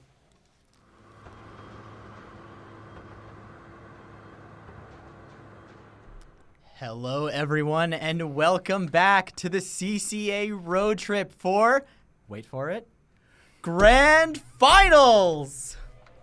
This is going to be hype. Oh yeah, I am Frosty. I'm Mia. And we have got a game for you. Running it from the winner's bracket, we have the Reef Runners! And then we have, coming in from the losers bracket, we have UCSD Esports Gold. Right, this is a rematch from winners finals, correct? Yep. Whew. Okay, so I think we said it before. UCSD had to fight their way back into grand finals, and well, they definitely did just Yeah, they that. did a great job doing that. So, I guess now's the time to see what they've learned from this. And if the Reef Runners can keep up that same momentum that they had in that initial winners finals match when they pull off a 3-0 to secure themselves this spot. Yeah, the Reef Runners are coming in cold into this. UCSD just played, so, it's a bit of a interesting situation we got here. UCSD has their hands warmed up, but at the same time, Reef Runners might not be as, maybe tired out because of having to play all these sets in a row. So, we'll see how that might affect, their mental going into the set coming up. Maybe. Will history repeat itself? Will the lessons learned from the past matches actually apply? Who knows? However, there's only one way to find out, and that is through a best of 5 here at Grand Finals. So, getting right into things, game number 1. This is, for those watching from stream, for Grand Finals, we're running off of a counter pick system. Starting that off would be Splat Zones on Robo Ramen, the only fixed map on this Grand Finals list, actually. And this actually would have been Game 5 for Winners Finals, but the Reef Runners made sure we didn't get there. So, Mia, going into this, what do you think, knowing what these two teams have done so far, what's the game plan here? I think the game plan for, both of these teams is just to, well, I guess I can talk about them a little bit individually because, they both have, different things going on between them. I think for Reef Runners here, just trying to, hold the ground that they've, been holding on to. They came off of a 3-0 in winners finals here. So, they're feeling pretty confident. Just got to make sure that, they don't let any, holes open up. They make sure that, UCSD Esports Gold, isn't able to break through. And then UCSD Esports Gold, I think they've got to be looking at all of these different ways that they can break those holes open and see, what maybe change in comps or change in play styles they got to do to be able to take down Reef Runners. And we saw some adjustments during the set But, obviously, sets are short. They've had a little bit more time to, think about this, and they might be preparing a game plan here, and, excited to see what might be coming up here. Right, and at least looking at Splat Zones on Roboram, what we've seen from them before, it's anybody's game here. UCSD has shown that they have a strong backline core with the ability to shuffle around their members to make minor tweaks to their playstyle, but it's still the same classic tried and true UCSD beats you down and gets the dub classic. Meanwhile, the Reef Runners have shown us some astounding play, especially with that roller player that they've incorporated. And been able to kind of give themselves the edge, something a bit more feisty, something to really take it to UCSD and say, hey, you may have taken last season, but it's this season now, and it's our season. So, at least going into this, I don't have too much to expect, but all I know for sure is that it is going to be absolute chaos to behold. Yeah, and we've seen that these two teams are very good at, holding their own ground against each other. There might be 2 down on one side, but, the side who's 2 down might still be able to hold on. So, seeing a lot of scraps will probably be coming out, in this game, especially in the middle of the map. It'll be very fun to see, especially on Rumble with all of these flanks here that could be open up. We'll see what happens. Interesting. Some changes in the comp here. We're seeing the Dreadringer and the Zimmy come out on the side of UCSD Gold. Don't think we saw those last set. On the flip side, the Reef Runners pulling out that custom range blaster, trying to get some Kraken action. Already a pick on that roller. Caught out in the first few seconds of the match as UCSD Gold setting up a bubble and a strong offensive presence. Yeah, and it looks like Reef Runners have a lot of DPS to be able to destroy that bubble quickly. The roller has to jump back after getting found. They got chumps in the zone, though. They're trying to come in with this. Dreadringer are able to shred them really quickly, though. Charging that Reef Slider, being able to hold it in case they push through choke. You know I love my chumps, but not too much follow-up there. Except for the Kraken coming through. Managed to clear the members off. Blaster on the run from Squid Kid right here. Will they get caught out? No. Looks like they're going to get away from that scot-free. As Jaw's coming in with the roller, trying to get a pick over that bumper. Not going to quite find it. However, the bubble is giving them enough protection. A counter bubble coming out, and Blaster shutting them down. Yeah, and it looks like they're trying to find their way back into mid here. They have 2 down. Gold is coming in here with the slider, able to force them out with it, but actually is able to find a pick with that. And now Reef Runners here is going to be staggered. They're not going to have much entry here. They're going to have to build up some entry in their spawn by painting a bunch of the ground. This is impressive. This feels like a completely new UCSD Gold that we're watching here. Last set, they were struggling a lot to lock down that roller. They had trouble taking on the Bamboozler. But here, it looks like they are wildly in control here. They know exactly where they're going, exactly when to back up, when to engage, and right now it seems like they're just kind of tugging Reef Runners along. Yeah, but it looks like Reef Runners able to come back in. They had to use a lot of resources for that, and we saw them having to build up those resources over time that allowed Gold to actually get a lot of points on the board now. But now Gold is looking for a retake, and they might have some specials, in their pocket coming soon, but we got to wait for those. Oh, Nerdy Adam shut down before that Tri-Strike was able to come online. However, Blaster being able to use that bubble. They've been very smart about keeping it away from the teammates that might be on the outside that might get picked by it, but short enough to it's protecting them and kind of hunkering down, giving them somewhere to stop. 1-for-1 right there. The Blaster trading for the Zimmy here. The roller is sharking right here, trying to get it in a Goat Child. Not going to quite happen. The Tri-Strike's pushing them off the zone. However, the roller is dedicated to get this pick done. Nerdy Adam shutting them down. Surviving the curling bump, too, after all that damage. I didn't even see that curling bump. Wow. Right here, we see 2 members trying to engage on the zone here. However, UCSD pushing off. Nerdy Adam getting caught out 4v1 on that choke right here. Red Rum taking up a higher point. However, Goat Child locking them away and forcing them from engaging onto Blaster. And they're still holding this slider here. They could use the slider at any moment. Here's like they're forced back, for a though. pick with that Kraken. Very aggressive play. However, they were able to recognize when it's about to run out and backing off. Nerdy Adam going down. The Reef Runners is now starting to set up, and we're starting to see some of that same pattern that we saw in the first game, where they're able to set up this lockout and prevent UCSD from getting themselves in. Right now, only the Dreadringer has the special. However, it looks like they might want to try to save that for some sort of Hail Mary play in the zone. Yeah, they've been holding onto the slider, although they're using it right now, paired with the strikes on the bottom half of the zone. Are they able to get the cap, and the roller is sitting there on the bottom right. Has to jump out, but we still see Squid Kid on the bottom of... Okay, still jumping out, which is a good conservation of specials here. Now they're going to have a lot more specials coming back in. Not going to have to spend as much time to build them up. That is true, but we did see that the Reefrunners did get the lead off of that. It's not a huge lead, and it looks like the lead is going to flip again here. However, it is still something to consider that the Reefrunners do not consider themselves out of this just yet. 30 points and ticking down. UCSD Gold is setting up a strong defense. The chumps are coming in. However, it doesn't look like there's any physical follow-up. Scratch that. Here comes the Kraken from Squid Kid taking Uame out. And they still have bubble. You can see the roller rushing in right here, probably trying to set up the bubble. Here comes the roller. The bubble is out. Looks like they have a chance to take the zone. They do manage to push Blaster off. However, no picks have followed up on that. UCSD, I spoke way too soon. There goes the Zimmy. Red Rum trying to push Goat Child off of that snipe platform. The sooner you can get the backline on there, the easier it can be to take that crucial court area. Yeah, and with these chumps, the roller's definitely pushing in a lot further now, or at least trying to set up a more advantageous spot here, but actually falls off, I'm pretty sure. Oh, yeah, unfortunate having to give up that position. 25 points and ticking. It looks like Reef Runners will respond back, taking the lead as well. Out come the Strikes, trying to flip the zone. Here comes the Reef Slider follow-up. There's a zone flip, stopping the lead. 47 points of penalty. That is nothing to scoff at. Inkai and Red Rum on the retreat, but still keeping the team anchored solid on that plat. You do not want to give that up, because that is the exact same lockout they put on UCSD twice, and they do not want to be on the receiving end of Squid Kid taking Nerdy Adam out. A lot of that offensive presence that UCSD Gold is relying on to keep their foothold in this just went down. Yeah, and we see Reef Runners are all backed up into the choke right now. They have to formulate a game plan. The edit ends up getting a pick here, and looks like they're able to get back in a little bit, but it's just a scrap happening right now. A 3v3 situation. Kraken coming in. That's not going to be able to paint the zone, though. They're going to have to pressure forward and be able to get it. They're able to grab it. There goes the zone cap attempt. Here it is. The zone is neutralized. However, no, taking Uame out. 2 members are down from UCSD. The Strikes are online. Is there a way to paint this over? Looks like a Nerdy Adam is going to hold on to those for right now. Goat Child struggling to stay alive, staying away from that blaster, notably preventing another pick from going out, keeping the team anchored in. It is do or die right now. The Strikes are coming out. Here they come. 1, 2, 3. Is the zone flip happening? No! The zone has been flipped! That was wild. Absolutely UCSD! wild. Okay.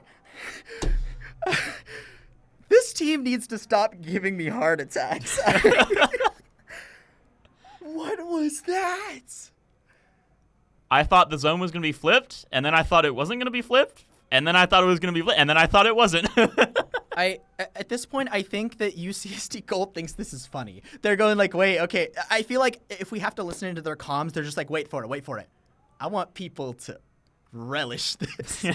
And oh boy, did we. That last second, right before they were in serious danger of losing this match, those Strikes landed one at a time, capped it with that Reef Slider. There was nothing the Reef Runners could have done at that point. Yeah, that was some very perfect special usage there. I mean, we saw Reef Runners were trying to cover all the angles. They tried to, take a little bit of space and choke while also covering the right side, because you could see that, UCSD's edit was, trying to push to the left side, or at least, poke from there. And they tried to make sure their best, that UCSD wasn't going to be able to do that. But in that process, I don't think they pushed up enough to be able to, prevent those Strikes from just landing in the zone and being able to get that follow-up with the specials that, UCSD has been able to build up, because Reef Runners didn't put, a ton of pressure really forward. That gave, UCSD a lot of time to be able to build up those specials, and they had an amazing push back into the last second. I would agree with you there. Looking at the Reef Runner specials, I do like the idea of the Kraken bubble combo. Being able to have that Kraken go in, cause chaos, and right when you think it's done, right when you think, oh, let's collapse on that Kraken, the roller just pops out and says, hi, you're going back to base now. I like that strategy. The only caveat that I saw is that when that Kraken goes down, whether it's in Kraken or gets picked right after it, you have 0 threat on that backline.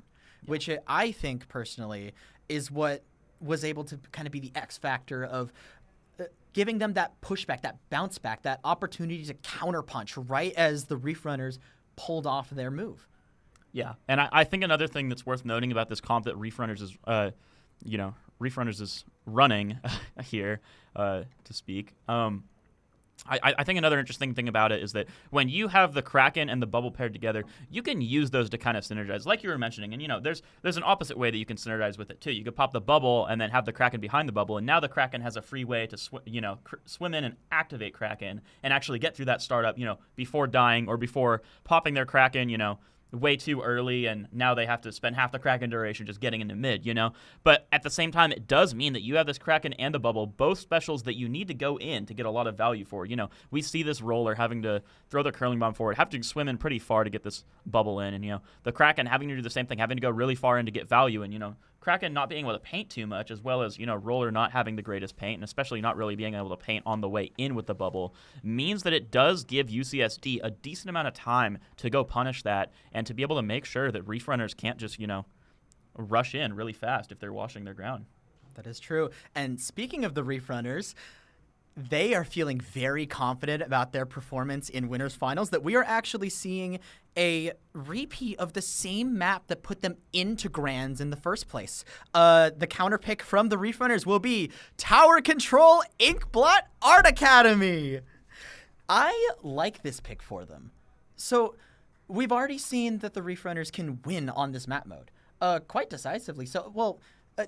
The last push aside, quite decisively, they were very much dominant in that match. And being able to have that sort of control over how far they want to extend, TC Inkblot is great because you have a lot of places to hide, you have a lot of places to retreat back to, and they give you great advantageous positioning that I feel like they'd really value, especially after a shocking first match like that, where UCSD got their special coordination down and said, all right, we have charged up 2 or 3 of our specials, time to put the hurt on you. TC Inkblot is the kind of competitive map mode where, barring very extreme circumstances, it's very difficult to pull that off. Yeah, for sure. I definitely agree about that. I think another interesting thing to note here is, what we saw from winners finals here was Reef runners were basically, they never had an extremely dominant push that pushed them down to 20 or anything, but they did have really good pushes, and they also just were able to hold mid almost the whole time. What I'm noticing about UCSD here is, especially we saw this on Ramen, Ramen has a pretty small mid. There's a few ways to get into mid, you got a few drops on the sides, but as far as the middle itself, it's pretty small, and we're seeing that UCSD, especially with their slider, with their strikes, they're very good at taking small spaces, small important spaces such as a Ramen zone. But when you have TC Inkblot and, Reef runners, if they're pulling the same thing again where, they're sitting there with a 40-point lead in mid and all they have to worry about is UCSD not building a big push, it might be a little bit difficult for UCSD to come back in because we have seen this. When they have to take over very big spaces, it seems to be a little bit more difficult for them because their specials aren't able to cover as much space at once. You bring up good points about these idea of big spaces. Like you mentioned, having that roller run around willy-nilly, you have no idea where they are. They could be right under the ledge. They could be nowhere near you. That unknown factor that Reef runners has been using and abusing to absolutely demolish their UCSD's attempts at defense. Now that they've seen what they can do on TC Inkblot, though, I do like this pick for the Reef runners. Don't get me wrong. I think this is a fantastic pick for them. They've shown that they have something that works and something that will get them the results they're looking for. However, there is also to consider that this is the one that really left the scar. This is the burn that UCSD was feeling all throughout losers finals, and perhaps they were thinking, well, this is counter picks now. They might just bring us back to the same stages they beat us on in winners finals. So I think this is good for the Reef runners. However, I think it would be foolish to say that this is only good for the Reef runners. If UCSD is able to adapt and make changes that the Reef runners don't see coming, this could backfire terribly. For sure. And we've seen these changes already happening. They did lose the zones match that, happened in winners finals here, but, they were able to, win it coming back into grands. And, at the same time, just showing that they were able to win a match there against this team shows that they have improved coming back in here, and they are ready to rock it. At the same time, also, even though it's a different mode, they did KO in losers finals on Clam's Inkblot. They had a very dominant match there, and so maybe that was them warming themselves up for, this counter pick that they might have been expecting. They might have been expecting Reef runners to come back to TC Inkblot, and, now they might be a little bit more prepared. Maybe a little different way of playing, but I mean, the map's the same, right? Or relatively the same, barring a couple ramps or such. But yeah, I do agree with that. Having the familiarity with the map, especially when it's really fresh in your mind after a victory, you recognize, okay, well, this worked. What happened differently? Even if it's a different rotation, or a different mode, rather. Still having that ability to translate what you can work on. But we're Only going time right will into tell. it. Yeah, let's get right into it. Looking at the comps right here, we do see the Machine and V-Dualies coming out. We see a lot of the similar stuff from the Reef Runners. However, I am very curious about that Machine Neo. What are they planning? I think we've already seen some decent Zuka usage against Reef Runners here, so maybe they're trying to pair that Zuka with the point sensors this time and have some area of effect too. Right here, we already see the roller on the right-hand side. Does Uame see it? They're checking the point sensor. We're trying to get a pick here, but it looks like the roller has not been spotted yet, and they're just waiting for an opportunity to pounce. Nope, not gonna find the pick. Close.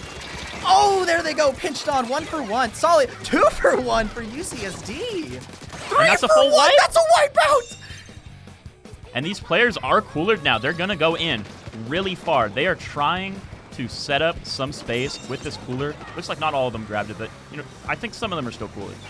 And they're popping the strikes here, trying to take over bats. You see Inkai getting forced out here. Oh, actually getting forced forward with the roller here. Jaga trying to just take a pick. Can't get a pick down. Now they are 2 down. 3 down. It is just the bamboo in the back. Somebody pinch me. What's happening? This is an entirely different match than earlier. Like, the adjustments that have been made, clearing those bats before the tower even gets there, not even allowing Inkai to be able to set up there and try to get the roller in. This is insane. Third checkpoint on the very first push. The pencil is set up on tower. The members are staggered. The UCSD is running away with this match. And on the very first push, that is a knockout. Oh my god. I think they learned. I think they learned. Wow. Is this the same team? Can we get a check on that? Like, are these the same players? Like we don't have like no, these are the same players. I think they are. Okay, yeah, confirmation. These are the same players. You're not dreaming. And wow. And winning on Reef Runner's counter pick here too.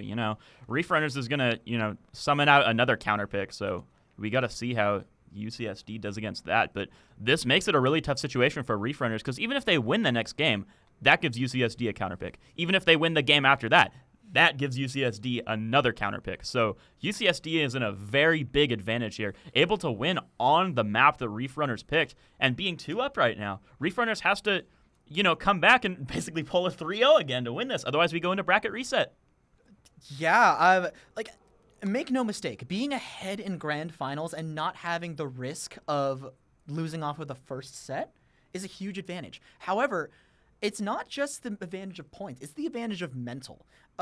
Reef Runners going into this, we're probably thinking, well, TC Inkblot Art Academy, we've won on this. This is comfortable for us. We can work with this. And to have the match end that fast, that's it's not the nail in the coffin, but it is the signs that the Gravedigger is in business. And that is a dire thing to behold. If I were the Reef Runners, maybe picking a map they won on, maybe that was just a fluke. Inkblot Art Academy, like you mentioned, they did play it in losers finals. UCSD did win on Inkblot Art Academy. So Mako Mar and Undertow Spillway, the other maps in winners finals, are still on the table, but it looks like we're not going there. We are going back to the site of our absolutely amazing best of one, being Clam Blitz Umami Ruins. Yeah, this will be a fun one to see. We saw it before. We're seeing it again. It'll be awesome. I love this map mode. It's so fun to watch. The sheer amount of just the intricate micro plays mixed with macro on such a small Tetris piece looking map. It's beautiful, really.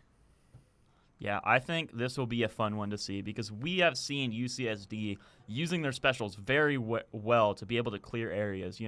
I think that they will, if they're able to get back into mid, I think and they take mid, I think that they will be able to, pop some strikes, pop some BOs, pop whatever specials they're going to pop. Zuka, get like 2 Zuka picks or something crazy, right? And they should be able to take that space on the basket. But on the other side, we have seen Reef Runners doing a very good job of setting up their roller, of setting up, their whales to help push them in. All these other specials that they are using, and, you know, maybe the Kraken coming back in to push into the basket. Like, I think it is anyone's game for being able to not only take mid, but push past mid, because that is the big deal here. Can you push past the middle of the map and get through the tiny little choke point to go score the clams in? That is the big question.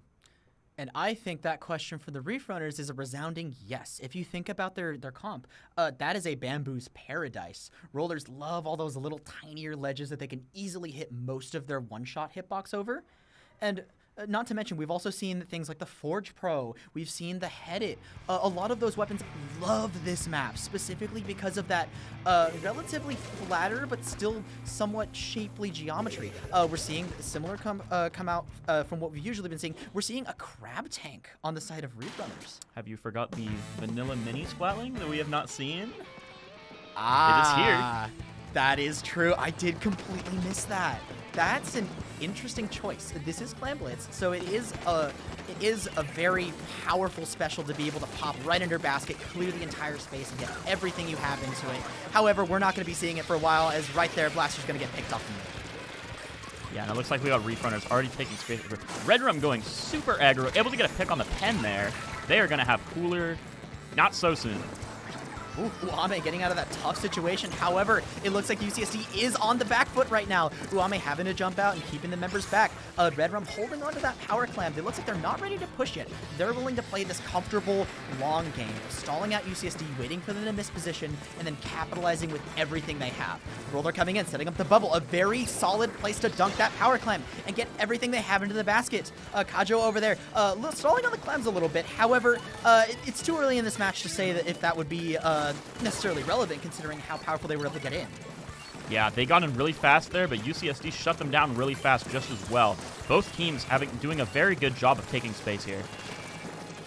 We see Blaster already charging up for that stamp, getting ready to pop it. 7 clams on them. They do have the power clam. Are we going to see? The stamp's just going to get thrown. Oh, not going to get any picks. Oh, was that the play they were looking for? Yeah, I think they tried to go for some picks on that throw. I don't know how the throw didn't land any picks. I'm going to be honest. With that buff radius, that looked like it was going to hit something. But Red Rum's Whales was just able to flush them out. And, you know, now they're capitalizing on this to get even more picks and being able to take mid. And now it is turning completely blue. That is true. We do know about the stamp being buffed to have that increased explosion radius. However, one cannot underestimate the power of just taking it in as hard as you can. It denies the roll of the front entry. It denies the splash from trying to set up a crab for risk of just being pivoted on. But over here, it looks like Gochild is able to set up with that pencil as Uame skirmishing with Red Rum over here, using the barrier to protect themselves and taking out Uame. That's 2 for Red Rum here. 3! Red Rum is absolutely destroying the backline. Yeah, this is insane. Red Rum is getting set up very, very quickly and taking very aggro positions here, but, you know, backing off just a little bit to, you know, still hold this backline. Well, kind of backline, but, you know, just on the dome here, able to hold a lot of space. Yeah, and a lot of space they are certainly holding. The other members aren't even close, but they're just like, you know what? I'm chilling here. You can't approach me. I'll just 2-tap you, and then you're done. The Zuka coming out, trying to get a pick here. Doesn't look like it's going to find anything at this moment. As right now, Reef Runners has the roller, trying to shark around, finding a pick. Nerdy Adam going to pick them off. That is their major kill threat on the field, out of commission for now. As clams are being thrown around, trying to organize something. Gochild setting up in mid, keeping Inkai away from that snipe platform to give Uame more room to move around. Yeah, and we can see the heavy edit spotting just camping that dome. You know, we can see Omami trying to, you know, throw the point sensors to locate them just so that they can get up onto that grate there. But, you know, they're not able to take the grate space, so they're just going to have to flush through this choke, and they're trying to find a way to do that right now. Ooh, Blaster once again throwing that stamp. Doesn't seem keen on using it to actually go in with it. Nerdy Adam waiting with that power clam. They're trying to find some sort of in. However, most of the specials have been used right now. We do have the Tri-Strikes back online. That was fast. The roller trying to find a pick on right side, trying to go for Nerdy Adam. They're trying to get in. No, the stamp is not going to be used to clear that bubble. Nerdy Adam's under threat. The Tri-Strike goes out, trying to defend. No! And then... Whoa, that was a counter punch. Whoa, what's happening? Wow, I'm speechless. Whoa, what happened on that defense? Whatever happened, it worked. Jaga dropping on the side, trying to get this pick on Wami here. Wami's able to fend it off. Oh, unfortunately going down to that bamboozer, but I'm very confused as to what that interaction was. I think both teams were trying to find that decisive victory, and when it kind of didn't happen, they kind of just lulled and said, well, let's go back and try that again.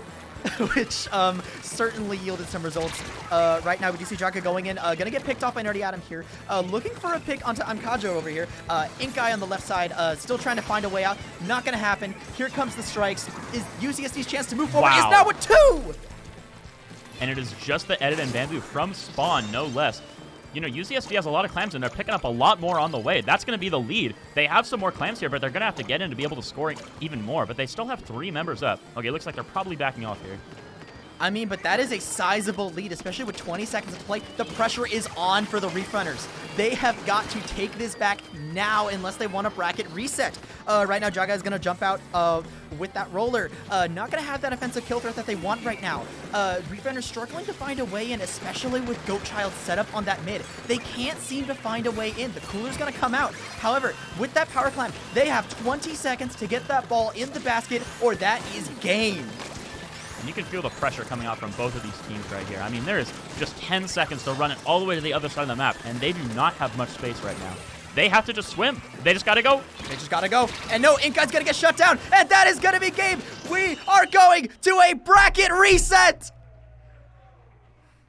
With another power clam throw into the basket from UCSD to send them off into the bracket reset. If you saw, they had to put some extra ego into it. Tell them, hey, we're not letting you end just by dismantling your push. We're gonna go push you again. You gotta honor the Sisyphean effort from Blaster to get that hammer throw pick onto that crab. And the camera didn't show it very well, but it was there. It was in our hearts. We saw it. We recognized it. It was there.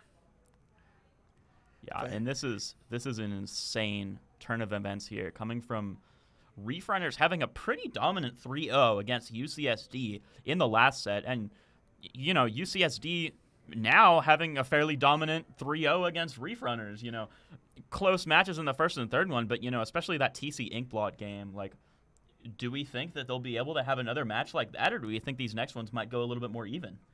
Well, knowing UCSD Gold as a team, this team loves to play up the drama, whether intentionally or not. When the chips are down, they make an extra effort to, well, I wouldn't say make an effort. Sometimes they just kind of walk into it, but of having a very tense set with no clear idea of how they got into this situation, why they're in it in the first place, but all they know is they got to lock in when they got to lock in. And bringing to a bracket reset back to Splat Zones on Ship-Shaped Cargo Co., we know that UCSD from the course of this tournament has been very strong on maps like this, on maps where they have space to move around, space to bully you out of where you want to be. And at least that's what I'm thinking on this map. What about you? I'm thinking a bit of the same. Yeah, I can see where you come from there. I think definitely on the retakes, UCSD might have a pretty big advantage at being able to make those retakes efficiently. But I do think that they're going to have to be really wary because you have a roller that can poke under those plats. You know, we've seen Jaga do an amazing job of being able to, you know, just camp there and just wait for drops, or not even wait for drops, you know, wait for them to get, you know, somewhat close to the drop to where they're in, you know, one-shot range. And they have all the support from the backlines with, you know, some long-range pressure. It'll be pretty hard for UCSD to get in based on those, you know, very open drops. But at the same time, I think with the toolkits that they have been using, especially if they go back to this Dreadringer and now they have, you know, a slider to get back into the zone as well that not only can contain it and that give a really big blast radius, like, I think both teams here can do a very good job at having offense and defense. I'd agree. I wanted to give a shout out to Inkai and the Reef Runners. That showing on the heavy edit. That kind of midline weapon, it's clear that Reef Runners would be running at a range disadvantage. Goatchild is a backline. I think so far this tournament they've shown they're mostly a pencil player. Dare I say, not a one trick, but they're very confident in being able to abuse that range and establish so much room for UCSD to basically mess around and see what works. But Inkai has been doing a very good job at kind of giving Reef Runners their way back in.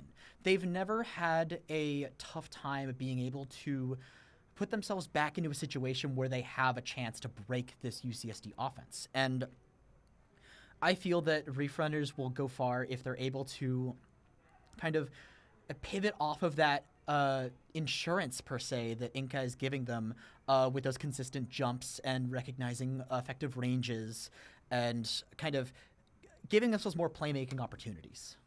For sure. I definitely agree with that. And I think for sure we've seen a very good job at, Inkai being able to hold out this space with Edit. We especially saw that, in that Claim Zumami game where we had, Inkai set up on the dome and, UCSD had to use a lot of resources to get them out of the dome there. So we'll see what happens here if the Edit can, set up in the same positions, if, they can allow the rest of their team to also set up in some really advantageous positions here because of their anchoring. I mean, between Red Rum on that Bamboozler and Inkai on the midline weapons, whether that be the Forge Pro or that Headit, Reef Runners has a lot of, dare I say, mobility. Their positioning is always dependent on the situation. We've never seen them tunnel a certain way. Whenever you give them a challenge, they say, okay, well, how many ways can I break this problem apart? And let's just try and see what works. Meanwhile, UCSD, they have a mission. We want this to happen, and you're going to give it to us. And if you don't, well, this is going to be as painful as possible. It's kind of a clashing of ideals in the way that their playstyles have developed. But UCSD, that also isn't to say that they don't have the ability to do the opposite. UCSD has definitely shown that they can change things up when they need to. That pick with the Machine Neo and pulling out that Vanilla Mini, they can show flexibility. Meanwhile, the Reef Runners, when they set their minds to something, if they want to weigh in, they'll find it. Yeah, and, especially we saw there, I think it was on the second match there, Reef Runners, yes, the second match, Reef Runners went back to their comp that, they used, I think, either fully or primarily through winners finals to go, sweep UCSD. And, unfortunately it didn't work out for them on TC Inkblot. But, they are, for the most part, sticking with their guns here and trying to find ways to make those still work against this almost new and improved UCSD that we are seeing.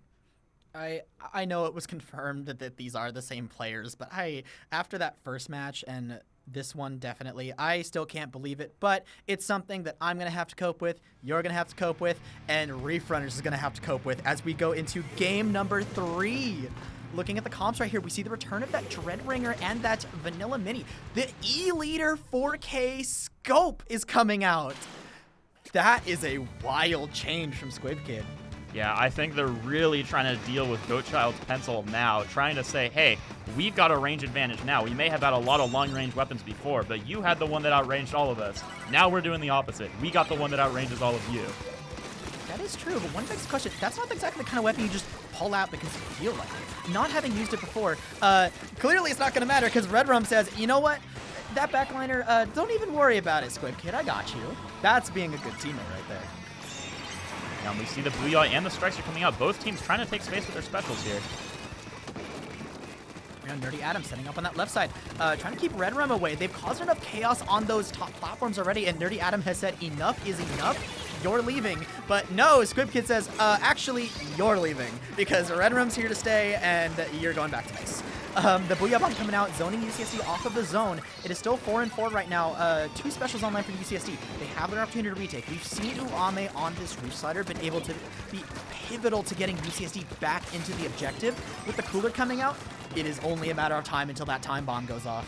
Yeah, and we see Blaster already set up on top right, threatening to just poke more pressure up there, but having to go back. And now it looks like the Kraken is coming out onto them. Able to find a pick, potentially? Rushing after that slider, but not able to find anything with that Kraken.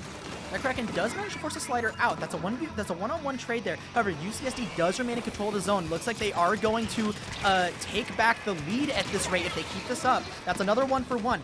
At this point, remember, in Splat Zones, the team that controls the zone likes these 1-for-1 trades. In this case, UCSD, they're perfectly happy with throwing their members in, bashing heads with the Reef Runners, and just seeing what happens because they know what's going to happen, and that's more points on the board for them.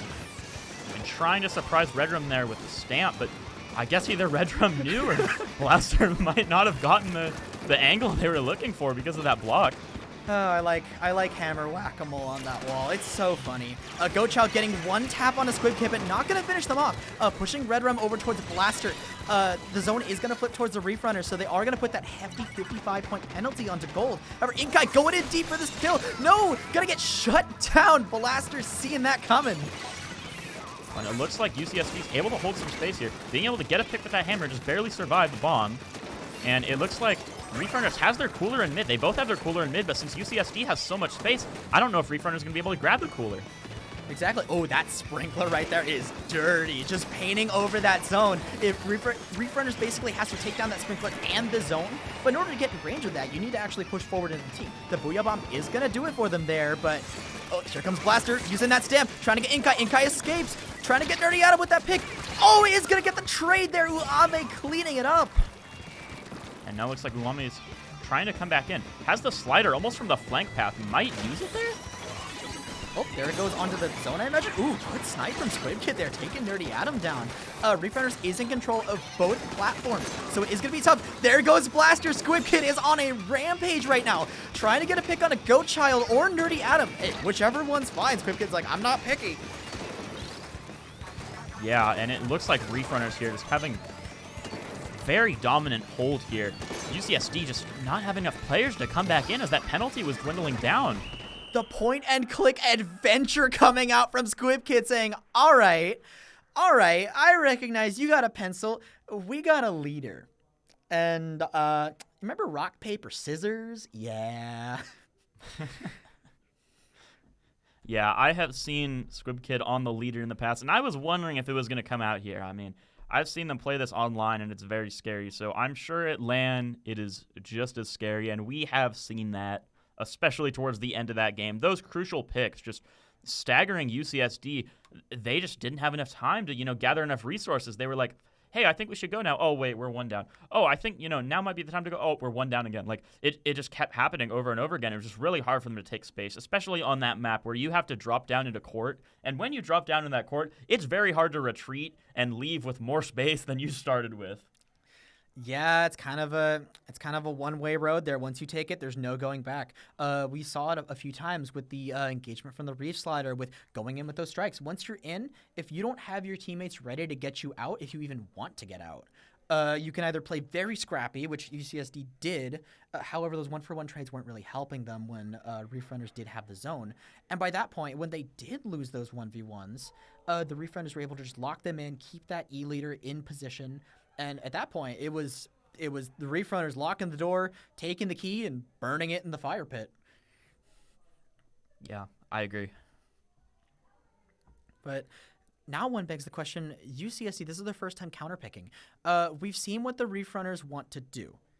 We've seen them go on to more familiar map modes to them, even bringing out the classic Clam Blitz Umami, the best one in this list if you ask me. But I wonder what UCSD is thinking of with this new playstyle. Oh, they're going to Rainmaker Museum Delfonsino.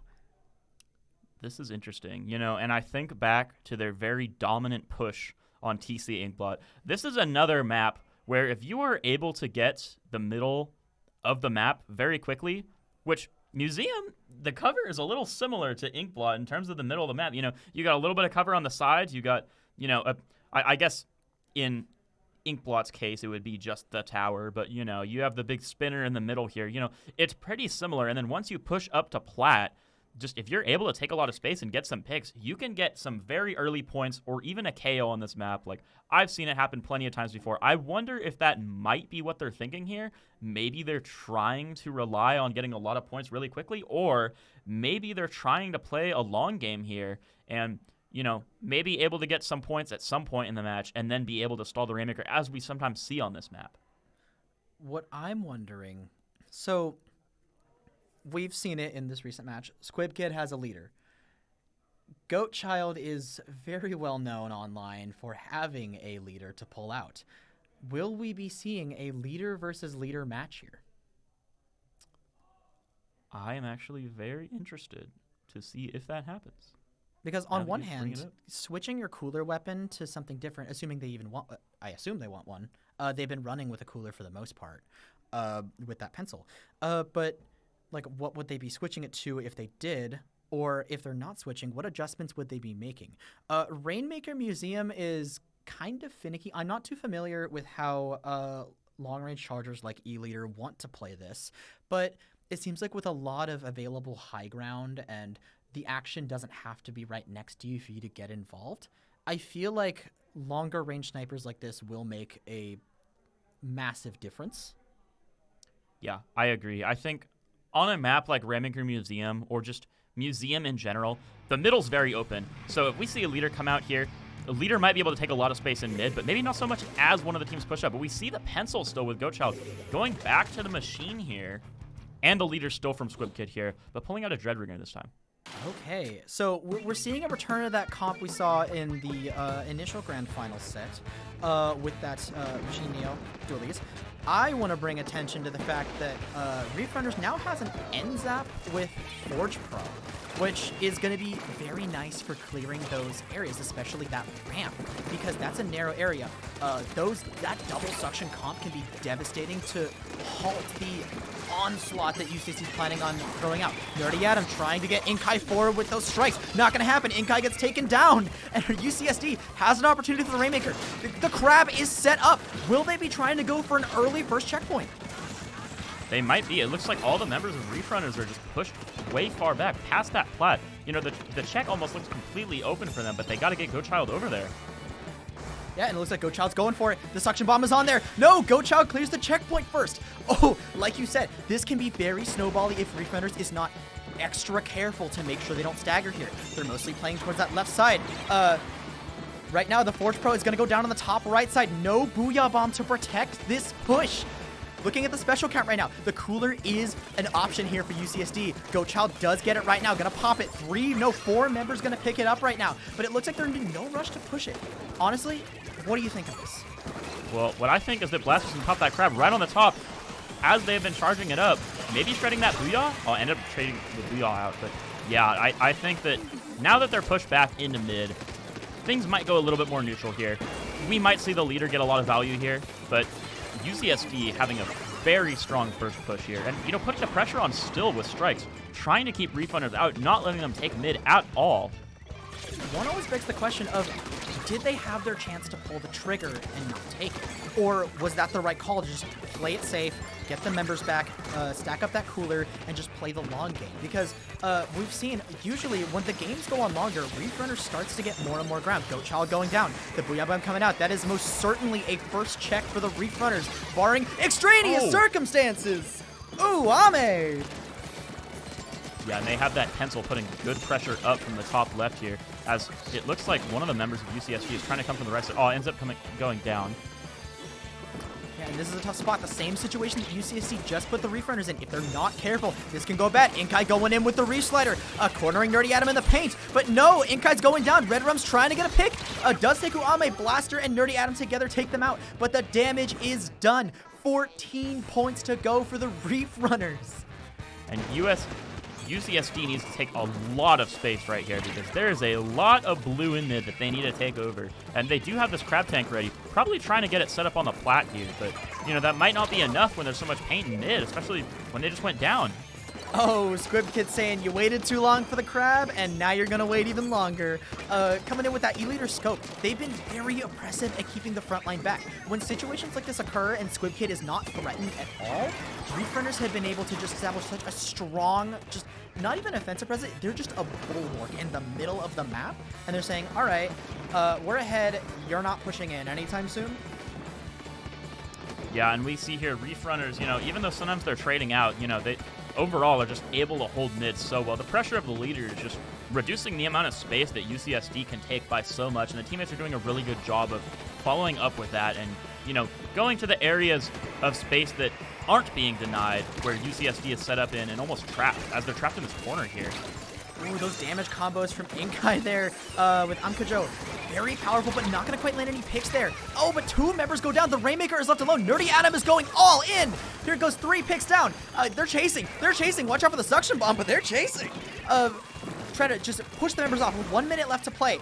There needs to be some there's some major special coordination to just clear this plat, move in as far as possible, but as we mentioned before, that double suction is starting to hurt. And that pick on the Dread Ring will be very important here. Not having an AoE option for Reef Runners to use on that plat is very important, especially now that the Forge Pro went down too. They need to take a lot of paint, though, and be able to force them back even further to get far, because going to 14 is going to be something very hard. They're going to have to get multiple picks to be able to do that. They cannot just swim forward through all 4 of those players. Oh, multiple specials have come out, but the Rainmaker has not moved forward. Looks like they were trying to get a pick before they moved, but was that the right call? Goatchild still inching forward with that Rainmaker. They've got a way to go. Imkajo cutting them off. There is still no entryway. The Booyah Bomb ready to launch and shut them down. They're holding it. They're holding it, waiting for the inch forward. Oh, no. They're going to need the pop. It doesn't look like they're going to get it. No, Reef Runners has a they're stranglehold on that shield. Game number 2 going to the Reef Runners. Wow, and you know, we definitely saw there UCSD having a really dominant push at the start and getting it down to some pretty good points. Good enough points to where if they played a very, very, very solid game, they could have held it there for the rest of the game. That would have required Reef Runners to not only get the check, but swim it, you know, quite a bit further. But Reef Runners just setting up on plat and, you know, being able to put a lot more members of UCSD down at once, which allowed them to push even further to get it to 14, and UCSD just not able to come back from that. I like this game plan from the Reef Runners. They went from trying to establish their defense and not necessarily succeeding, having to give a lot of ground, to setting up beforehand, before the fight even starts, and saying, we dare you to pull the trigger on this plan. That genius play of holding that Booyah Bomb and waiting for the perfect moment to shove the rest of the members off before they're able to push forward and keep them off of the shield. Being able to just play it safe and not give UCSD any picks off of those 2 specials, recognizing that, hey, even if the Rainmaker pushes forward, which the Rainmaker did not push forward, even more fortunately for them during that play, they were able to say, okay, well, we're still in a position to contest this. We got a massive lead hugging that left wall, and we want to be able to take full advantage of that and turn the bullies into the bullied. Yeah, I definitely agree with that one. We'll see what they have in store, what UCSD has in store for Canterbury on Game 3. And it looks like we are going to Clams, Barnacle, and Dime.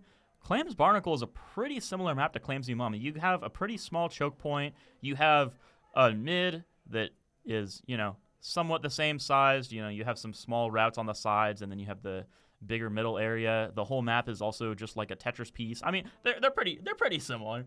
So we'll see, you know, what they decide to do here. Maybe because of the cover on Barnacle, they're trying to shut out this leader and make sure that they can't get a lot of space, because they know, you know, especially with Goatchild being, you know, a leader player themselves, you know, maybe giving some insight onto how to deal with this leader, because it does look like the switch to the leader on Reef Runners was a really good play that they picked, and one that UCSD, you know, hasn't been able to counteract, you know, quite as well as the other tricks that Reef Runners had up their sleeve earlier that UCSD might have found more of a counter to by now. And I agree with you there, with the leader pick being kind of the thing that tipped the balance to sway the scales, so to speak. UCSD's game plan going into this grand finals and bracket reset was to be a bit faster, playing with each other, being more openly aggressive with the Reef Runners and roughing them up. But the switch to the E-Leader has shown that the honeymoon phase is over, the shock has worn off, and now the Reef Runners have an answer. What is UCSD's answer to the answer? This conversation, so to speak, of a bracket reset is a two-way street, and the Reef Runners have signed theirs with a period and a kiss at the end, saying, ball's in your court. We have this strong defensive presence to where once we set up, you can't do anything. And knowing what UCSD has pulled out in the past, they've changed things up. Is there more changes that need to be made? I think there might be. I think UCSD right now is looking for a big answer to that leader, because I think that is one of the main things that they still are having to worry about here. And, you know, from the counter pick to, you know, we've seen them, you know, before, maybe not as much now on camera, but, you know, between the matches, you know, talking strategy, presumably, and all that, just probably they are still looking for an answer right now, and we will see if they might have one. I'm not too sure what to expect going into this. We'll see once the weapon screen loads up, I guess. Yeah, I mean, and it's not even just the comps; it's also the play styles. We've seen UCSD take advantage of their T-Tech a lot, being able to use it to clear space and just demolish anything that's still in the path that didn't get the hint to get out. Knowing that doesn't work once they've lost mid, what is the solution? We do see a swap coming in of team members. Ocean Opal, I believe, is swapping in. Knowing what they play, it is there's a couple blasters in there. There's the end zap, which we've seen before. Maybe they're gonna try to put Goatchild in the leader and take that weight off of her. That might be happening, honestly. We will see right now as we load in. Oh, there and it there is. it is. The There leader it plus is. zap combo. The leader versus leader showdown with match point for the Reef Runners. Let's go. And we've got an unscoped leader versus a scoped leader. So SquibKid getting a little bit more range here, but Goatchild having access to that charge hold. I do like to point out the respawn punisher on SquibKid. That's a dangerous game, knowing that there's now someone that almost matches your range and kill threat. Uame skirmishing on the left side, trying to get a pick on Red Rum. It looks like they are going to land it with the help of the team. That's teamwork right there. Ocean Opal charging forward, cutting off Ankajo, taking them down. Inkai is next. No, here comes the Reef Slider, saying no thank you. Ocean Opal on the retreat. Good jump out. Yeah, and it looks like Reef Runners was able to hold some decent ground there, but they're still trapped in the back here. We see the Dread, trapped almost by themselves, and team coming back in, but, not enough time to defend off of UCSD, who's already taking up the stack. And I don't know if the camera caught it, but that right there was the first shot between a leader and a leader. Goatchild taking down SquibKid and saying, all right, well, my turn. With one down on each side, the special is up for Inkai. The Kraken is online, so being able to stop this push, trivial. You have to go through that awkward ramp area, the slight down where you're just going to get charged down. Red Rum also keeping a good paint control over that, trying to get this ball to expire. Yes, it looks like the Reef Runners are going to deny that power climb. UCSD has to start from scratch.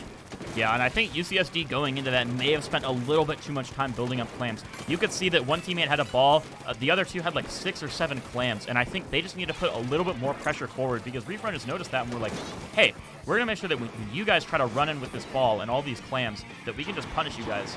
Since they spent so long building up those clams, instead of, putting up the pressure so that Reef Runners couldn't get that space back. They don't see Uame. They don't see Uame. Oh, there's the pick! And right now, they've got control of that plat. They're charging in. Goatchild with the Kraken. Inkai getting picked off by that Trizuka, but they don't have the power clam yet. No. Ooh, never mind. There's the power clam. And clams might be spawning in. They do have 7. Another one spawned in on their snipe if they're willing to go grab it, but they don't even have a way to get into that pit to score anymore either. It's hard for them to find a balance of being able to take space and being able to grab clams at the same time, and I think that's the one thing that they might be struggling with here. How back and forth these teams are going, those small point trades are not what you want. I bet UCSD is not very happy about that push. I mean, it's points. Points are points. You still want them, but when it's that small and gives the other team a pity clam when one flips the balance, with 2 minutes 20 left to play, they're playing with fire right now. And right now, the fire is about to scorch them potentially as Ocean Opal goes down. Inkai managing to get the pick. 2 are down from UCSD. Inkai is ready for that Reef Slider. The clams are lining up. The stars have aligned. Reef Runners executing their push.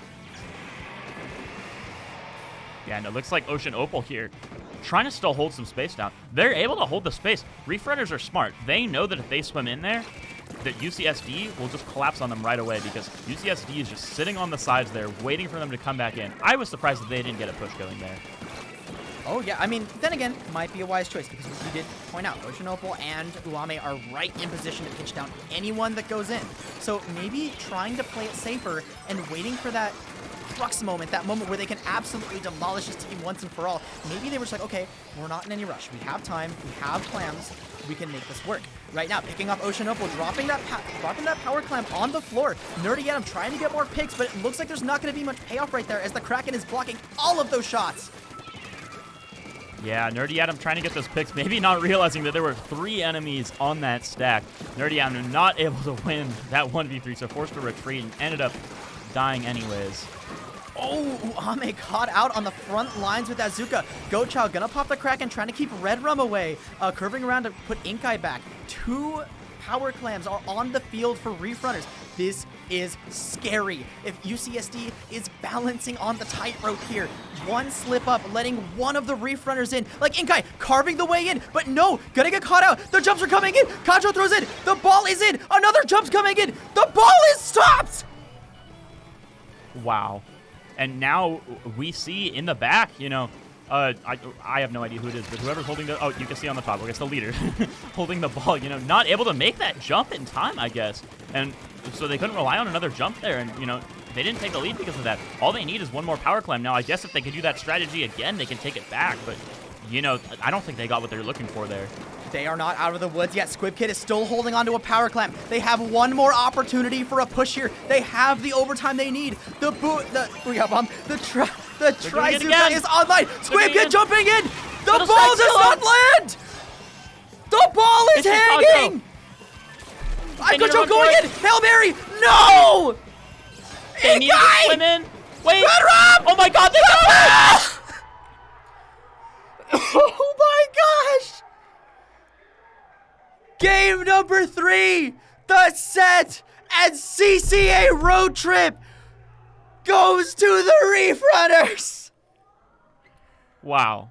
And it's even more surprising when you think that winners finals, grand finals, and grand finals bracket reset, all 3 independently, were 3-0s. That seemed very back and forth, but you know what? It was back and forth, not back and forth and back and forth. What a play. That was excellent. Being able to time those jumps perfectly, one after another, timing those jumps, saying, you only have so much to throw at us. We have the power of friendship. We have our rotations, and we will get this ball in. Insane teamwork from the Reef Runners there. Wow. Never thought I'd say slider cheese might be more powerful in clams than in zones.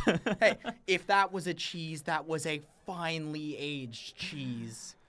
You know what? I gotta admit it. They got the tools to set it up.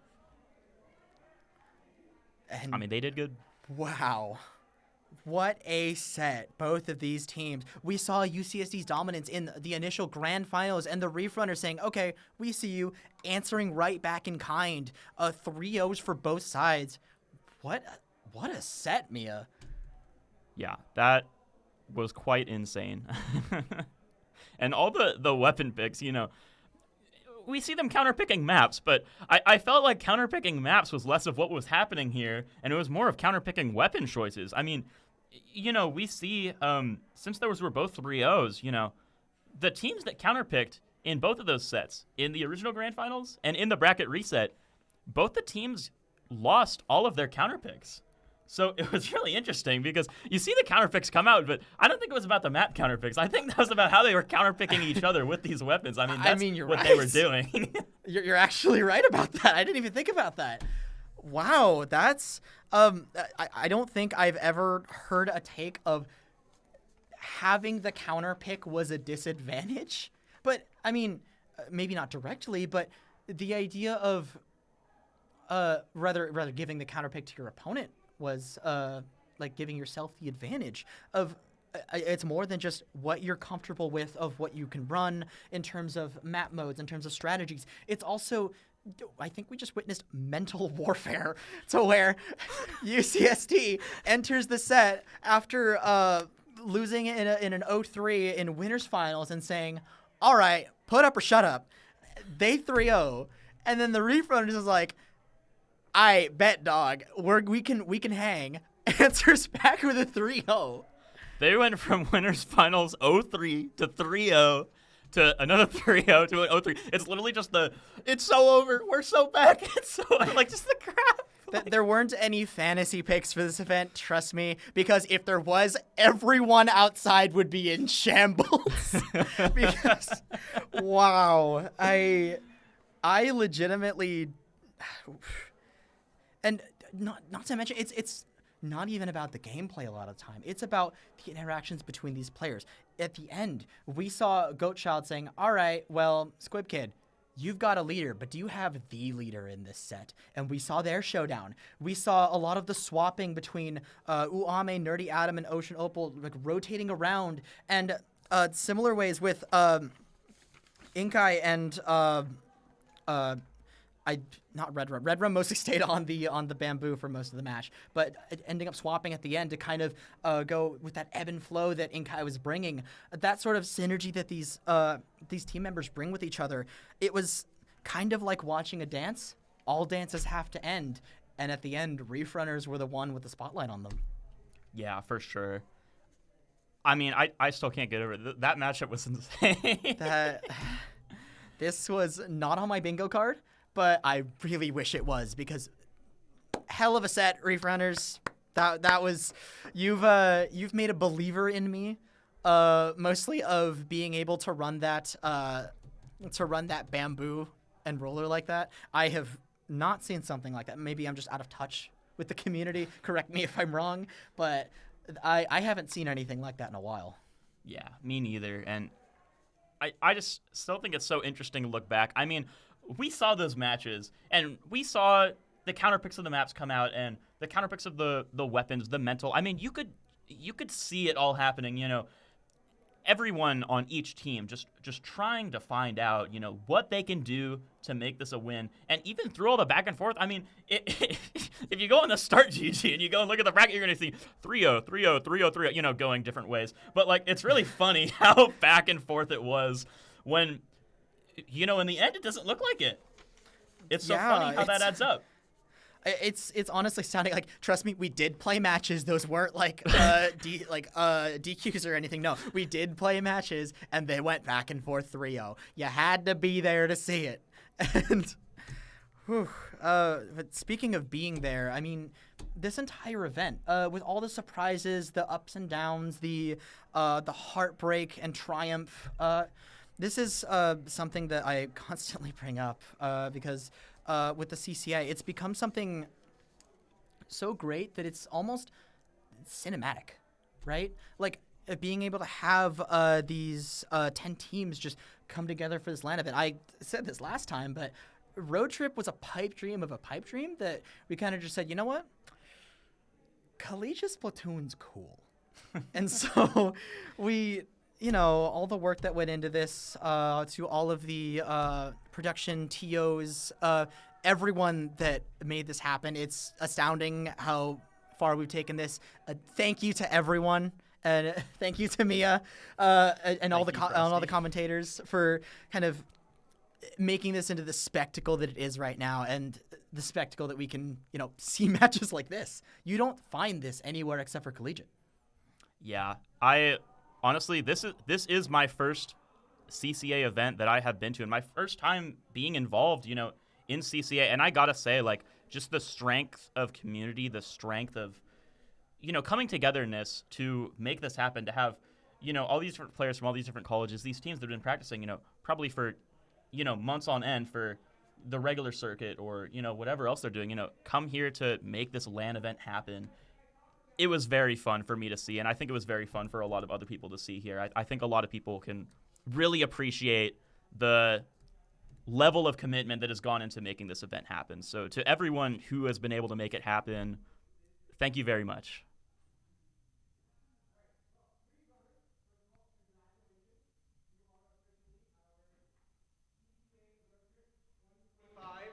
Splatoon champions. So this trophy is for you all. Congratulations.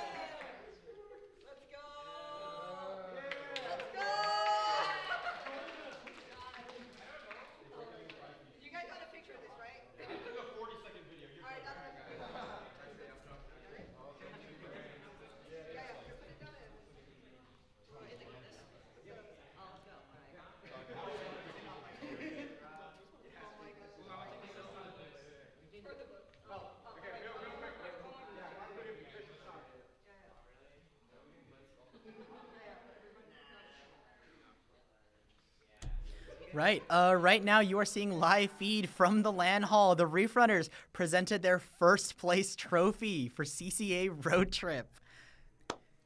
Wow, honestly warms my heart seeing just the look of achievement on these players' faces. Yeah, and what an eventful day today, Coming out of a lot of technical difficulties, I heard the router got completely fried. They had to buy a new router, and we're here. It's a little late. It's 10:30. I'm sure some of you at home might be a little bit later if you're watching it from like the East Coast, but you know what? Here it's still 10:30. That's pretty late. So, you know what? After a long day, I think it's well earned for them, and yeah, what a day. Yeah, the scale of this event has gotten so big, and especially with a newer LAN hall. Last time you noticed this is a different building than what we've had, but very nice space. Thank you to Irvine Valley College for helping us host this event. Wouldn't be possible without you. We love your facility. You guys have been super helpful.